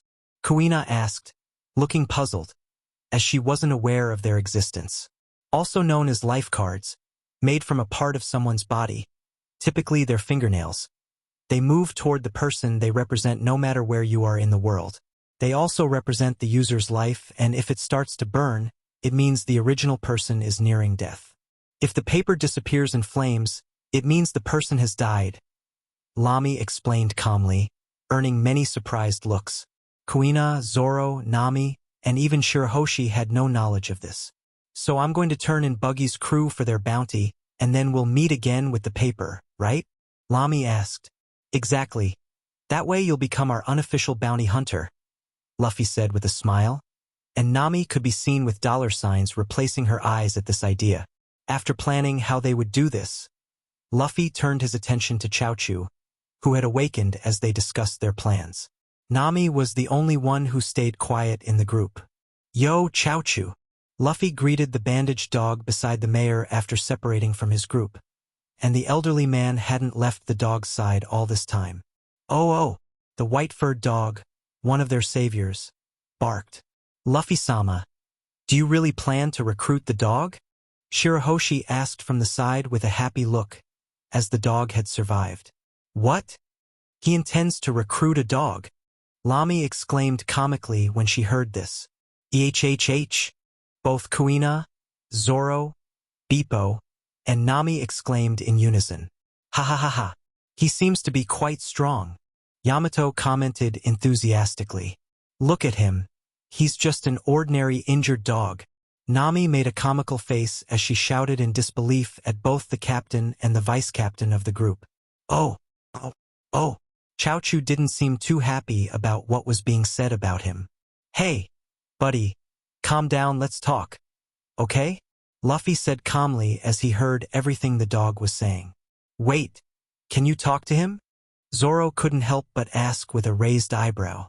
I don't know why, but yes, I can. I can't understand Megalo, but I can hear what Chaochu is trying to say. Luffy said, scratching his head in this dilemma. Without the voice of all things, which is still locked, I can say that maybe it's due to my mythical Zoan form, as in its final form, despite having the body of a human with horns and wings, I also have a face that resembles a pitbull. This is amazing, Luffy-sama.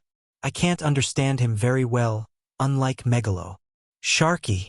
Megalo says he can understand Chaochu-sama too, Shirahoshi said again. I see. Anyway, I'm going to talk to him. Luffy went to the injured dog and began to speak with him quietly in that corner. To the onlookers, it appeared that Luffy was talking to the dog as if it were a person, and the dog was responding with barks. Whisper AU, AU. Whisper AU. Whisper oh, that's great. Luffy exclaimed happily after some time. While almost everyone was stunned by what was happening, the mayor standing nearby was conflicted. What's going on here? Zoro exclaimed, looking lost. Ha ha ha ha. We have a new crewmate right now. Luffy celebrated in front of everyone as he stood up. With the exception of Yamato, who had enhanced hearing and observation haki, the conversation was a mystery to all the others. Don't look at me like that. I just told him to join us. I'd help him get stronger. He lost the only precious thing to him, the store of his former owner, so he felt quite helpless. I offered my help to make him stronger, so he never has to feel like that again, and to have the adventures he can have on our ship. Luffy spoke with a smile. I understand. And what about him having a harem of female dogs? Yamato asked, confused in front of everyone. Don't mention that. Luffy shouted with a bit of embarrassment when she brought that up. Oh, don't agree with her. Everyone looking at this scenario facepalmed. This captain is really crazy, offering a harem to a dog so that he can join the crew. They all exclaimed in their minds. I didn't exactly offer that directly. I just said he could get power, fame, and some female dogs and adventures on my ship. Luffy lamented internally. Anyway, let's get ready to set sail. We have more islands to visit. Luffy ordered, and a part of the crew started dragging the prisoners onto the marine ship. Meanwhile, Luffy went to Buggy's ship and shrank it to fit in his pocket. Would Kaya buy this ship? Luffy wondered as he stored the ship in his pocket. Once everything was ready, they began to head back to the marine ship with all the loot and prisoners. As they boarded the marine ship, they heard a voice from the direction of the island. Hey, you better take good care of Chaochu, or I'll come after you at SEA. The mayor shouted from the port as they started to set sail. Don't worry, old man. The next news you'll hear about this dog will be his wanted poster. Luffy replied, placing his hat on his head. As if a dog would get a wanted poster. The mayor shouted comically. Goodbye, mayor. See you next time. Luffy smiled at the only old man on the dock. Oh. Chaochu was next to him, not forgetting to say goodbye. Now, what's the plan? Lamy asked. Let's head toward the island of Syrup Village. I don't know the exact direction because the marine map is confusing, but I have a way to get to the location. Doesn't anyone here know how to navigate? Nami muttered unconsciously. Wait a moment. You don't have a navigator on the ship. Nami asked out loud in surprise, wanting to apply for the position since she was just a maid here, and while trying to steal from them, a better position would present a better opportunity. Luffy had a playful gleam in his eyes when he heard this. Why would I need a navigator when I have Zoro? Luffy teased Nami while pointing at Zoro. Zoro? Question mark. Question mark. Question mark. Question mark. Question mark. Me? Zoro was also confused. Of course, pay attention. Zoro, where is Syrup Village? Do you know? Luffy asked Zoro directly. I believe it's that way, Captain. Zoro thought for a moment, scratching his chin, and finally pointed in a direction. You see? Depot. Go to the helmsman and turn the ship in the opposite direction of where Zoro pointed. Ha ha ha ha ha ha. Ehehe. Shishishishi. Shar shar shar shar. Zzzzzzzz. I'm sorry. Hey, this isn't funny. Zoro turned red as everyone was laughing at him. Chapter 21 Trip to Syrup Village. Chapter size 1443 words. Third-person POV somewhere in the East Blue Sea.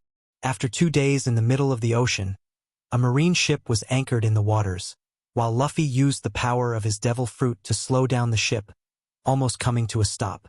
Next to the marine ship, there was a smaller and peculiar boat. "What is this?" Yamato couldn't help but ask in amazement.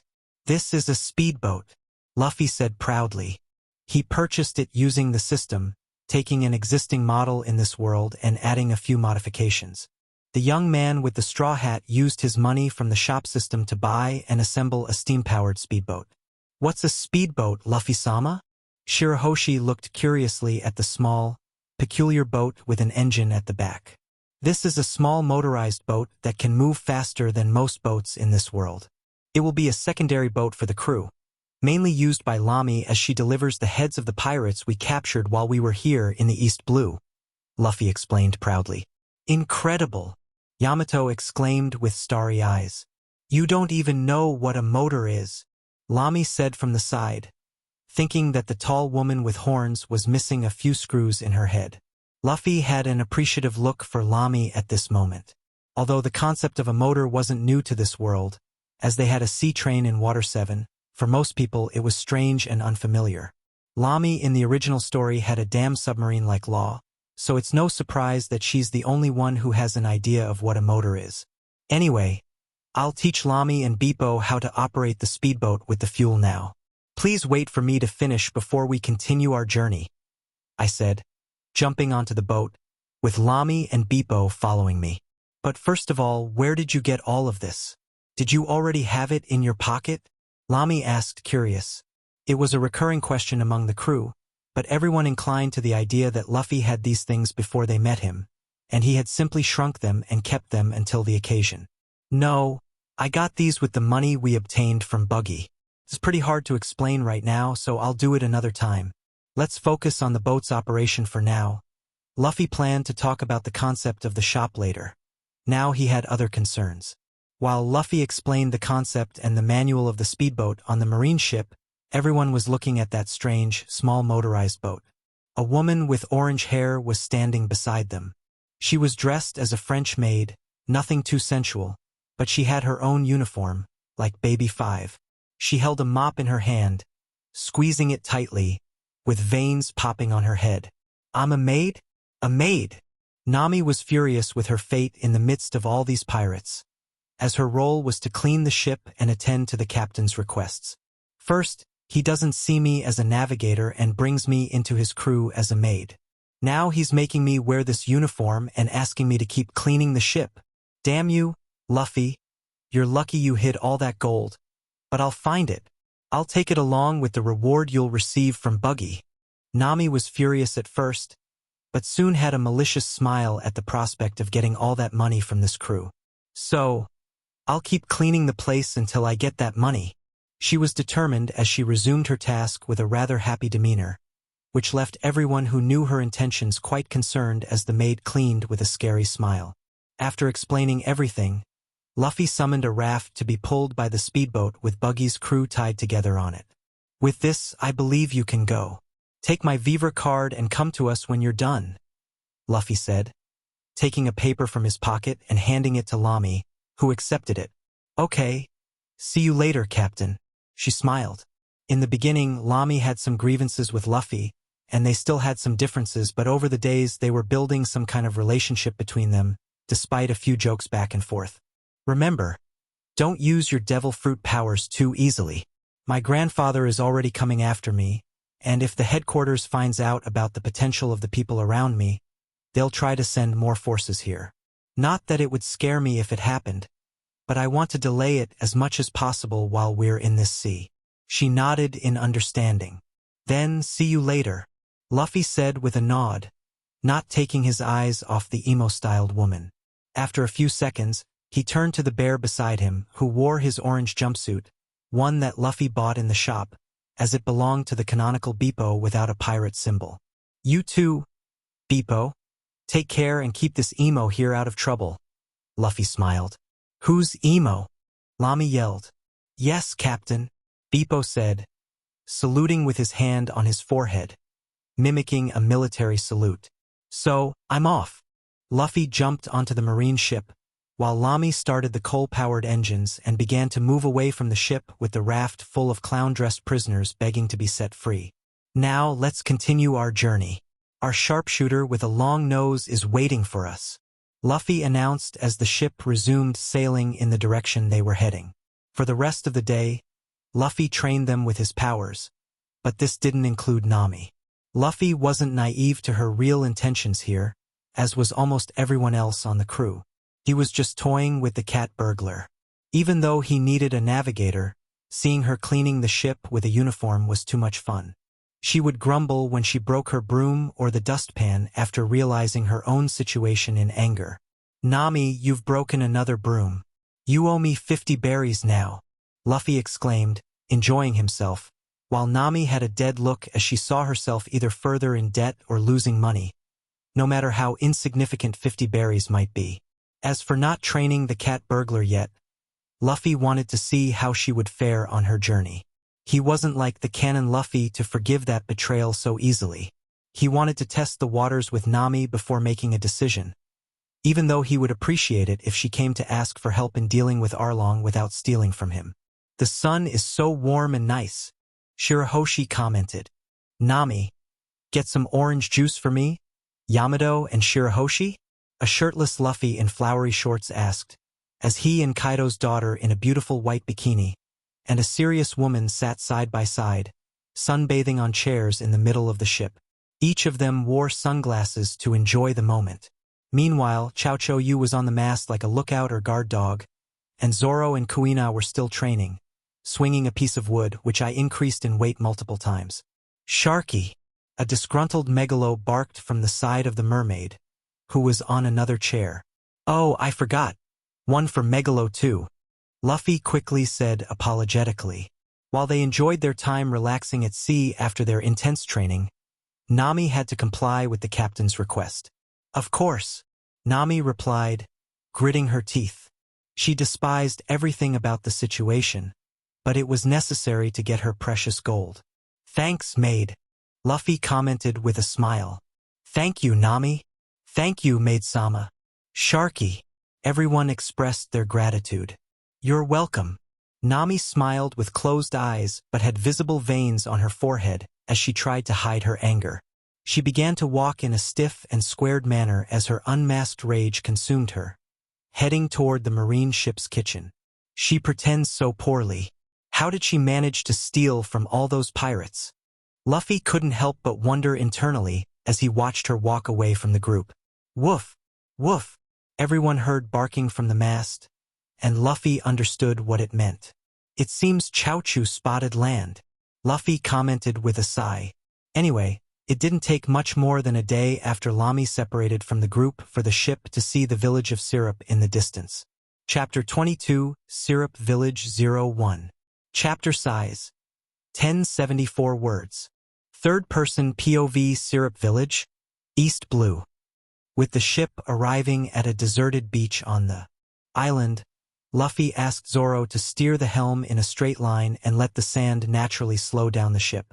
As the sand rose with the impact of the marine ship, it came to a halt, and the rest of the crew descended using a ramp placed on the side of the ship. A ship shouldn't come to a beach, as it would get stuck in the sand. But this rule didn't apply to Luffy. He gently touched the ship, and as soon as everyone disembarked, the captain used his power on the massive 30-meter-long object. Moa Moa no Mi. Mass. Reduced by 0.001 times. The ship obediently transformed into a small object in the palm of Luffy's hand, reducing from 300 centimeters to 3. What? Darn. I said that too loudly. Luffy, as he held the ship, heard a surprised shout, and his crew's reaction was no different as they all looked up at some rocks on a hill beside the beach. Come out from where you are, Luffy said seriously, but had a playful glint in his eyes. You're not Marines? You don't look like Marines. The voice from the other side shouted with an alarmed tone, without revealing its face. No, we're pirates, Luffy calmly said, and before the person on the other side could respond, Some of his companions commented with curiosity. Incredible! A talking rock. The surface is so full of possibilities, Shirahoshi exclaimed, fascinated, as she looked at the rocks on the hill. Sharky! Sharky! Woof! Woof! Both animals believed Shirahoshi's words. The sea is even stranger outside of Wano. Yamato commented on the side since the rock was beyond the reach of her observation haki. Are you all really believing this? Zoro lost his composure at this, while the other girls, Nami and Kuina, had defeated looks at the naivety of the two other women. Ha ha ha! Luffy laughed, and even he lost his composure at that moment, finding it hilarious. Anyway, I'm going to face these 8 million. As he said these words, wings began to sprout from his back, and he flew toward that hill. What is this? He can fly? He's not human. Run! Luffy heard a collective shout from the kids as he approached. Luffy landed on the rock and, on the other side, saw a young long-nosed man with 3 other children prepared to raise some poor flags. As soon as they saw him, the kids dropped the flags and ran toward the village, leaving the long-nosed man behind, who looked at Luffy as if he was going to die at that moment. Yo! Luffy greeted with a smile. Ah, are you going to kill me? Usopp asked in fear. Of course not. I came to recruit you, Luffy said. Huh? Recruit? Usopp was stunned by this man who had barely arrived and spoke these words as if it were something normal. Yes, I believe you have potential. How about joining my crew? Luffy asked with a smile. Boom, is this our new crew member? Yamato appeared at the side, startling Usopp even more. Is he strong? Yamato couldn't help but comment, scratching her chin. It's clear that he's strong. I'm a brave warrior of the sea, the strongest with my fleet of 8 million pirates. Usopp gained courage with Yamato's comment and spoke his delusions out loud. Really? Yamato asked, amazed, looking for the other 8 million people under Usopp's command. Luffy just sighed at that. He's lying, Yamato. This island can't fit that many people to begin with, Luffy said calmly. Caught in the lie, Usopp started to sweat. Luffy-sama? Shirahoshi arrived at the scene flying. A woman with a tail who can float? Usopp exclaimed with comical eyes when he saw the princess. He had heard of a mermaid but didn't know the exact description. Shirahoshi, cover your tail with the dress I gave you, so you don't attract too much attention, Luffy said calmly. Yes, Luffy-sama. She obeyed, lowering the dress to cover her tail. Wasn't there more shouting here? Nami asked, inspecting Usopp and the area since she hadn't seen the children shouting and running. By this point, everyone had already surrounded a scared Usopp. Only a boy? Did he get lost? Sharky. Woof. Who are you? Usopp asked, still cautious about the presence of these strange people and animals who suddenly appeared. We're the Straw Hat Pirates. Luffy led the conversation. And what do you want here? We want to sell a ship. I heard there's a shipbuilding company here, so we came to this island, Luffy explained. Yes, there is one. I know the owner. But you're not here to cause trouble, are you? Usopp asked, still cautious. We're pirates, we do what we want. But we're not here to loot towns and villages. That's beneath us, Luffy said seriously. But then, since you're a brave warrior of the sea, why don't you join me and my crew? I need a good sniper. And you look like you might be one of the good ones, Luffy asked again. Of course I am. But why do you want that? Usopp looked at him incredulously since he knew deep down that he was weak, and no one expected much from him. Because you have potential, and I know your father, Luffy said simply. My father, really? You know my father? Usopp couldn't be more shocked. Of course, his captain gave me this hat. How about joining me on my adventures and finding him later? I can make you even stronger than your old man, Luffy proposed. I don't know. In the end, Usopp didn't agree, as it was all too sudden, and he had his life in this village, no matter how much his heart longed for adventures on the vast and unknown sea. Even looking at this unique group he never imagined seeing in front of him, he wanted to say yes deep down, but he was afraid of the unknown and was still attached to this place. However, he didn't reject Luffy's offer either. Luffy saw this and hoped to change his mind as he stayed on this island. Chapter 23 Syrup Village 02.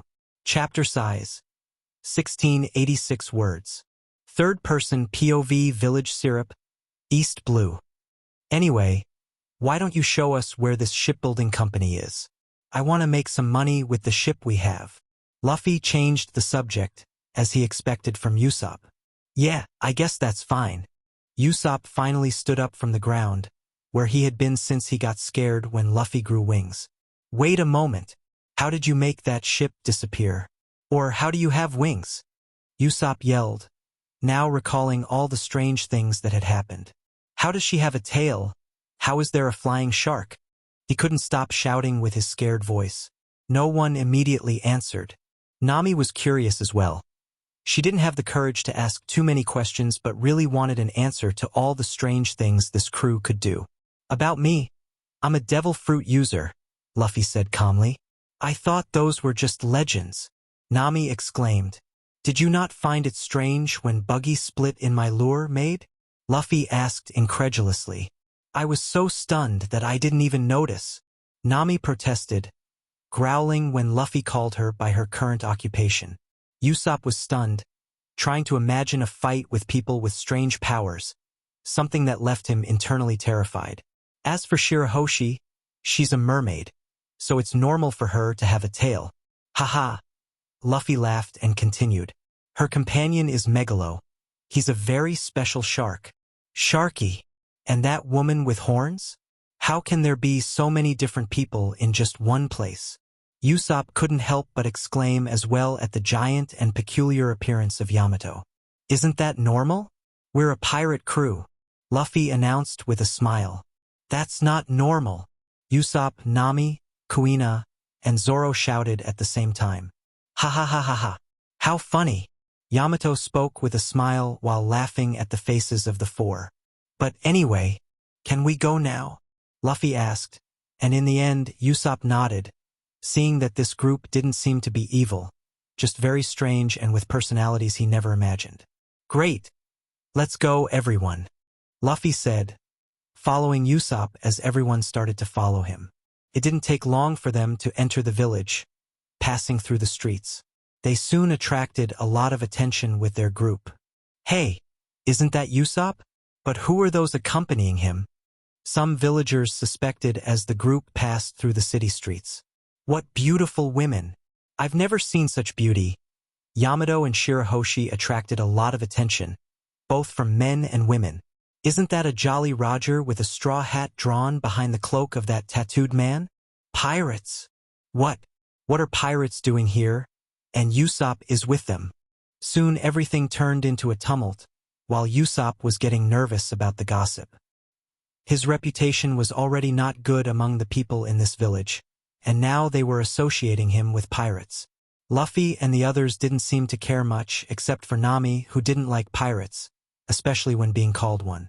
Anyway, they passed through the village and headed toward the large mansion near the port, on a hill. As they approached the gate, a butler who looked very much like a human ram was watering the flowers in the garden next to a blonde young lady sunbathing in a chair. HM? Usopp and... Who are these? Mary stopped watering his plants as he noticed Usopp coming with a group of very unusual people and some animals following them. Mary? Can you call Kaya? Usopp asked the butler directly. Usopp. Before Mary could respond, Kaya had already left her chair to see her storyteller friend. Hello, Kaya. I brought them here because I had some business with you. They said they wanted to sell a ship, so I guided them, Usopp said. And who are your friends?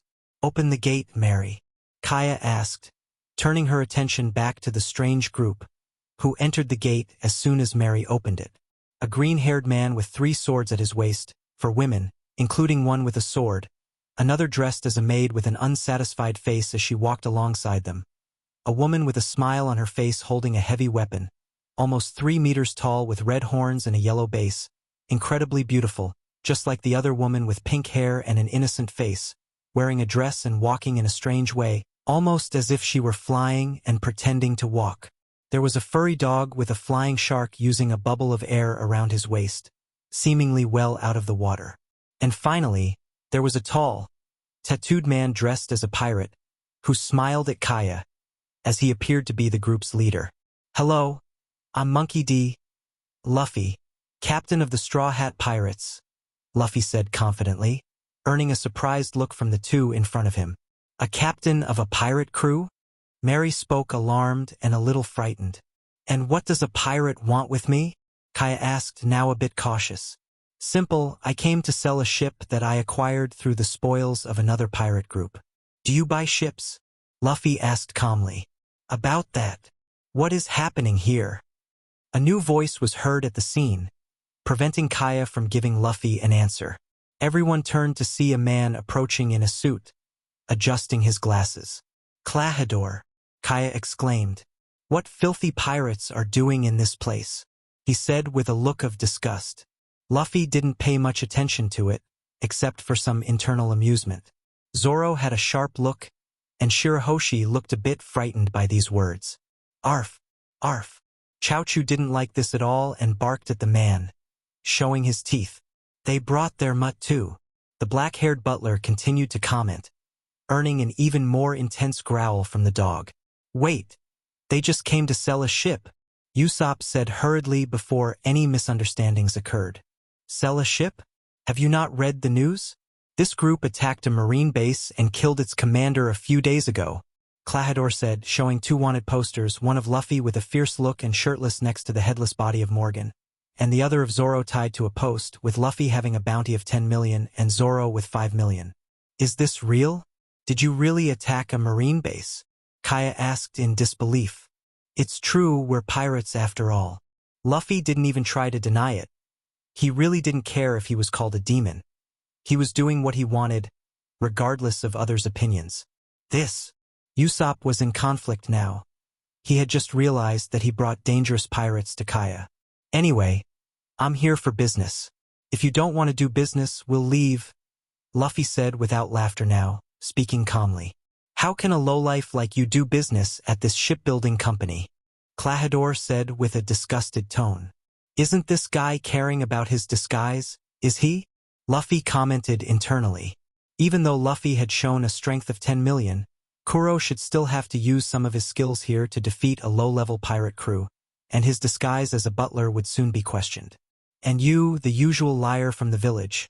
Without finishing what he was saying, Clahador pointed at Usopp this time.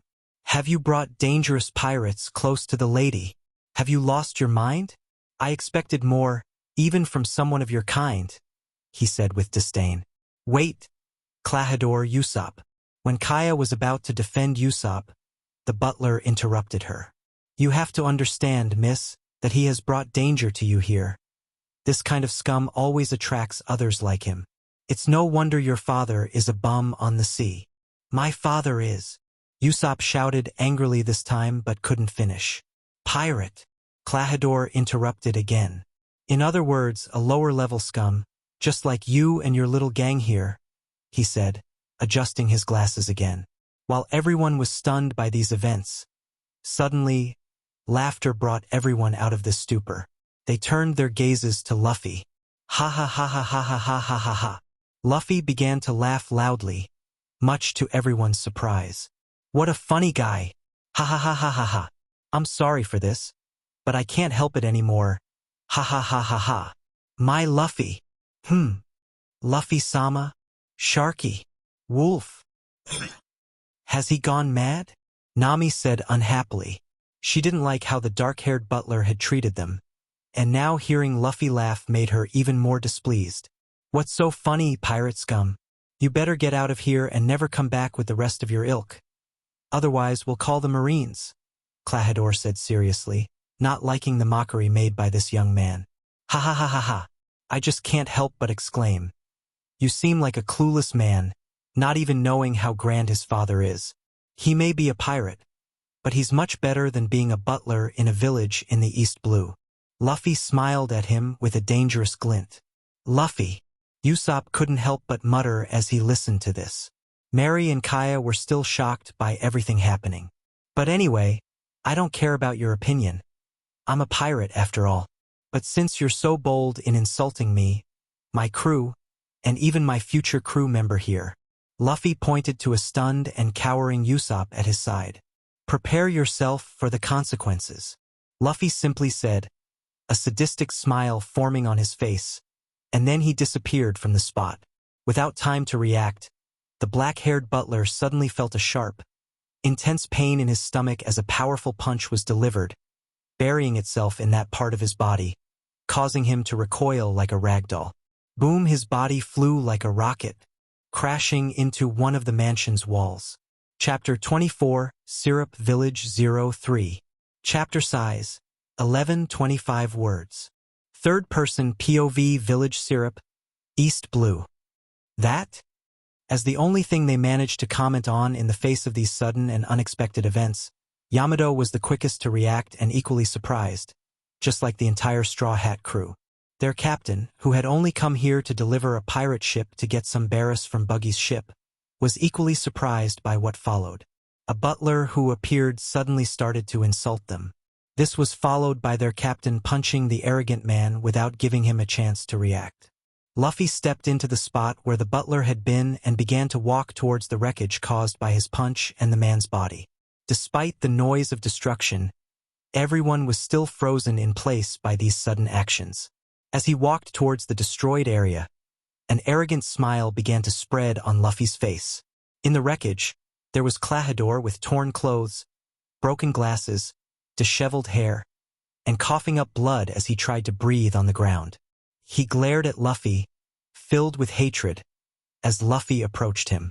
What's wrong? Surprised? You already know my history.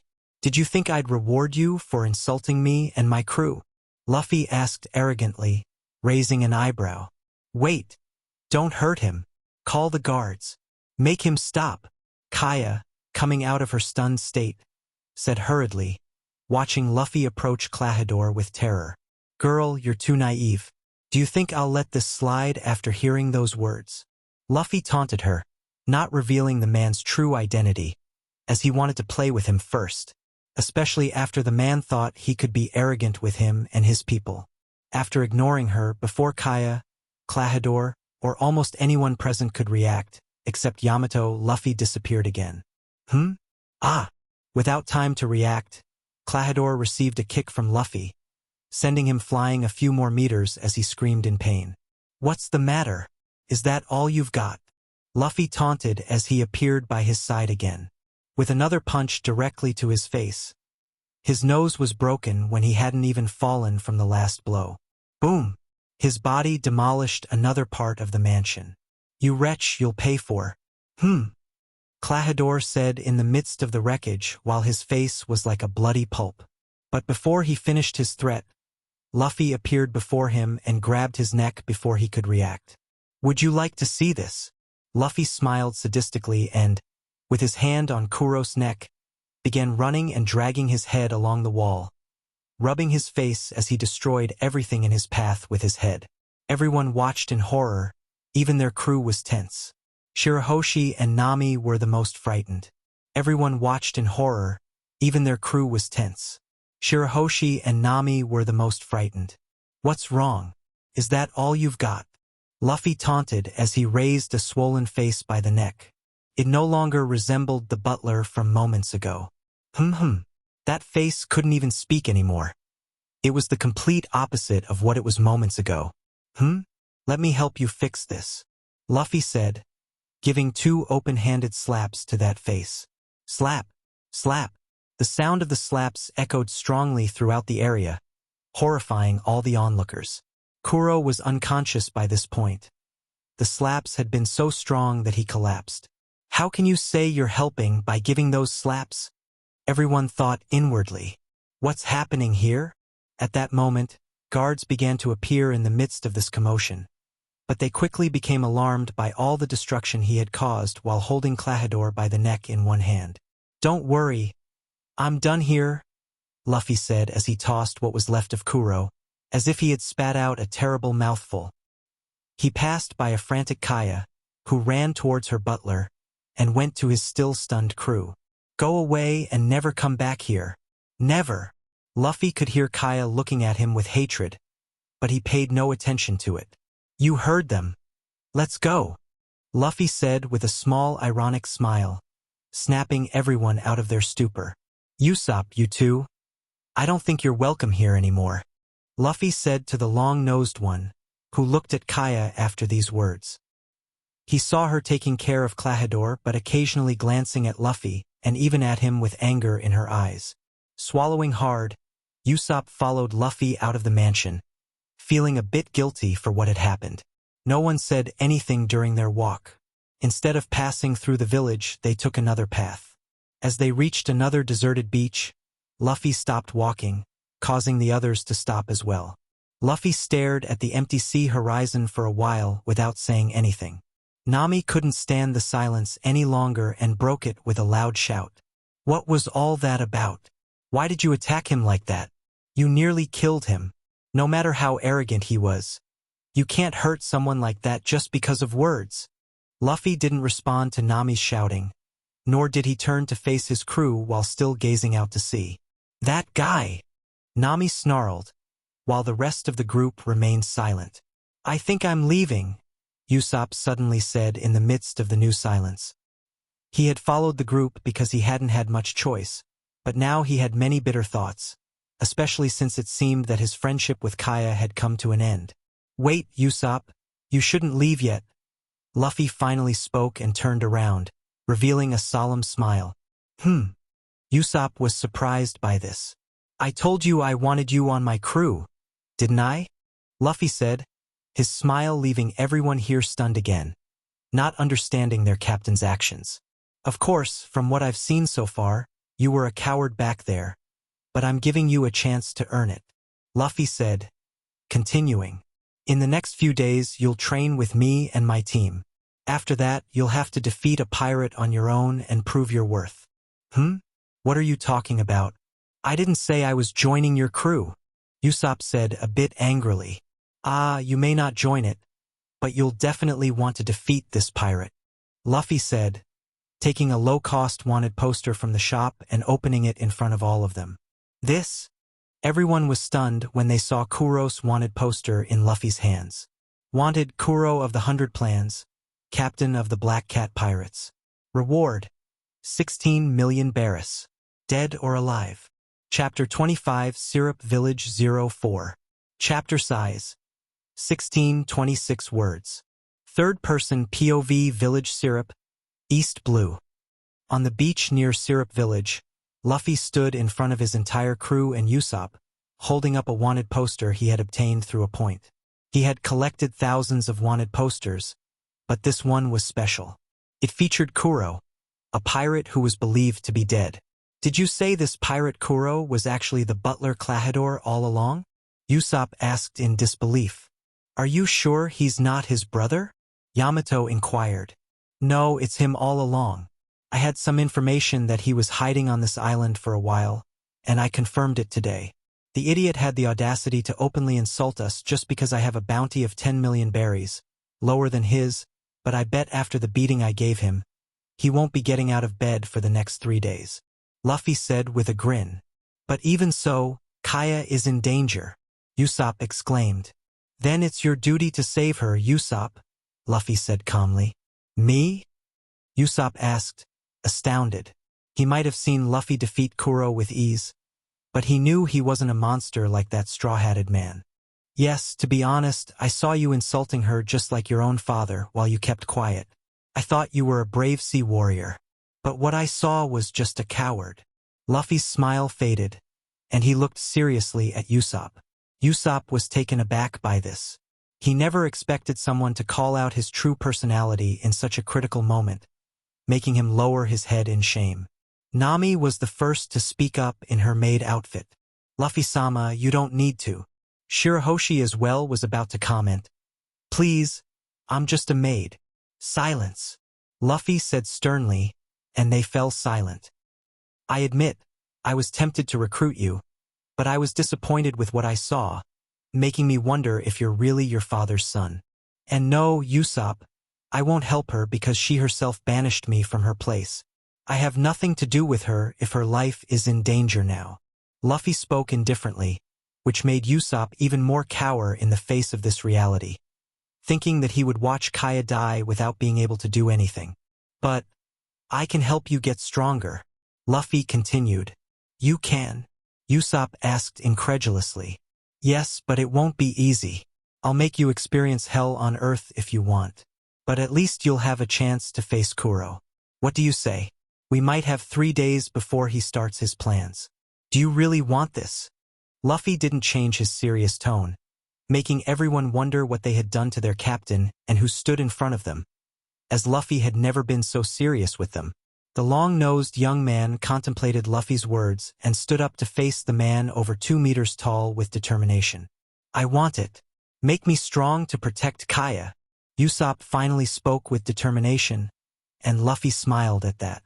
That's the first step. Now let's start your hellish training, Luffy said with a mischievous grin, even releasing some of his Zoan power, causing his eyes to glow and purple flames to surround his body, which frightened Usopp and the others. Your first training will be to get used to the feeling of facing death. Maybe that will make you less of a coward. Luffy spoke as he exerted pressure. Usopp was scared and intimidated as he shrank back from Luffy. He began to wonder if he had made the right decision when he agreed to train with this pirate. The rest of the day, Usopp didn't have an easy moment, and it would only get much harder the next day. The following morning, Usopp found himself in an open field on the outskirts of Syrup Village, with the east blue sun shining brightly in the sky. Luffy and Usopp stood a certain distance apart, surveying the scene before them. Usopp held an unfamiliar object in his hand, a new type of weapon he had never used before. But under Luffy's guidance, it was the weapon that would accompany him on their adventures. The field was filled with improvised targets that Luffy had acquired through the system, from high-quality equipment to empty cans and thin branches hanging from ropes. Luffy explained to Usopp, to become a skilled sniper, you need to enhance your accuracy, speed, and reaction. Let's start with precise shots. The goal is to hit those targets with surgical precision. Usopp nodded, focusing on the nearest target. He took a deep breath, stabilized his stance, and aimed with determination. Then he fired. Bang! The ammunition flew at a surprising speed, hitting the central target with a satisfying metallic sound. Usopp smiled at the accuracy of his first shot. Luffy applauded Usopp's effort. Well done, Usopp. Now try to hit that moving target. He pointed to a swinging target. Usopp focused once again, tracking the moving target with his aim. He waited for the right moment and released the bullet. It flew through the air and struck the moving target, making it stop swinging. Usopp smiled, feeling more confident in his shooting. Luffy continued to train him, adding challenges such as shooting at multiple targets and high-pressure situations. As the hours passed, Usopp became more comfortable with his new weapon, improving his skills and reactions. Luffy also emphasized the importance of concentration and breath control. As the training progressed, Usopp became more skilled and confident in his shooting abilities. He realized that with dedication and proper guidance, he could become an exceptional sniper like his father, according to Luffy's descriptions. Gradually, he began to pave the way to becoming the sniper his crew needed. The scene of training, with targets being accurately hit and the east blue sun shining in Usopp's eyes as he devoted himself to improving his skills, created an environment of growth and progress in his journey as a sniper. Little did he know that this was the easiest part of his training. Luffy had no intention of letting up on his endurance and physical strength training. Not to mention that he would need to learn about all his new weapons and put his slingshot aside. 3 days passed. Usopp lay on the ground, resembling a battered dog. He had no more strength left to continue his training for today. Luffy looked at him with an indifferent expression, just as he did with the rest of the crew sprawled on the ground behind Usopp. Luffy had put everyone through rigorous training, including Nami, Shirahoshi, and even Chaochu. He trained Chaochu in increased gravity and weights. Although the dog didn't have humanoid limbs, he could become stronger once he learned hockey. Luffy intended to teach a dog hockey, but he needed to buy the manuals first, which were quite expensive, along with the 6 styles of the Marine. Is this your limit? Luffy asked seriously, addressing Usopp, Nami, and Shirahoshi, who were the worst off among them. I can't take it anymore. Please, I'm just a maid. Luffy-sama is so mean. What? The three of them, utterly drained, responded to this question with lifeless eyes. Luffy just sighed. He wouldn't tolerate weakness to make them stronger. He was determined to turn them into strong warriors. You can do better than this, Luffy replied without hesitation. He learned a lot from his grandfather. Kuina and Zoro seemed unwavering in their determination. Despite being in the same condition as the previous three, they didn't give up easily and kept pushing through the training. In any case, training is over for today, Luffy finally said. Thank you. Thank you. Thank you. The three, who were completely wrecked, cried out in gratitude. It was quite fun, Yamato said, with a towel wrapped around her neck. She had trained relentlessly with Luffy, even engaging in sparring matches with him. Of course, Luffy had been training as well, testing the potential of his body. He was satisfied with the combination of his increased learning speed from the system and his Zoan power, which allowed him to make progress. He was working hard to develop his devil fruit powers further. But Usopp, you better be prepared. The Kuro pirates are expected to arrive tomorrow. Get everything ready by sunrise. I've left new equipment for you. Study the manuals I provided. Luffy warned. Yes, Usopp replied with determination, closing his fist. Do you think he'll be okay? He's gonna fight a pirate with a 16 million bounty, after all. Nami asked as she limped over to Luffy. This is a trial he needs to pass. Otherwise, the sea won't be kind to him, Luffy said, thinking about how weak Usopp was in the original story. He wanted the lying long-nosed sniper to reveal his true potential as soon as possible because their journey wouldn't be as enjoyable as in the anime. Luffy was certain he would encounter his grandfather in the East Blue before entering the Grand Line, and their battle wouldn't be a quiet one. He would have to use a considerable amount of his devil fruit power, even undergoing a complete transformation. He was training to enhance the power of his fruit. Apart from his grandfather, he had no intention of losing to Kazan and Kizaru during their journey. If they ever crossed paths, he wouldn't hesitate to display significant strength. While he wasn't strong yet, he could continue to increase his strength until that time arrived. I'm counting on it, Usopp, Luffy murmured as he watched Usopp walk away toward his home, struggling to walk. Chapter 26, Syrup Village 05. Chapter size, 2,102 words. Third-person POV Village Syrup, East Blue. Syrup Village, East Blue, dawn. The island was enveloped in the tranquil beauty of the morning, with the sun beginning to rise on the horizon, painting the sky in golden and soft orange hues. The waves gently lapped at the fine sandy beach, creating a trail of white foam along the shore. Seagulls soared in the sky, their melodious cries filling the air as they sought their first meals of the day. Then, a distant sound began to break the island's serenity. At first, it was just an almost imperceptible murmur, almost like the whisper of a sea breeze. But soon, it intensified, turning into an unmistakable roar that cut through the air. It was the sound of an approaching ship. From the horizon, a pirate ship emerged, its imposing silhouette cutting through the sea. Tattered, black sails, weathered by time, fluttered in the wind as the ship relentlessly approached the island's coast. The ship's hull bore the emblem of a black cat, a sinister representation of its crew. As the pirate ship drew nearer, the excited shouts of dozens of men could be heard, echoing across the beach and disrupting the morning's tranquility. They were not welcome on that peaceful island, and their intentions were vile. They had been summoned by their former captain, Kuro, who had issued orders through a private Den Mushi to attack the island.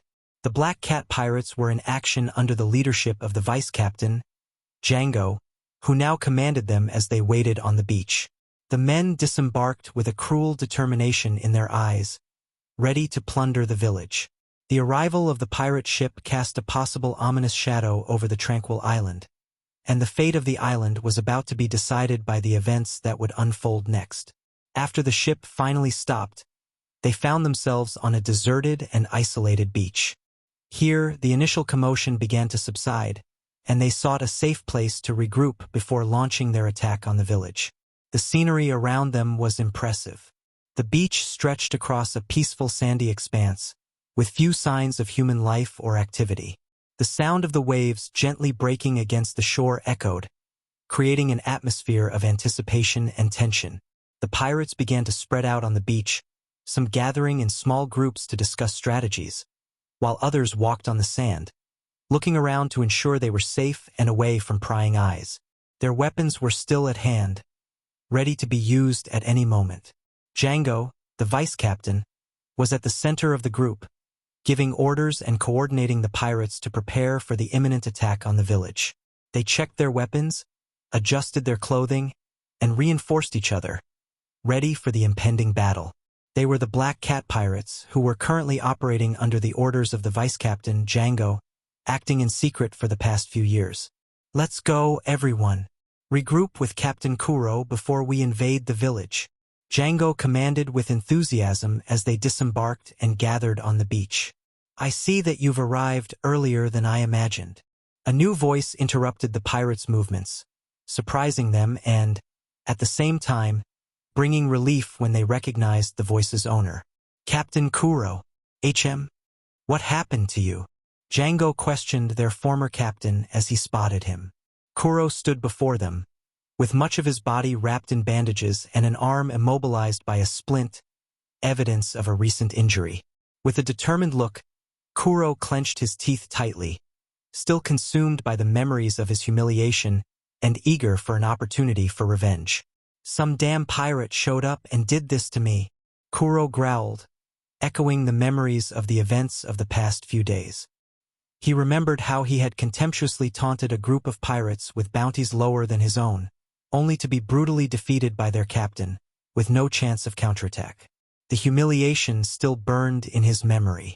Kuro felt a burning rage welling up inside him, a rage that seemed to consume him after the terrible beating he had taken from Monkey D. Luffy. That defeat at the hands of the young man with the straw hat had been a devastating blow to his proud self-image. Kuro could barely bear the thought of how his grandeur and renown had been shattered by that boy with a straw hat. Every memory of that brutal fight, Luffy's precise blows, and the young pirate's indomitable power fueled his growing anger. He could never have imagined that he would fall to such an extent, to be brutally defeated by the group of pirates he had taunted. Now Kuro was obsessed, his mind fixed on a single idea: revenge against the man with the straw hat who had dethroned him and reduced him to a pitiable state. "Anyway, let's start the attack. Django, come with me. I've already taken the necessary measures in the mansion, but I need your skill to get Kaya to sign the will documents," announced Kuro, his eyes shining with determination as they prepared to launch the attack on the village. However, before they could give the order, something unexpected happened, interrupting their conversation. Bang! A blast cut through the air, and a bullet fell with a clatter on the ground, right in front of the group of pirates. They all turned to the source of the attack, finding a long-nosed man perched on top of a hill about 400 meters away. He was crouched, holding a rifle firmly, his eyes focused on the approaching pirate group. "It's you." Kuro couldn't help but taunt when he recognized the man. "I didn't expect to find you here, Usopp, but it's a great surprise. I might even kill you before." Kuro couldn't finish the sentence when suddenly, one of the pirates in front of him took a shot to the head. The impact of the bullet caused blood to splatter on the scene. Some drops even landed on Kuro's clothes, leaving him stunned. As Kuro tried to process this new information, Usopp, with his deadly aim, fired his rifle, proving that his skills were far more dangerous than Kuro had ever imagined. Shock and surprise were clearly reflected on Kuro's face as he tried to comprehend the surprising turn of events. Usopp had caught Kuro off guard, who had only expected to face a storyteller but found himself facing a skilled and deadly sharpshooter. He couldn't help but question Usopp's newly discovered capabilities, and this revelation made him realize that he had seriously underestimated the long-nosed boy. While Kuro tried to process this new information, Usopp, still crouched, took the opportunity to reload his rifle. The weapon, acquired by Luffy at the store, was a prototype created by Vegapunk, costing only 5 points. It was a powerful piece of technology that outperformed the weapons used by the Marines, and the world government had not yet produced it on a large scale. Usopp, wasting no time, fired more precise shots at the Black Cat pirates. Bang, bang, bang, bang, asterisk bang, bang, bang. The gunshots echoed as Usopp relentlessly targeted the invading Black Cat pirates as they advanced along the beach. With determination, he fired accurate shots, ruthlessly taking down the invaders before an explosion occurred. Usopp's precise shots were like bullets guided by destiny, finding their targets with deadly accuracy. The roar of the shots was accompanied by the cries of pain from the pirates hit, one by one falling. The scene was a whirlwind of chaos and desperation, with the Black Cat pirates desperately seeking shelter, but Usopp showed no mercy. His focused gaze and unwavering determination did not waver, and he continued to eliminate his enemies with lethal precision, an impressive display of skill and courage amid the impending confrontation.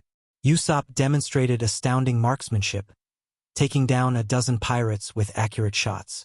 His weapon, with the ability to store multiple cartridges in the magazine, only accentuated his deadly skill. It was as if Usopp possessed an innate gift for taking down his targets, a skill that echoed his father's talent. While Usopp kept the Black Cat pirates at bay, on the other side of a hill, Luffy and his companions watched the scene with attentive eyes. "I'm quite satisfied with this now," Luffy murmured, unable to contain a smile. He had managed to awaken Usopp's bravest side, forcing him to confront his fears and take responsibility for protecting Kaya. Through rigorous training in recent days, Luffy had acquired an arsenal of weapons at the store, especially for Usopp. He spared no effort, subjecting the boy to tough training and forcing him to learn how to use all available weapons. Luffy wanted Usopp to understand that the world was not a place of childish dreams, and that he would have to be willing to get his hands dirty with the blood of his enemies if he wanted to protect Kaya. Despite the suffering Usopp had endured in the past 3 days, he was determined to protect Kaya, even if it meant staining his hands with the blood of the pirates. His determination to fulfill this mission and rescue Kaya was stronger than ever. Bang! Reload bang! Bang! Bang! Usopp turned out to be a natural master with weapons, something Luffy had already noticed. He lamented that, in the anime, Usopp had been relegated to using his slingshot.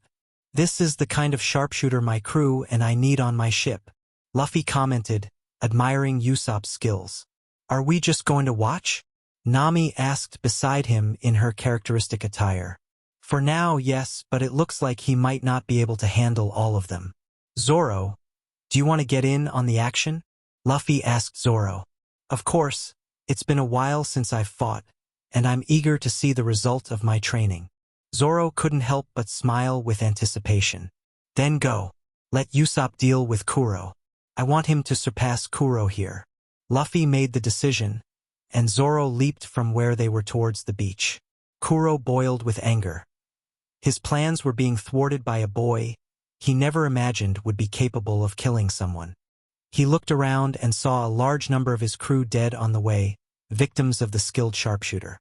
In his path, there were many bodies left behind as they tried to reach Usopp, who was on the hill. Kuro, consumed by rage, realized he had no choice. With fury, he used an ability he had developed, inspired by a theory he had seen in the styles used by the Marines and the CP Rokushiki/Soru. He advanced towards Usopp with only one arm, his claws ready to kill the boy once he was within his reach. Usopp, on the other hand, showed no hesitation. He looked seriously at Kuro's advance and dropped his rifle to pick up a military bag by his side.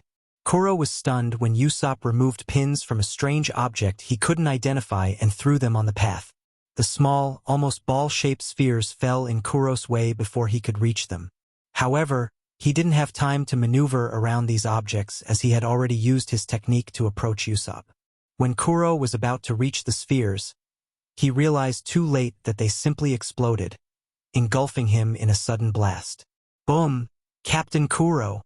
The Black Cat pirates couldn't contain their shock and astonishment as they saw their former captain being engulfed by the violent explosion. "Let's go! Hurry! Help Captain Kuro! It's just a kid!" The few survivors among the pirates began to rush toward the explosion. Their eyes filled with hatred because Usopp had caught them completely off guard and caused the deaths of many of their comrades. "Where do you think you're going?" A new voice interrupted the determined advance of the group of pirates. A man with 3 swords strapped to his waist appeared in their path, blocking them. "Who the hell are you, you bastard?" Django roared in anger, prevented from advancing. The plan to plunder the island and get rich was becoming increasingly frustrating. "My name is Roronoa Zoro, and I will be your opponent," Zoro declared, with a confident smile and the posture of someone ready for battle. Chapter 27, Syrup Village 06. Chapter size: 1937 words. Third-person POV. Syrup Village, East Blue. The explosion occurred on a hill near the island's Syrup Beach. The hill was covered with low vegetation and scattered trees, providing natural cover. The ground was uneven, with small stones and rocks scattered around. The vegetation, though not dense, added a touch of green to the surroundings. The explosion on the hill caused visible damage. Vegetation was uprooted, rocks were displaced, and the ground was churned and scorched. Fragments of grenades and debris were scattered across the rugged terrain, making the area chaotic and marked by the battle that took place between Usopp and Kuro. The smoke from the explosion rose into the air, obscuring the view and contributing to a tense atmosphere. Kuro had been caught in the midst of the explosion, and the hill was the backdrop for the surprising turn of events in the showdown between the two. "You bastard!" Kuro shouted with pure hatred, his expression a mix of anger and pain after being caught off guard by the grenades and the ensuing explosion. His body was marked and bloody, his clothes in tatters, but he remained standing, glaring at Usopp with a look of disdain and determination. When the smoke cleared, Usopp found himself facing the wounded figure of Kuro. The former captain of the Black Cat Pirates was visibly shaken, with his bandages in plain sight and his face bloodied. However, his menacing presence hadn't diminished, and he stared at the long-nosed boy with a mixture of anger and contempt. Yet the fear that Usopp had initially felt upon seeing him soon gave way to renewed determination. He knew that Kaya's safety depended on him and that he couldn't back down now. According to Luffy, Kaya's life depends solely on me. I must face the man in front of me and defeat him at any cost, Usopp thought, strengthening his resolve. The butler, watching the scene closely, didn't like the new determined look on Usopp. Kuro, on the other hand, wasted no time and proclaimed in fury, "You wretch, I'll send you straight to hell." With that, he advanced toward Usopp, his claws ready to attack, despite having only one usable hand. Usopp, planning his strategic attack, had prepared a bag full of C4 explosives to use against Kuro. He strategically placed the bag at the top of the hill, where he was positioned before jumping to dodge Kuro's attack. The explosives were carefully arranged in the bag, ready to be detonated with a remote control that Usopp carried with him. The bag contained a substantial amount of these powerful explosives, meaning the impact of the explosion would be devastating. Usopp, agile and determined, quickly evaded Kuro's attack and leaped from the hill, avoiding his deadly claws. As Usopp hovered in the air, he pulled a remote control from his bag and, without giving Kuro time to react, pressed the button. The bag that Usopp had left behind contained C4 bombs, and when the buttons were pressed, all the bombs detonated. A deafening blast echoed across the entire beach, and the sound reached the village several kilometers away. Usopp was also caught in the explosion, as he was relatively close, but he didn't retreat. He launched the attack, risking his own life even though he was aware of this fact, which made him fall to the ground, panting and seriously injured. With dust in the air, Usopp asked with difficulty, "Did I get him?" However, before he could react, a man even more injured than before appeared in front of him. Kuro moved with pure hatred and attacked. Usopp felt excruciating pain when his left shoulder was pierced by Kuro's claws after the surprise attack.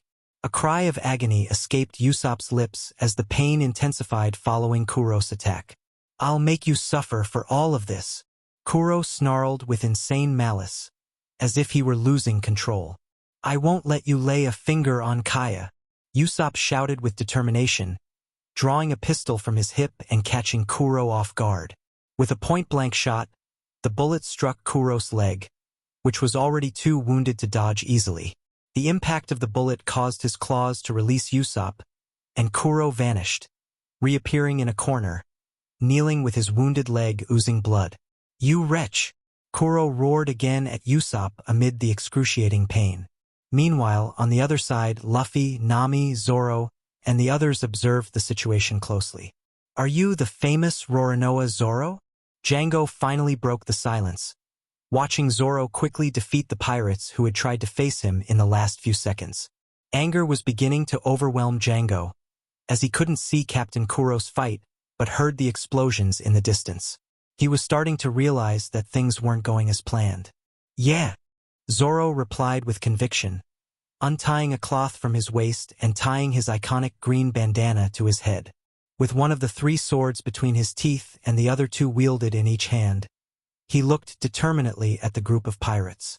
I will be your opponent, Zoro concluded, his eyes reflecting pure determination as he prepared to face his opponents. Don't underestimate our enemies. Everyone, pay attention, Django ordered, and the pirates approached, surrounding Zoro in this crucial moment. Django took out his hypnosis medallion and began to swing it in front of everyone present. What is he doing, Luffy-sama? Shirahoshi, beside Luffy on the more distant hill, asked as she watched the ongoing battles. She had been worried about Usopp when he faced Kuro but was relieved to see him exit the fight, even though injured. He's about to use hypnosis to strengthen everyone, Luffy explained, keeping his cool as he watched Django's medallion sway. Hypnosis? Will that really work?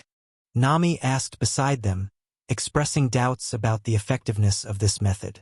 You'd be surprised at the results, Luffy admitted. He recognized the value of Django's ability, even though it wasn't his preferred style. Luffy had always felt a certain discomfort with abilities that affected people's minds, both in this life and the previous one. He would never consider Django as a possible crew member, despite this intriguing ability, as he disliked powers that tampered with people's minds. Returning to Django's scene. You'll get stronger. When Django said these words, they began to become a kind of rabid animals, punching the nearby rocks, even cracking them with the sudden increase in physical strength. Nami was stunned. Shirahoshi just placed her hand on her mouth, equally stunned. Sharky. Woof. It's impossible. Kuina couldn't help but comment. While the members by his side were stunned by the demonstration, Luffy turned his attention to an equally stunned Zoro and activated his devil fruit power. Moa Moa no Mi. Sound. Amplify 20 times.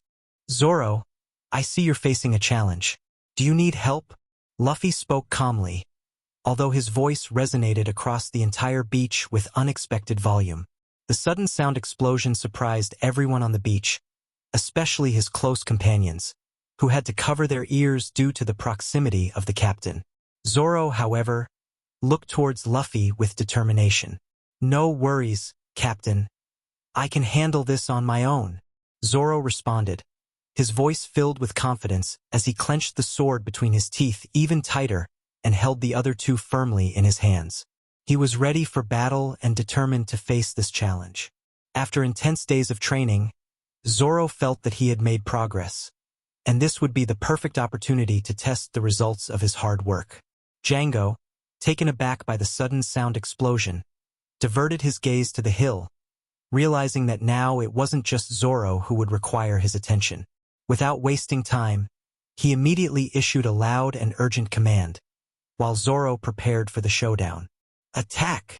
He shouted, and with this command, the pirates launched themselves in Zoro's direction with threatening cries and roars.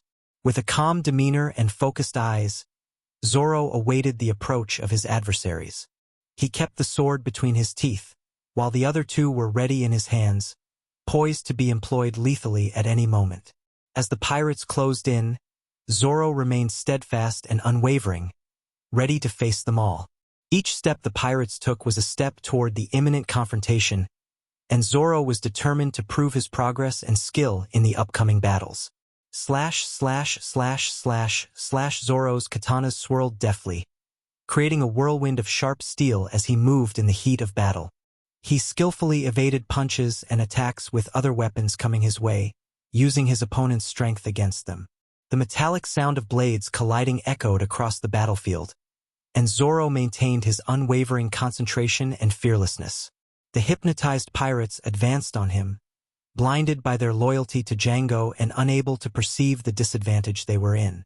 As Zoro's blades cut through them, some pirates fell to the ground, wounded or dead. The swordsman's ability was evident, and his fight was a deadly dance of steel. Django, on the other hand, was growing increasingly alarmed as he saw his crew being defeated one by one. His face showed concern, and he began to understand that he had seriously underestimated Zoro's power. The smile on the captain's face on the hill reflected his pride as he watched his swordsman in action, aware that the intensive training and system bonuses were yielding remarkable results. He really got strong, Kuina remarked beside Luffy, admiring Zoro's skill in battle. Luffy couldn't resist the opportunity to tease the girl. He's stronger than you. Kuina maintained her composure and responded with determination. Yes, I'm 11 years behind. I'm not surprised, but I'll catch up to him soon. The captain of the Straw Hat Pirates joked with a mischievous smile. So have you already agreed to join my pirate crew? Kuina laughed at his question. Not so fast, clever boy. Our agreement is until I see my father before making any decisions. Luffy nodded understandingly. I see. However, the atmosphere changed dramatically when a deafening scream echoed across the battlefield. Luffy, Kuina, and the others turned to see Yamato screaming like an animal, her features distorted. The surprised expression on Luffy's face gave way to concern as he watched his vice-captain's strange behavior. Yamato. She got hypnotized too. Holding his mace and growling like an animal, Yamato jumped off the hill and flew towards Django and the other pirates fighting Zoro. Zoro and the pirates could only stare in surprise at the shadow appearing in the sky, revealing a woman holding a mace as she prepared to blow up the ground in front of everyone. Before anyone could react, it was already too late to dodge. Boom! The explosion reverberated across the battlefield, leaving everyone stunned and covered in dust. Yamato's unexpected reaction added a comedic touch to a tense situation, surprising everyone with her explosive entrance. Django, along with all the pirates, conscious and unconscious, was sent flying through the air, with Zoro following the scene in bewilderment and yelling. At the same time, Luffy watched everything with a shocked look and then slapped himself in the face, muttering, "Why didn't I foresee this? Ha ha ha. Sorry about that, Zoro." Yamato, who had already returned to her normal state, emerged from the wreckage and scratched her head sheepishly, laughing with a comical expression. It was a bit more explosive than I intended. Zoro, emerging from the debris dirty and with his teeth making a funny shark-like grimace, shouted, "Aye, why did you attack me too?" Sorry, Yamato replied, still scratching her head, while both of them were in the middle of that giant crater caused by the strike. Chapter 28, Syrup Village 07. Chapter size, 1961 words. Third-person POV Syrup Village, East Blue. Zoro, I can see you've got a problem. Need some help? This sudden, loud voice made Usopp and Kuro look up the hill where Luffy and the others were. Kuro fixed his burning gaze on Luffy as he spotted him for the first time in the corner of that island under the clear sky. His once intense eyes seemed to spark with unquenchable anger. To Kuro, Luffy's mere presence was a burning wound that turned the peaceful island into an emotional battleground. The origin of his hatred was rooted in the understanding that it was Luffy himself who had sown the seeds of destruction in his elaborate plans. Every failure and twist that threatened his meticulous strategy could be directly traced back to Luffy and his Straw Hat Pirates. Kuro's anger burned with the intensity of 1,000 suns, as he blamed the pirate captain for every setback and obstacle in his path. The discovery that Usopp, someone he had never expected to be so relentless, was under Luffy's influence only fueled Kuro's hatred further. Usopp, the boy he had once known, had become unrecognizable, reinforcing the feelings of powerlessness and anger within Kuro. He wondered how Luffy had managed to wield such influence over one of his former crew members, making him a formidable opponent. Kuro couldn't comprehend how everything had unraveled so quickly, how his carefully laid machinations had come undone in a whirlwind of problems and twists. The only certainty he had was that Luffy was aware of his true identity, and that only heightened the fury burning in his heart. Despite suffering a crushing defeat at the hands of Luffy in a previous confrontation, the mere presence of the captain of the Straw Hat Pirates caused Kuro's anger to grow with each passing second. He couldn't believe that Luffy's group had disappeared after the beating he had taken. The idea that they had abandoned him further fueled his anger, and he remained convinced that, with the help of his old crew, he could deal with Luffy and his companions. Now, with the sunny and tranquil scenery, Luffy's presence only added fuel to the fire of hatred burning inside Kuro. The impending confrontation promised to be an explosion of pent-up emotions as Kuro, determined to avenge his defeats and restore his honor, faced Luffy with a ferocity that only an enemy fueled by the deepest and hottest hatred could display.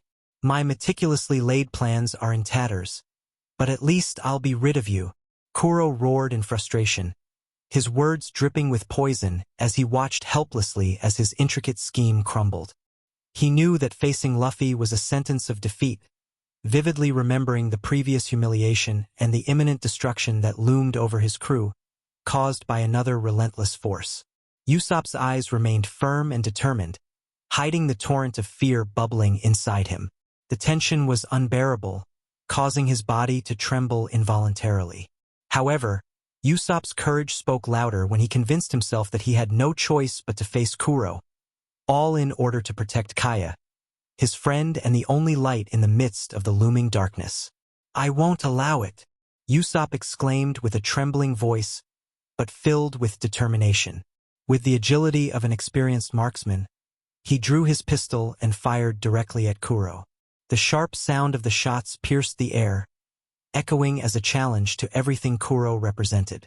Bang, bang, bang. Kuro, even with his injured leg, skillfully resorted to his superhuman agility to dodge the bullets, displaying impressive agility that defied logic. Even though the pain of the wound was present, his determination was unwavering. The bullets whizzed through the air, but Kuro remained unscathed, maintaining the distance between him and the deadly ammunition. "Die!" Kuro bellowed, bursting into an relentless charge towards the long-nosed liar, his face contorted by uncontrollable fury that boiled within him. The thirst for vengeance fueled his strength, making him even more threatening. As Kuro closed in on Usopp, the sniper found himself in a critical situation. Needing to reload his weapon, he momentarily found himself defenseless. However, before he could take any action, a deafening roar echoed through the air. Boom! A grenade exploded violently near Usopp, engulfing him in a cloud of smoke and destruction. The explosion caught Kuro and even Usopp himself, creating a scene of chaos and devastation. Even amid the chaos and the pain that surrounded him, Usopp recognized the need for his sacrifice. He was willing to endure any suffering to stop the vile pirate who threatened his friend and his island. The intense pain he felt became a tangible testament to his courage, a testimony of the price he was willing to pay to protect those he loved. Usopp emerged from the explosion as a fearless hero, far from unscathed. When the dust finally settled, his body was riddled with injuries, a series of cuts and bruises bearing witness to the brutality of the confrontation. Blood flowed from his wounds, staining his attire and the arid ground of the island. Kuro's hoarse and hate-filled voice echoed across the scene, revealing him amidst the carnage. His figure was visibly worn out, a mask of cruelty and blood that covered his already exhausted body. The pirate bled from numerous lacerations, a living testament to the wounds inflicted during the battle. Yet, his fierce determination still burned in his eyes. Usopp, despite the intense pain that tormented him, did not back down from the bloodied adversary. In times past, he might have succumbed to fear and fled, but now, Courage compelled him to face the cruel man and exact vengeance for all that Kuro had caused. His voice, though trembling, echoed through the battlefield. "I'll stop you," Usopp proclaimed, unwavering determination in his voice. He aimed his pistol once more, pointing it at his relentless opponent. Kuro, despite his weakened condition, didn't hesitate to respond. With the last reserves of strength within him, he shouted in return, "Die!" He advanced with a terrifying intensity, knowing that the battle had reached its climax. His offensive was a display of the fierceness of his will, even if he was at the limit of his endurance. In the blink of an eye, he vanished from where he stood, delivering a precise and swift strike that cut across Usopp's chest before he could react. "Ah!" Usopp's cry of pain echoed through the scene as he fell backward to the ground, his skin tingling with the searing pain radiating from his wound. Kuro, with a cold and challenging gaze, uttered threatening words as he looked at Usopp, lying on the ground, covered in blood. "I might lose or even die here, but at the very least, I will kill you," he said coldly, his voice echoing in the tense air. However, just as he was about to strike Usopp's head with his deadly blades, a small pebble struck his head, causing him to pause and turn his gaze in the direction of the thrown object's origin. There stood Kaya, tears streaming down her face as she held another stone on the ground, determined to interrupt the imminent atrocity. "I won't let you kill Usopp," Kaya shouted firmly, her voice trembling with fear but resolute to face the danger on behalf of her friend. "Kaya," Usopp muttered, his face contorted with concern, as he lay helpless on the ground and shouted with all his might, using his last energies to try to protect his friend. "Kaya, get out of here," he growled, urgency echoing in his voice, knowing that Kuro was about to direct his unbridled rage toward the defenseless girl. Immersed in the madness of his fury, Kuro abruptly turned toward Kaya, his hands taking on the form of lethal claws as he advanced toward the defenseless girl, determined to cause as much destruction as possible. Kaya was alarmed, her eyes widening in terror as Kuro appeared before her, his deadly claws poised to strike. "Kaya!" Usopp's anguished cry resonated through the chaotic scene, his desperation echoing in the air as he helplessly watched the terrible threat approach his friend. The deafening roar of Yamato's explosion made the ground tremble violently in that remote corner of this island. Kuro, already severely wounded, lost his balance and stumbled over his own injuries, his expression of rage turning into a grimace of pain. Amidst the chaos, a gunshot rang out, breaking the silence that followed the explosion. It was Usopp, who seized the moment when Kuro lost part of his balance to shoot his weapon at the villain's back. Kaya watched in terror, her eyes fixed on Kuro's chest, where blood spurted from the spot where his heart should be. Usopp, with no other options, acted on instinct and fired again, aiming for the heart of the man who threatened Kaya's life. Silence fell over the battlefield, now stained with blood. Kuro, dazed, knelt down, touching his bloodied chest, unable to comprehend the rapid turn of fate. It didn't take long for him to fall to the ground, lifeless. Meanwhile, Luffy displayed a small smile, observing the scene of the two battles that had unfolded. For someone who said he didn't care about their lives, "You were about to move when they were on the brink of death," Kuina commented with an amused look next to the captain. A smile also appeared on Nami and Shirahoshi's lips, who were watching the scene from a distance. "I don't know what you're talking about," Luffy responded, somewhat embarrassed but proud of his comrades. But before anyone could tease him further, he jumped from the hill to see Yamato and Zoro. Seeing him leave, Kuina and the others could only follow the captain, wanting to avoid any provocation they were about to make. "I see you've put on quite a show," Luffy couldn't help but comment, looking at the scene that Yamato had created on the beach. He. Yamato laughed nervously and embarrassed, while Zoro grumbled at the sight. "Anyway, let's tie them up. We'll have Lamy and Bippo hand them over to the Marines in the next few days." Luffy gave the order, and both of them began to do just that, with Nami being the most eager to complete the task, thinking about the money she would earn when these defeated pirates were delivered to a naval base. Watching this, Luffy went to where the young hero was lying, injured. "You fought better than I thought." Luffy quickly reached Kaya and began tending to Usopp with Kuro's lifeless body a few meters away from them. "I believe so. Thank you." It was the only thing Usopp managed to say as he looked as bad as he did when Luffy saw the birth of God Usopp in Dressrosa. "Thank you for helping." Kaya couldn't help but comment as she inspected the long-nosed man's injuries. "Don't worry. I wanted to see if my future sharpshooter was worthy to face the sea, which will be much harder than this battle. At least here, I wasn't disappointed." Luffy commented with a smile. Usopp just nodded in silence. It didn't take long for them to move Usopp to Kaya's mansion after all the pirates were tied up. With the convulsion resolved, Mary prepared a banquet for the group to celebrate the victory in such a difficult moment. The butler was quite wounded, as Kaya had found him injured by Kuro before heading to the beach. Chapter 29, Syrup Village 08. Chapter size, 2,875 words. Third-person POV Syrup Village, East Blue. A few hours later, the group gathered at Kaya's mansion. The tension that had dominated the previous moments had given way to a sense of relief and gratitude for having averted the imminent danger that loomed over the village.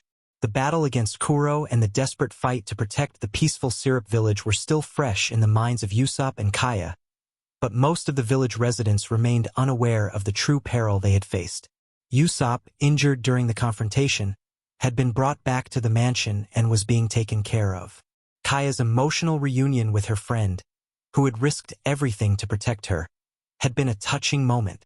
"You're really a mermaid," Kaya exclaimed in amazement as she saw Shirahoshi's tail on the sofa, revealing the secret the princess had guarded so carefully. Surprise and admiration shone in her eyes as she beheld the majestic mermaid tail. "Yes, I am Kaya-sama," the princess responded with a shy tone, her voice revealing a mix of pride and humility in the face of recognition. Nami's announcement added extra excitement to the atmosphere. "So, for our help, I believe we deserve at least 10 million berries," Nami exclaimed, referring to the payment for the assistance provided.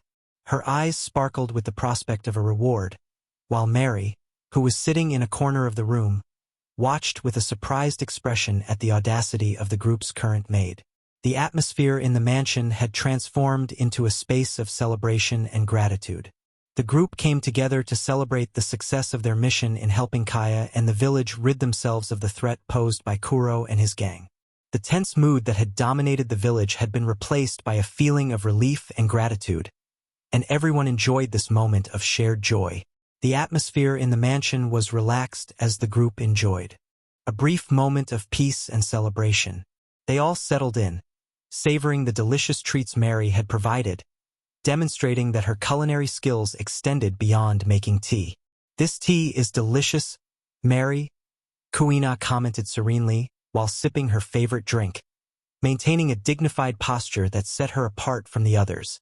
"The sake is great too," Zoro added, drinking directly from a barrel, his throat burning from the liquor he enjoyed.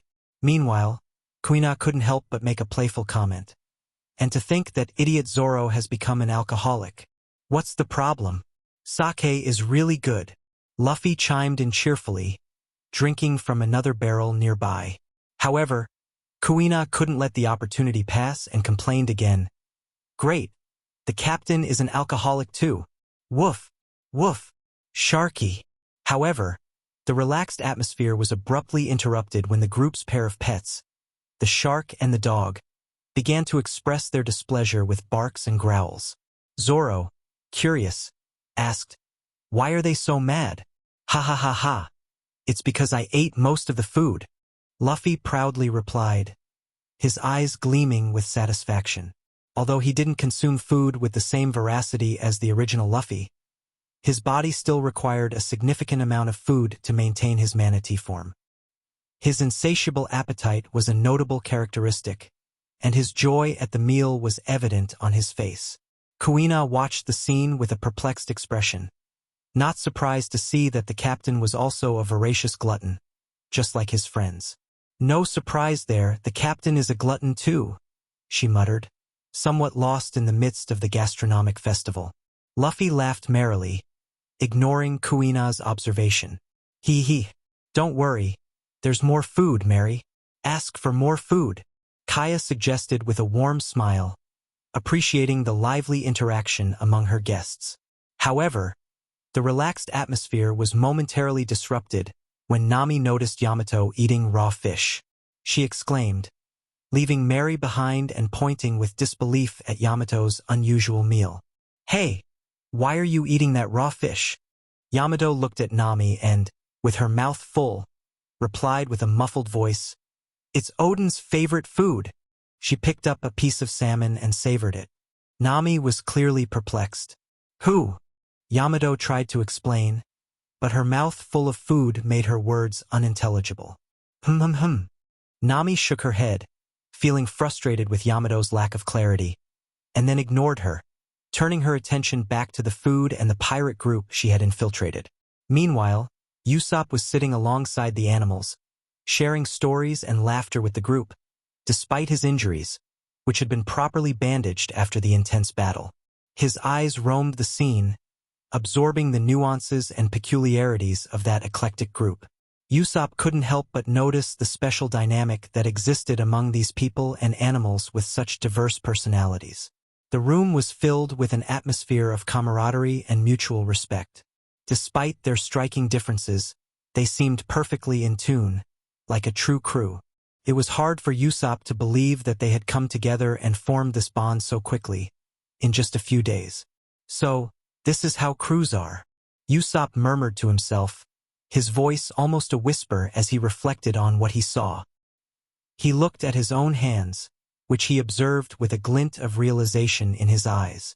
Those hands were witnesses to the changes that had occurred in the past few days.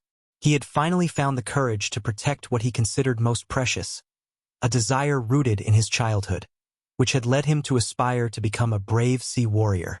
Now, he glimpsed the possibility that this dream was not as far off as he had imagined.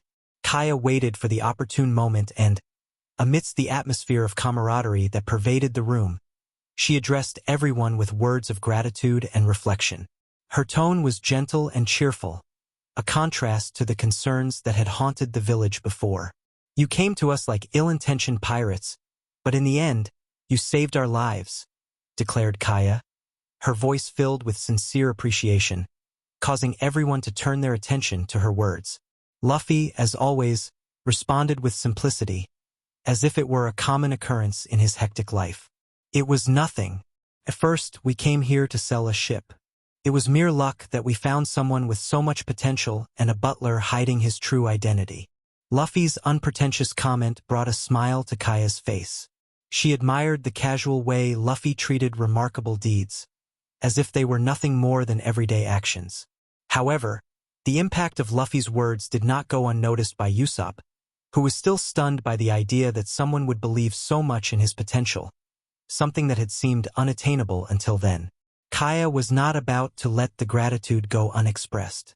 She made a surprising announcement. Even so, all of this resulted in saving our lives. As a token of my appreciation, in addition to buying your ship, I intend to gift you with your own vessel. Kaya's generous gesture was even more striking, considering that Luffy and his crew had acquired their ship by stealing it from the Navy. Her sincere words and the gesture of gratitude demonstrated how much she valued the help they had provided to the village. Luffy expressed a genuine smile, although his thoughts on the matter were a bit more complex than his initial reaction suggested.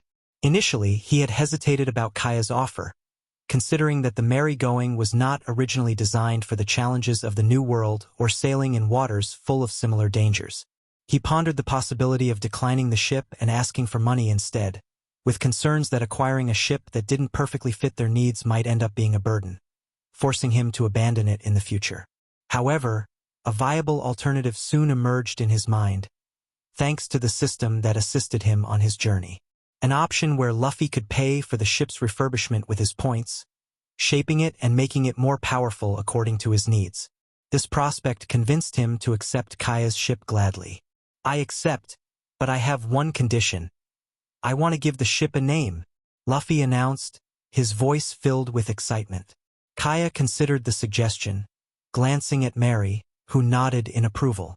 The governess soon clarified, "The ship was completed yesterday, but due to the confusion caused by Kuro, we haven't had the chance to name it yet. I was planning to do so tomorrow. So the ship the young miss is offering still doesn't have an official name, and you'll have the privilege of naming it as you please." Luffy was pleased with the news. He wasn't interested in keeping a name like Merry-Going or Sunny-Go. Although there was nothing wrong with those names, they didn't match his personal style. He aspired to something more powerful and iconic, like Whitebeard's Moby Dick or Jewel D. Rogers' Oro Jackson. The opportunity to choose the name for his own ship was a chance he welcomed wholeheartedly. "Perfect. I'm looking forward to naming our ship," Luffy declared, radiating joy and anticipation. The celebration continued throughout the night, turning Kaya's mansion into a place of joy and celebration. The mansion was alive with laughter, animated conversations, and the echo of shared stories among the eclectic group that had gathered to celebrate the victory over Kuro and his gang. As the night advanced and the celebration banquet went on, Luffy and Zoro consumed numerous barrels of sake and other alcoholic beverages, showing little restraint. Their loud laughter and drunken antics stood out among the others as they competed to see who could drink more. While the party continued to be lively, Shirahoshi, the young mermaid, was enchanted by Kaya. The girl, who had lived most of her life in isolation and confinement, found in Kaya someone who understood and shared her life experience. She felt immediately drawn to Kaya's generosity and the warmth of her heart, which welcomed her as part of the celebration. The heroes of the day, exhausted but happy, shared stories about their adventures, funny memories, and details of the battle against Kuro and his gang. There was a sense of unity and camaraderie, as if they had formed an improvised crew for one night. Smiling and grateful faces filled the room, and the bonds that were formed that night seemed unbreakable. As the night neared its end, sleepy eyes replaced the lively gazes. The celebration finally came to its conclusion, and one by one, the participants bid their farewells and went to their rooms to rest. Luffy woke from his slumber in Kaya's mansion, finding himself ensnared in the warm embrace of Yamato, who was softly snoring in one of the guest rooms. With considerable effort, Luffy managed to free himself from Yamato's grip, still feeling somewhat taken aback by the unexpected gesture from the princess. He then focused on straightening his clothes, which had been wrinkled by the embrace. As he adjusted his attire, Luffy glanced out the room's window, observing the peaceful scene outside. His eyes settled on Usopp, who was walking in the mansion's yard with his bandages visible. The captain of the Straw Hat Pirates saw this situation as an opportunity to test the young sharpshooter's courage and determination, to determine if he would be a valuable addition to the crew. "Hey!" Luffy greeted, causing Usopp to jump in surprise at his sudden appearance. Luffy," Usopp nearly shouted in surprise. "I remembered that you were alone here and thought we could talk," Luffy said with a friendly smile. "Talk?" Usopp asked, curious, although he already suspected what it was about. "Yes, talk. I want you to join my crew, but I won't force anyone to enter it. However, I believe in you, Usopp. I'm sure that if you join us, you'll become a brave warrior, respected in every corner of this world. It'll be a challenging path, with trials and suffering, but I'm confident you'll overcome it all. If you accept, your dreams will come true." Luffy spoke with confidence, his faith in Usopp clear in his words. Usopp looked at Luffy with a mixture of surprise and apprehension. "What if I'm not strong enough, Luffy? What will happen then? What if I'm just a burden to all of you?" Luffy responded with a calm smile. "Don't worry, Usopp. You're already strong, and I'm sure you'll become even stronger. We're here to support each other. No matter how tough it gets, we'll face it together. Plus, I've seen your courage. You stood up to Kuro to protect your friend, and now you're willing to embark on an adventure with us. I believe in you, and I'm sure you'll be an amazing addition to our crew. So, what do you think?" Usopp reflected for a moment, recalling all the experiences of the past few days. It was a chance to pursue his dreams alongside reliable and strong people, like those he had crossed paths with. I want to join you," Usopp declared, overcoming his hesitation. He was determined to embark on this adventure and knew that, with that group, he could achieve his goals. That's great! Luffy celebrated, excited about Usopp's decision. Now we're officially crewmates. Get ready for many adventures. Usopp smiled, feeling nervous yet excited. He was ready to face the challenge that lay ahead, confident that with his new friends, he could overcome it. Luffy's faith in him motivated him to give his all on the journey about to begin. System, crew. Usopp has joined your crew. Luffy opened a sincere smile when he saw the system notification confirming Usopp's entry into his group. That's great. Let's announce your entry to the crew during breakfast when everyone is gathered. Luffy suggested, and they went back inside the mansion. Luffy found the crew gathered in the mansion's kitchen, where each member was busy eating and drinking something. The wooden table was filled with food dishes, fruits, and juices, creating a lively atmosphere. Yamato was particularly visible, expressing her dissatisfaction quite audibly. You shouldn't have left the room, Luffy. You should have been resting, Yamato grumbled, eating a piece of fruit with a scowl on her face. Luffy, always in a good mood, ignored Yamato's comment and the questioning looks from some of the girls. With that, he continued to smile at Usopp, who was a little bewildered by the scene. Everyone, I have fantastic news. We have a new member joining us, Luffy announced with excitement, casting a warm glance in Usopp's direction. The news was received with enthusiasm and curiosity by all crew members, who looked at Usopp, awaiting a brief introduction, even though they already knew the boy.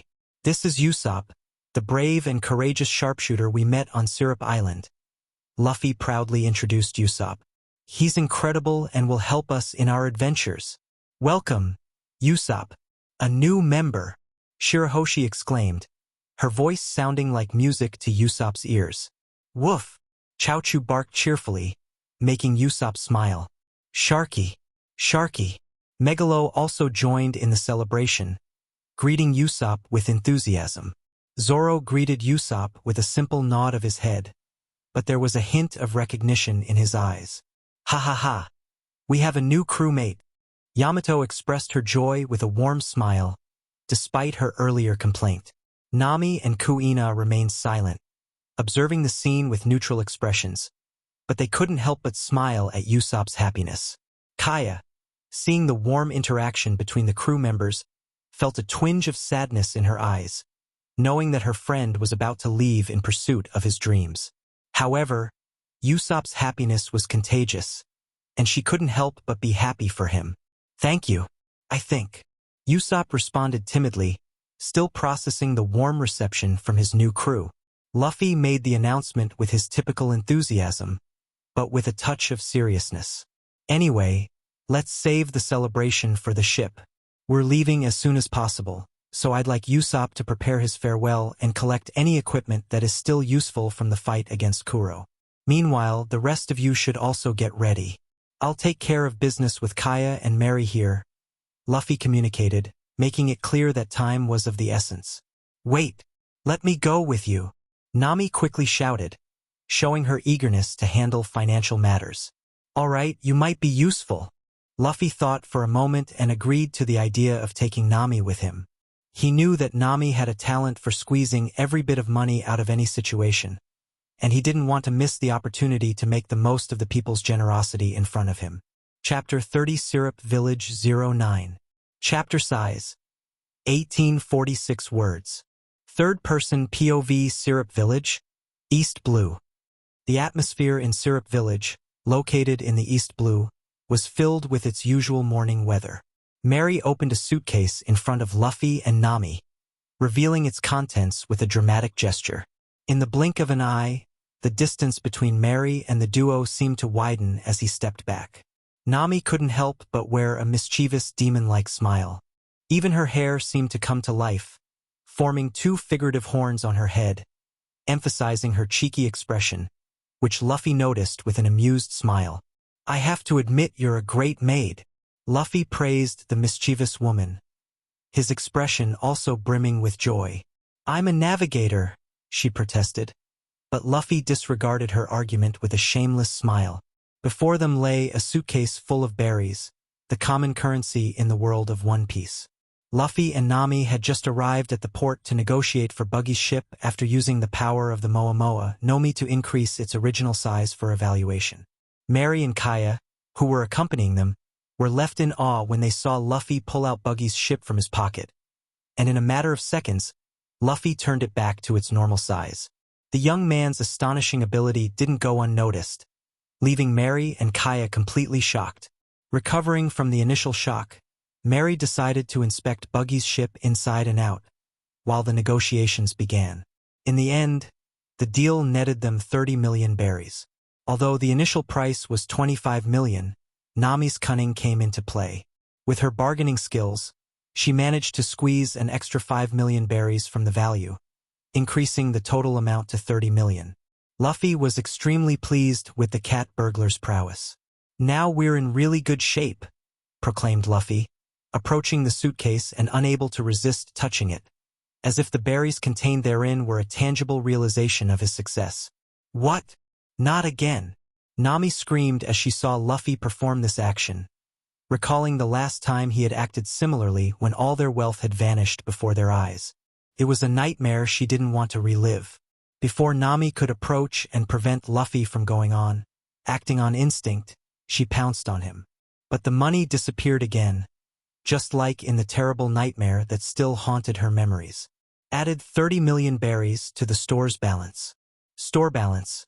42 million. Luffy had spent a considerable amount of money in recent days, especially on Usopp's weapons, as nothing in those items was cheap. However, in the end, the investment proved to be worthwhile. "No!"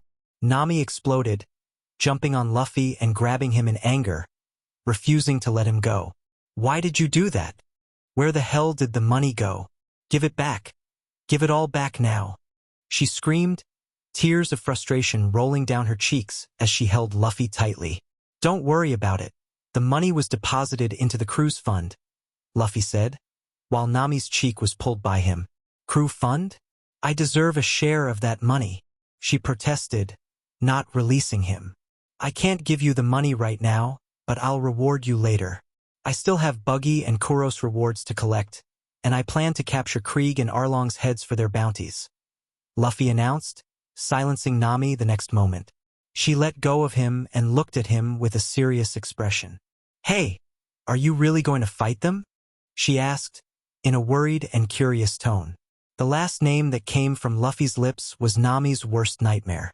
Even after all the displays of strength by the man with the straw hat, her mind was reluctant to accept that he could face Arlong. "Yes? Any problem?" Luffy raised an eyebrow, appearing defiant, but it was a fun moment for him.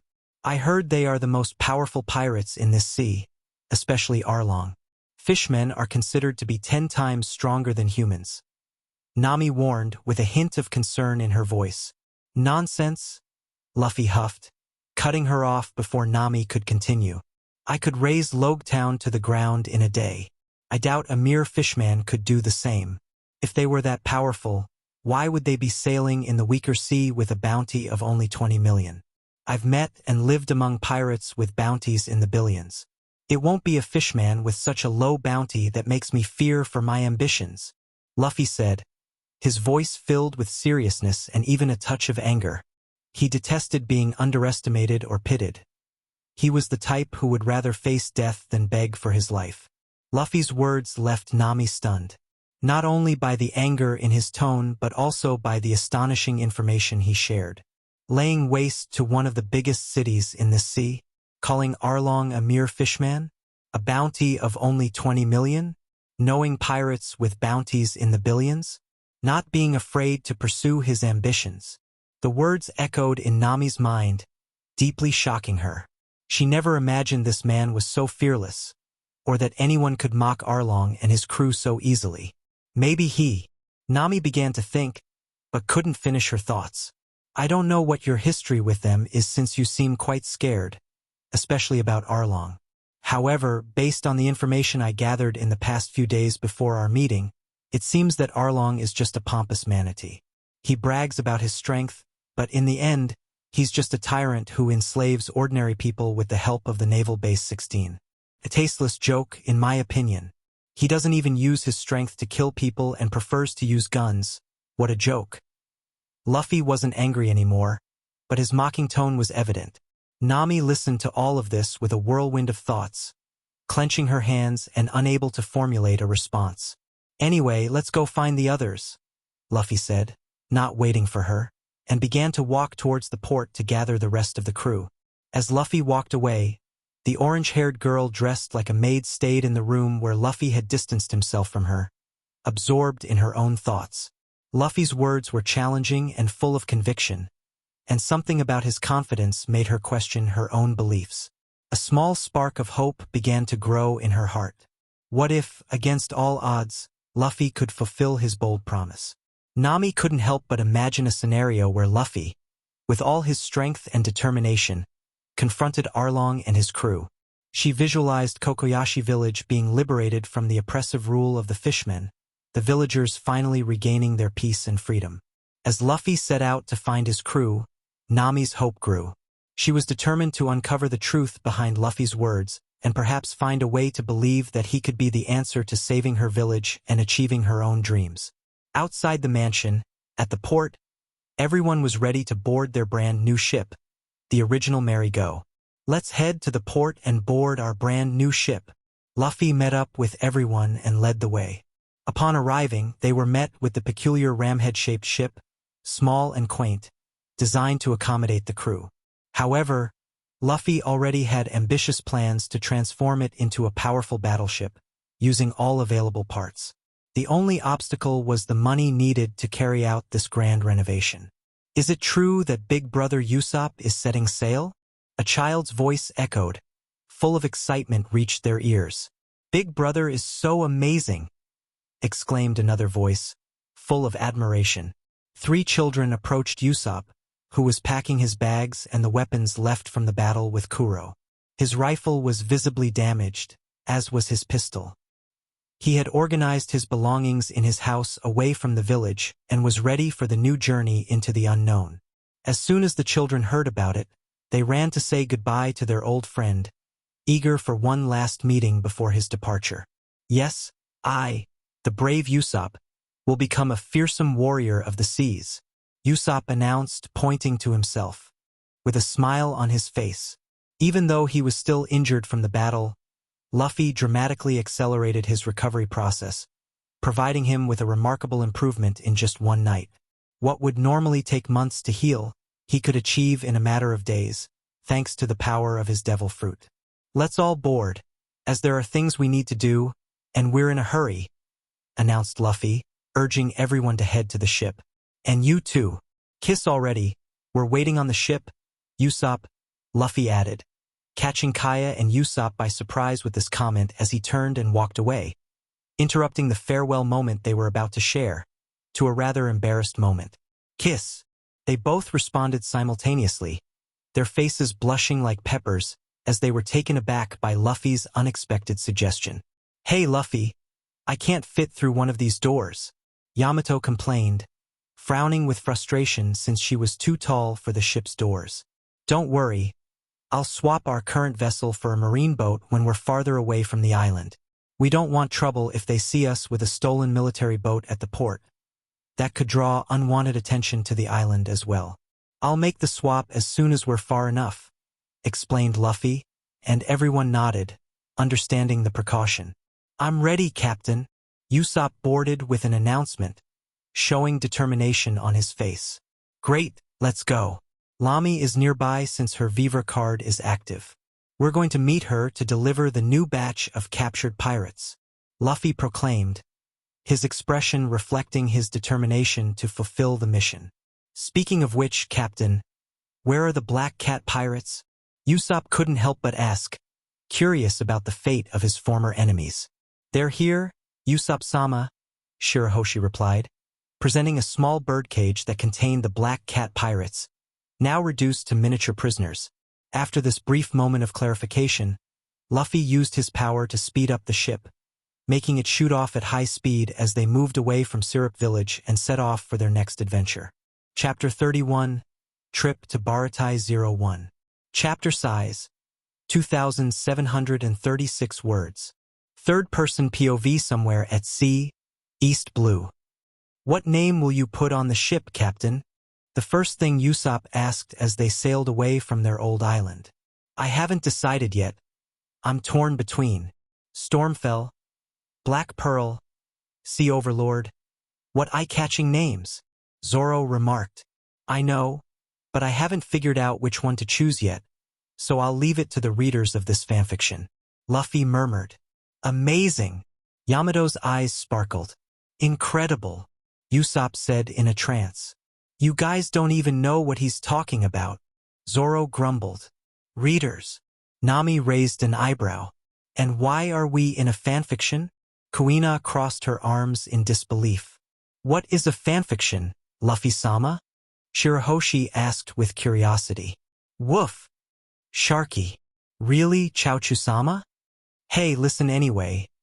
The name of the ship was chosen by readers with the highest votes. The name will be.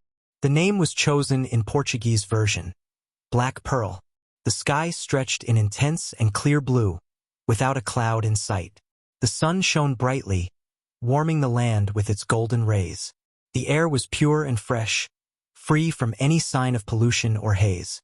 It was one of those rare moments when nature revealed itself in all its splendor, on a day of clear and bright sky, providing a sense of serenity and purity that soothed the soul.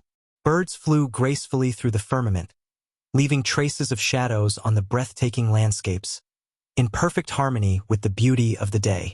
It was as if the sky itself smiled at the earth, illuminating it with its purity and radiant beauty. At sea, an imposing marine ship sailed alone, cutting through the waters with unwavering elegance. On the deck, a group of individuals lay, looking disoriented and defeated. Luffy, always quick with his solutions, switched ships, making the stolen marine ship increase in size. He took it out of a small box he had acquired in Kaya's mansion. Luffy found it safer to store his ships in that small box since he had the power to shrink them to the size of a marble and store them in his pocket. Once everyone moved to the larger ship, Luffy shrank the small ship, now named Black Pearl, to a minuscule size and stored it in the small pocket box again. On the ship's deck, Luffy turned into a ruthless general. He spared no one in training, imposing a level of rigor that challenged the endurance of his crew. His voice echoed, firm and challenging, as he watched each member fight under the increased gravitational pressure. Come on, is this all you guys can do? I was expecting much more from you, he shouted. His words filled with authority and determination. It's very hard, Luffy-sama, Shirahoshi muttered, but Luffy didn't relent. For me, it's quite easy, Yamato replied calmly, demonstrating unwavering determination. Zoro and Kuina were sweating profusely, but Luffy didn't give them a break. We aren't monsters like you and the captain, Zoro commented, recognizing the harsh reality of the relentless training. Chaochu whined like a defeated dog, but Luffy showed no mercy. He continued to encourage, challenge, and push his crew to the limit. Megalo, I hope you give your best too, he ordered, making no exceptions for the non-human members of the crew. And when it came to Usopp, Luffy didn't hesitate to show his indifference. You can't even lift a finger. I'll leave you like this until I'm satisfied with your performance, he stated, highlighting his determination to forge an elite crew, even if it meant not going easy on any of them in training. Shirahoshi, you have a great hidden power within you. I know you can do better than this, Luffy exclaimed, his voice conveying a mix of encouragement and challenge. Shirahoshi was in a state similar to Usopp, or perhaps even worse, as silent tears streamed down the young girl's face during training. However, Luffy had committed himself to make her powerful before they reached the New World, and he didn't plan to allow her an easy time during training. While everyone was on the ground, panting and exhausted, only he and Yamato remained standing, locked in a constant confrontation. Luffy occasionally interrupted the fight to provide words of encouragement and guidance to each crew member.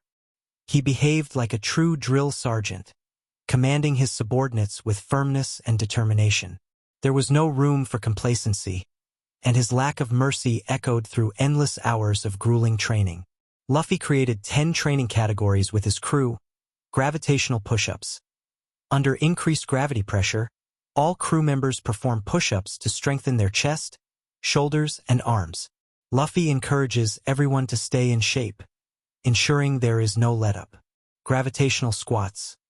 Squats are performed to strengthen the legs and endurance. Increased gravity makes this exercise even more challenging, testing everyone's resilience. Deck runs.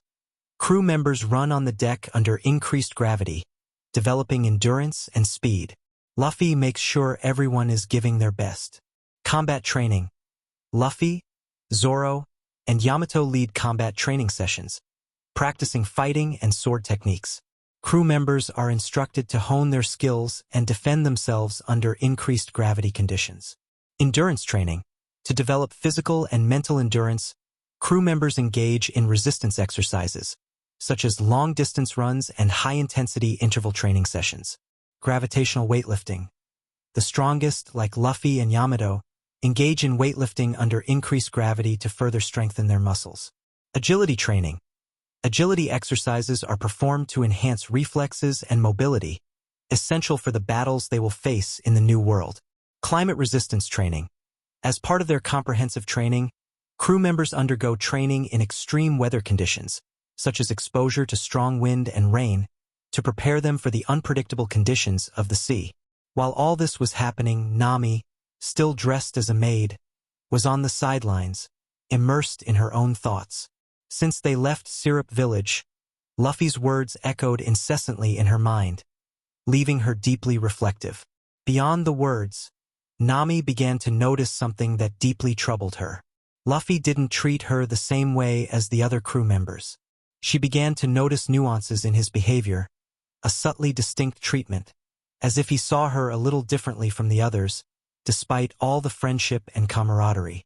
This perception squeezed her heart and created a sense of uncertainty. From a young age, Nami harbored a deep hatred for pirates, but watching this peculiar group made her question her own beliefs. They were a kind of crew she had never seen before, and that left a bitter taste in her mouth. She felt hurt and out of place, as even the other crew members didn't embrace her as a true nakama. Nami sighed softly to herself, sinking into her thoughts. Maybe it's because I joined the group with the wrong intentions, she murmured to herself, expressing self-criticism and reflection on her past actions. However, her brief reflection was interrupted by Luffy's energetic voice. "Maid, our training is over. Could you bring us some refreshing drinks?" called the captain, releasing the gravitational pressure imposed on the group. "Why, yes," Nami replied quickly, but this time her voice carried a more dejected tone than anger. This did not go unnoticed by Luffy, who arched an eyebrow as he watched her walk away. He pondered in silence. Was I too hard on her? Anyway, unless she comes to me and shows her true intentions and feelings, I'm not willing to ease the pressure. Not when it seems like, deep down, she just wants to steal from us.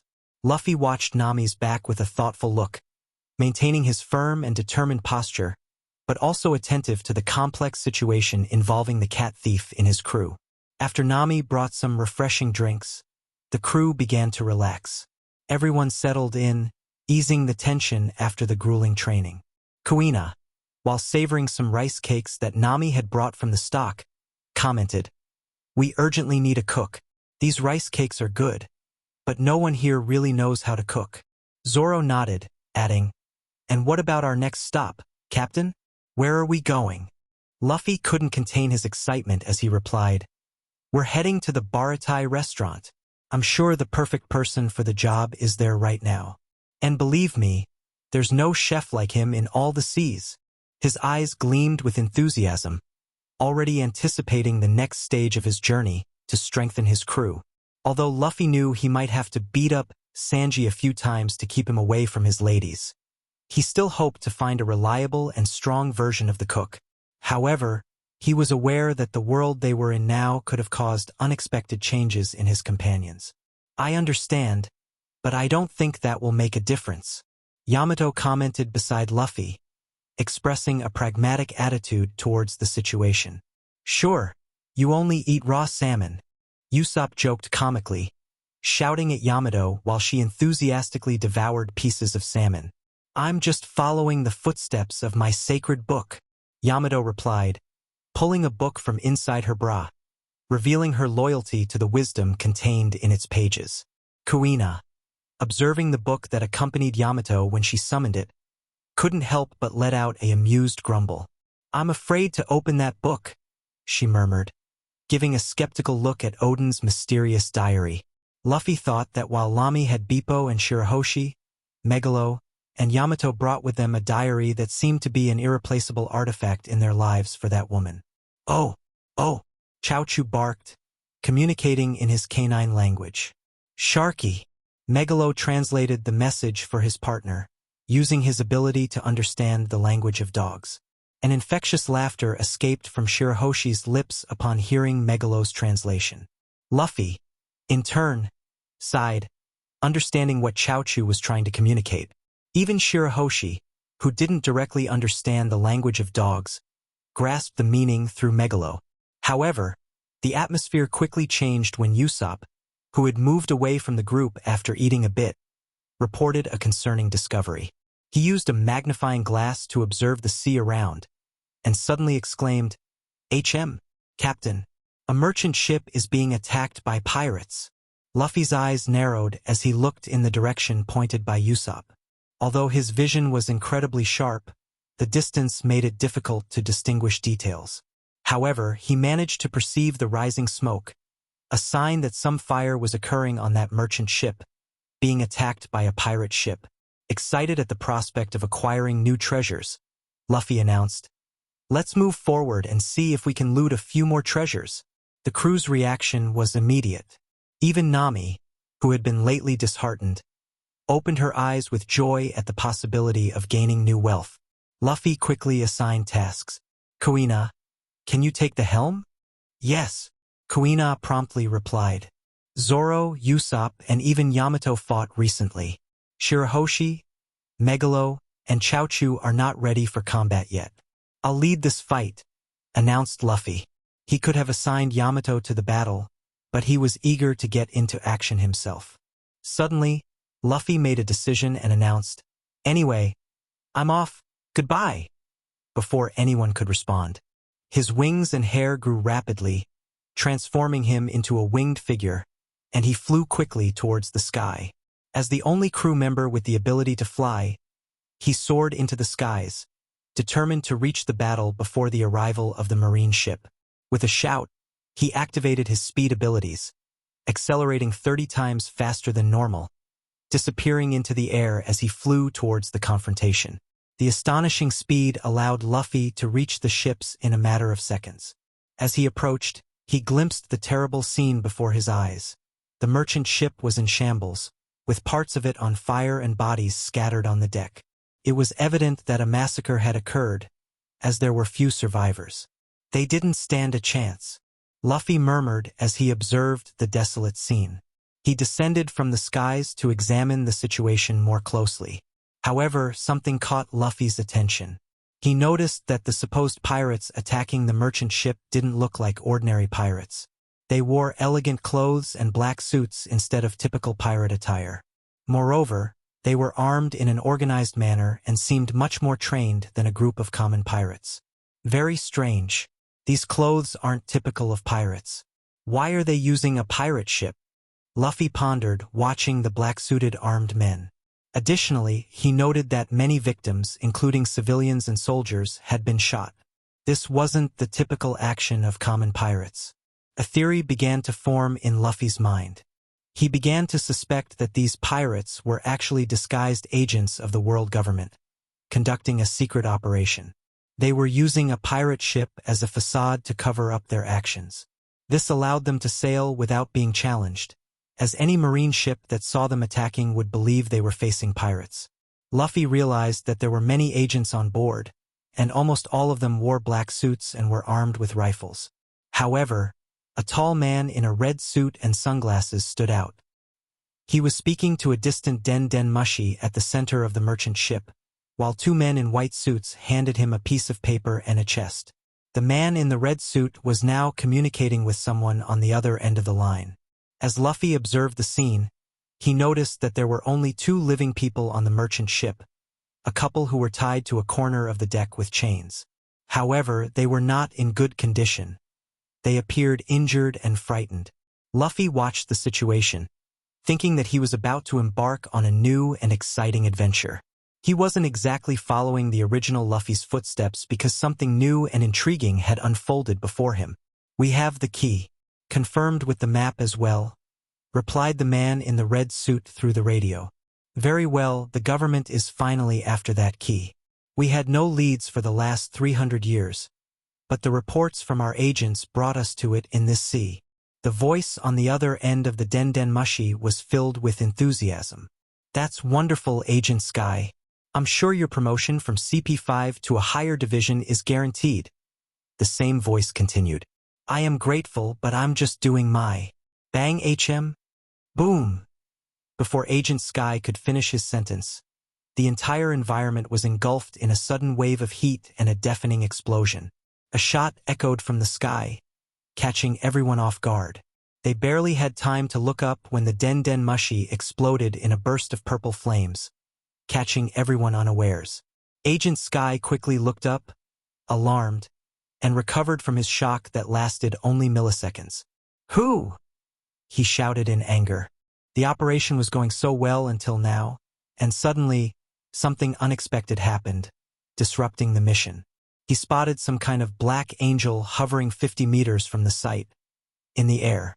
Although belonging to a significant division of the world government, only a small group of the main Cypher Pole teams and the agents responsible for the Tenryubitos were aware of Haki and had proper training. Agent Sky was not part of that group and had no idea of Luffy's approach as they carried out the mission. If Agent Sky had knowledge of the Lunarians, his first assumption upon seeing Luffy in the skies would have been that. However, he would be wrong. A devil fruit user was his initial impression upon observing Luffy. The winged man grinned at all the government agents while holding a pistol pointed where he had shot with his Chaos Flame power. Both Agent Sky and the other agents in white and black suits, as well as the prisoners, looked at the new winged man, completely dumbfounded. "Can I join in on this fun too?" Luffy asked playfully, his voice echoing throughout the area. Comment your favorite part and subscribe for next part. Thanks for give me like, and don't forget to comment your next audiobook WNAT ever you want to listening.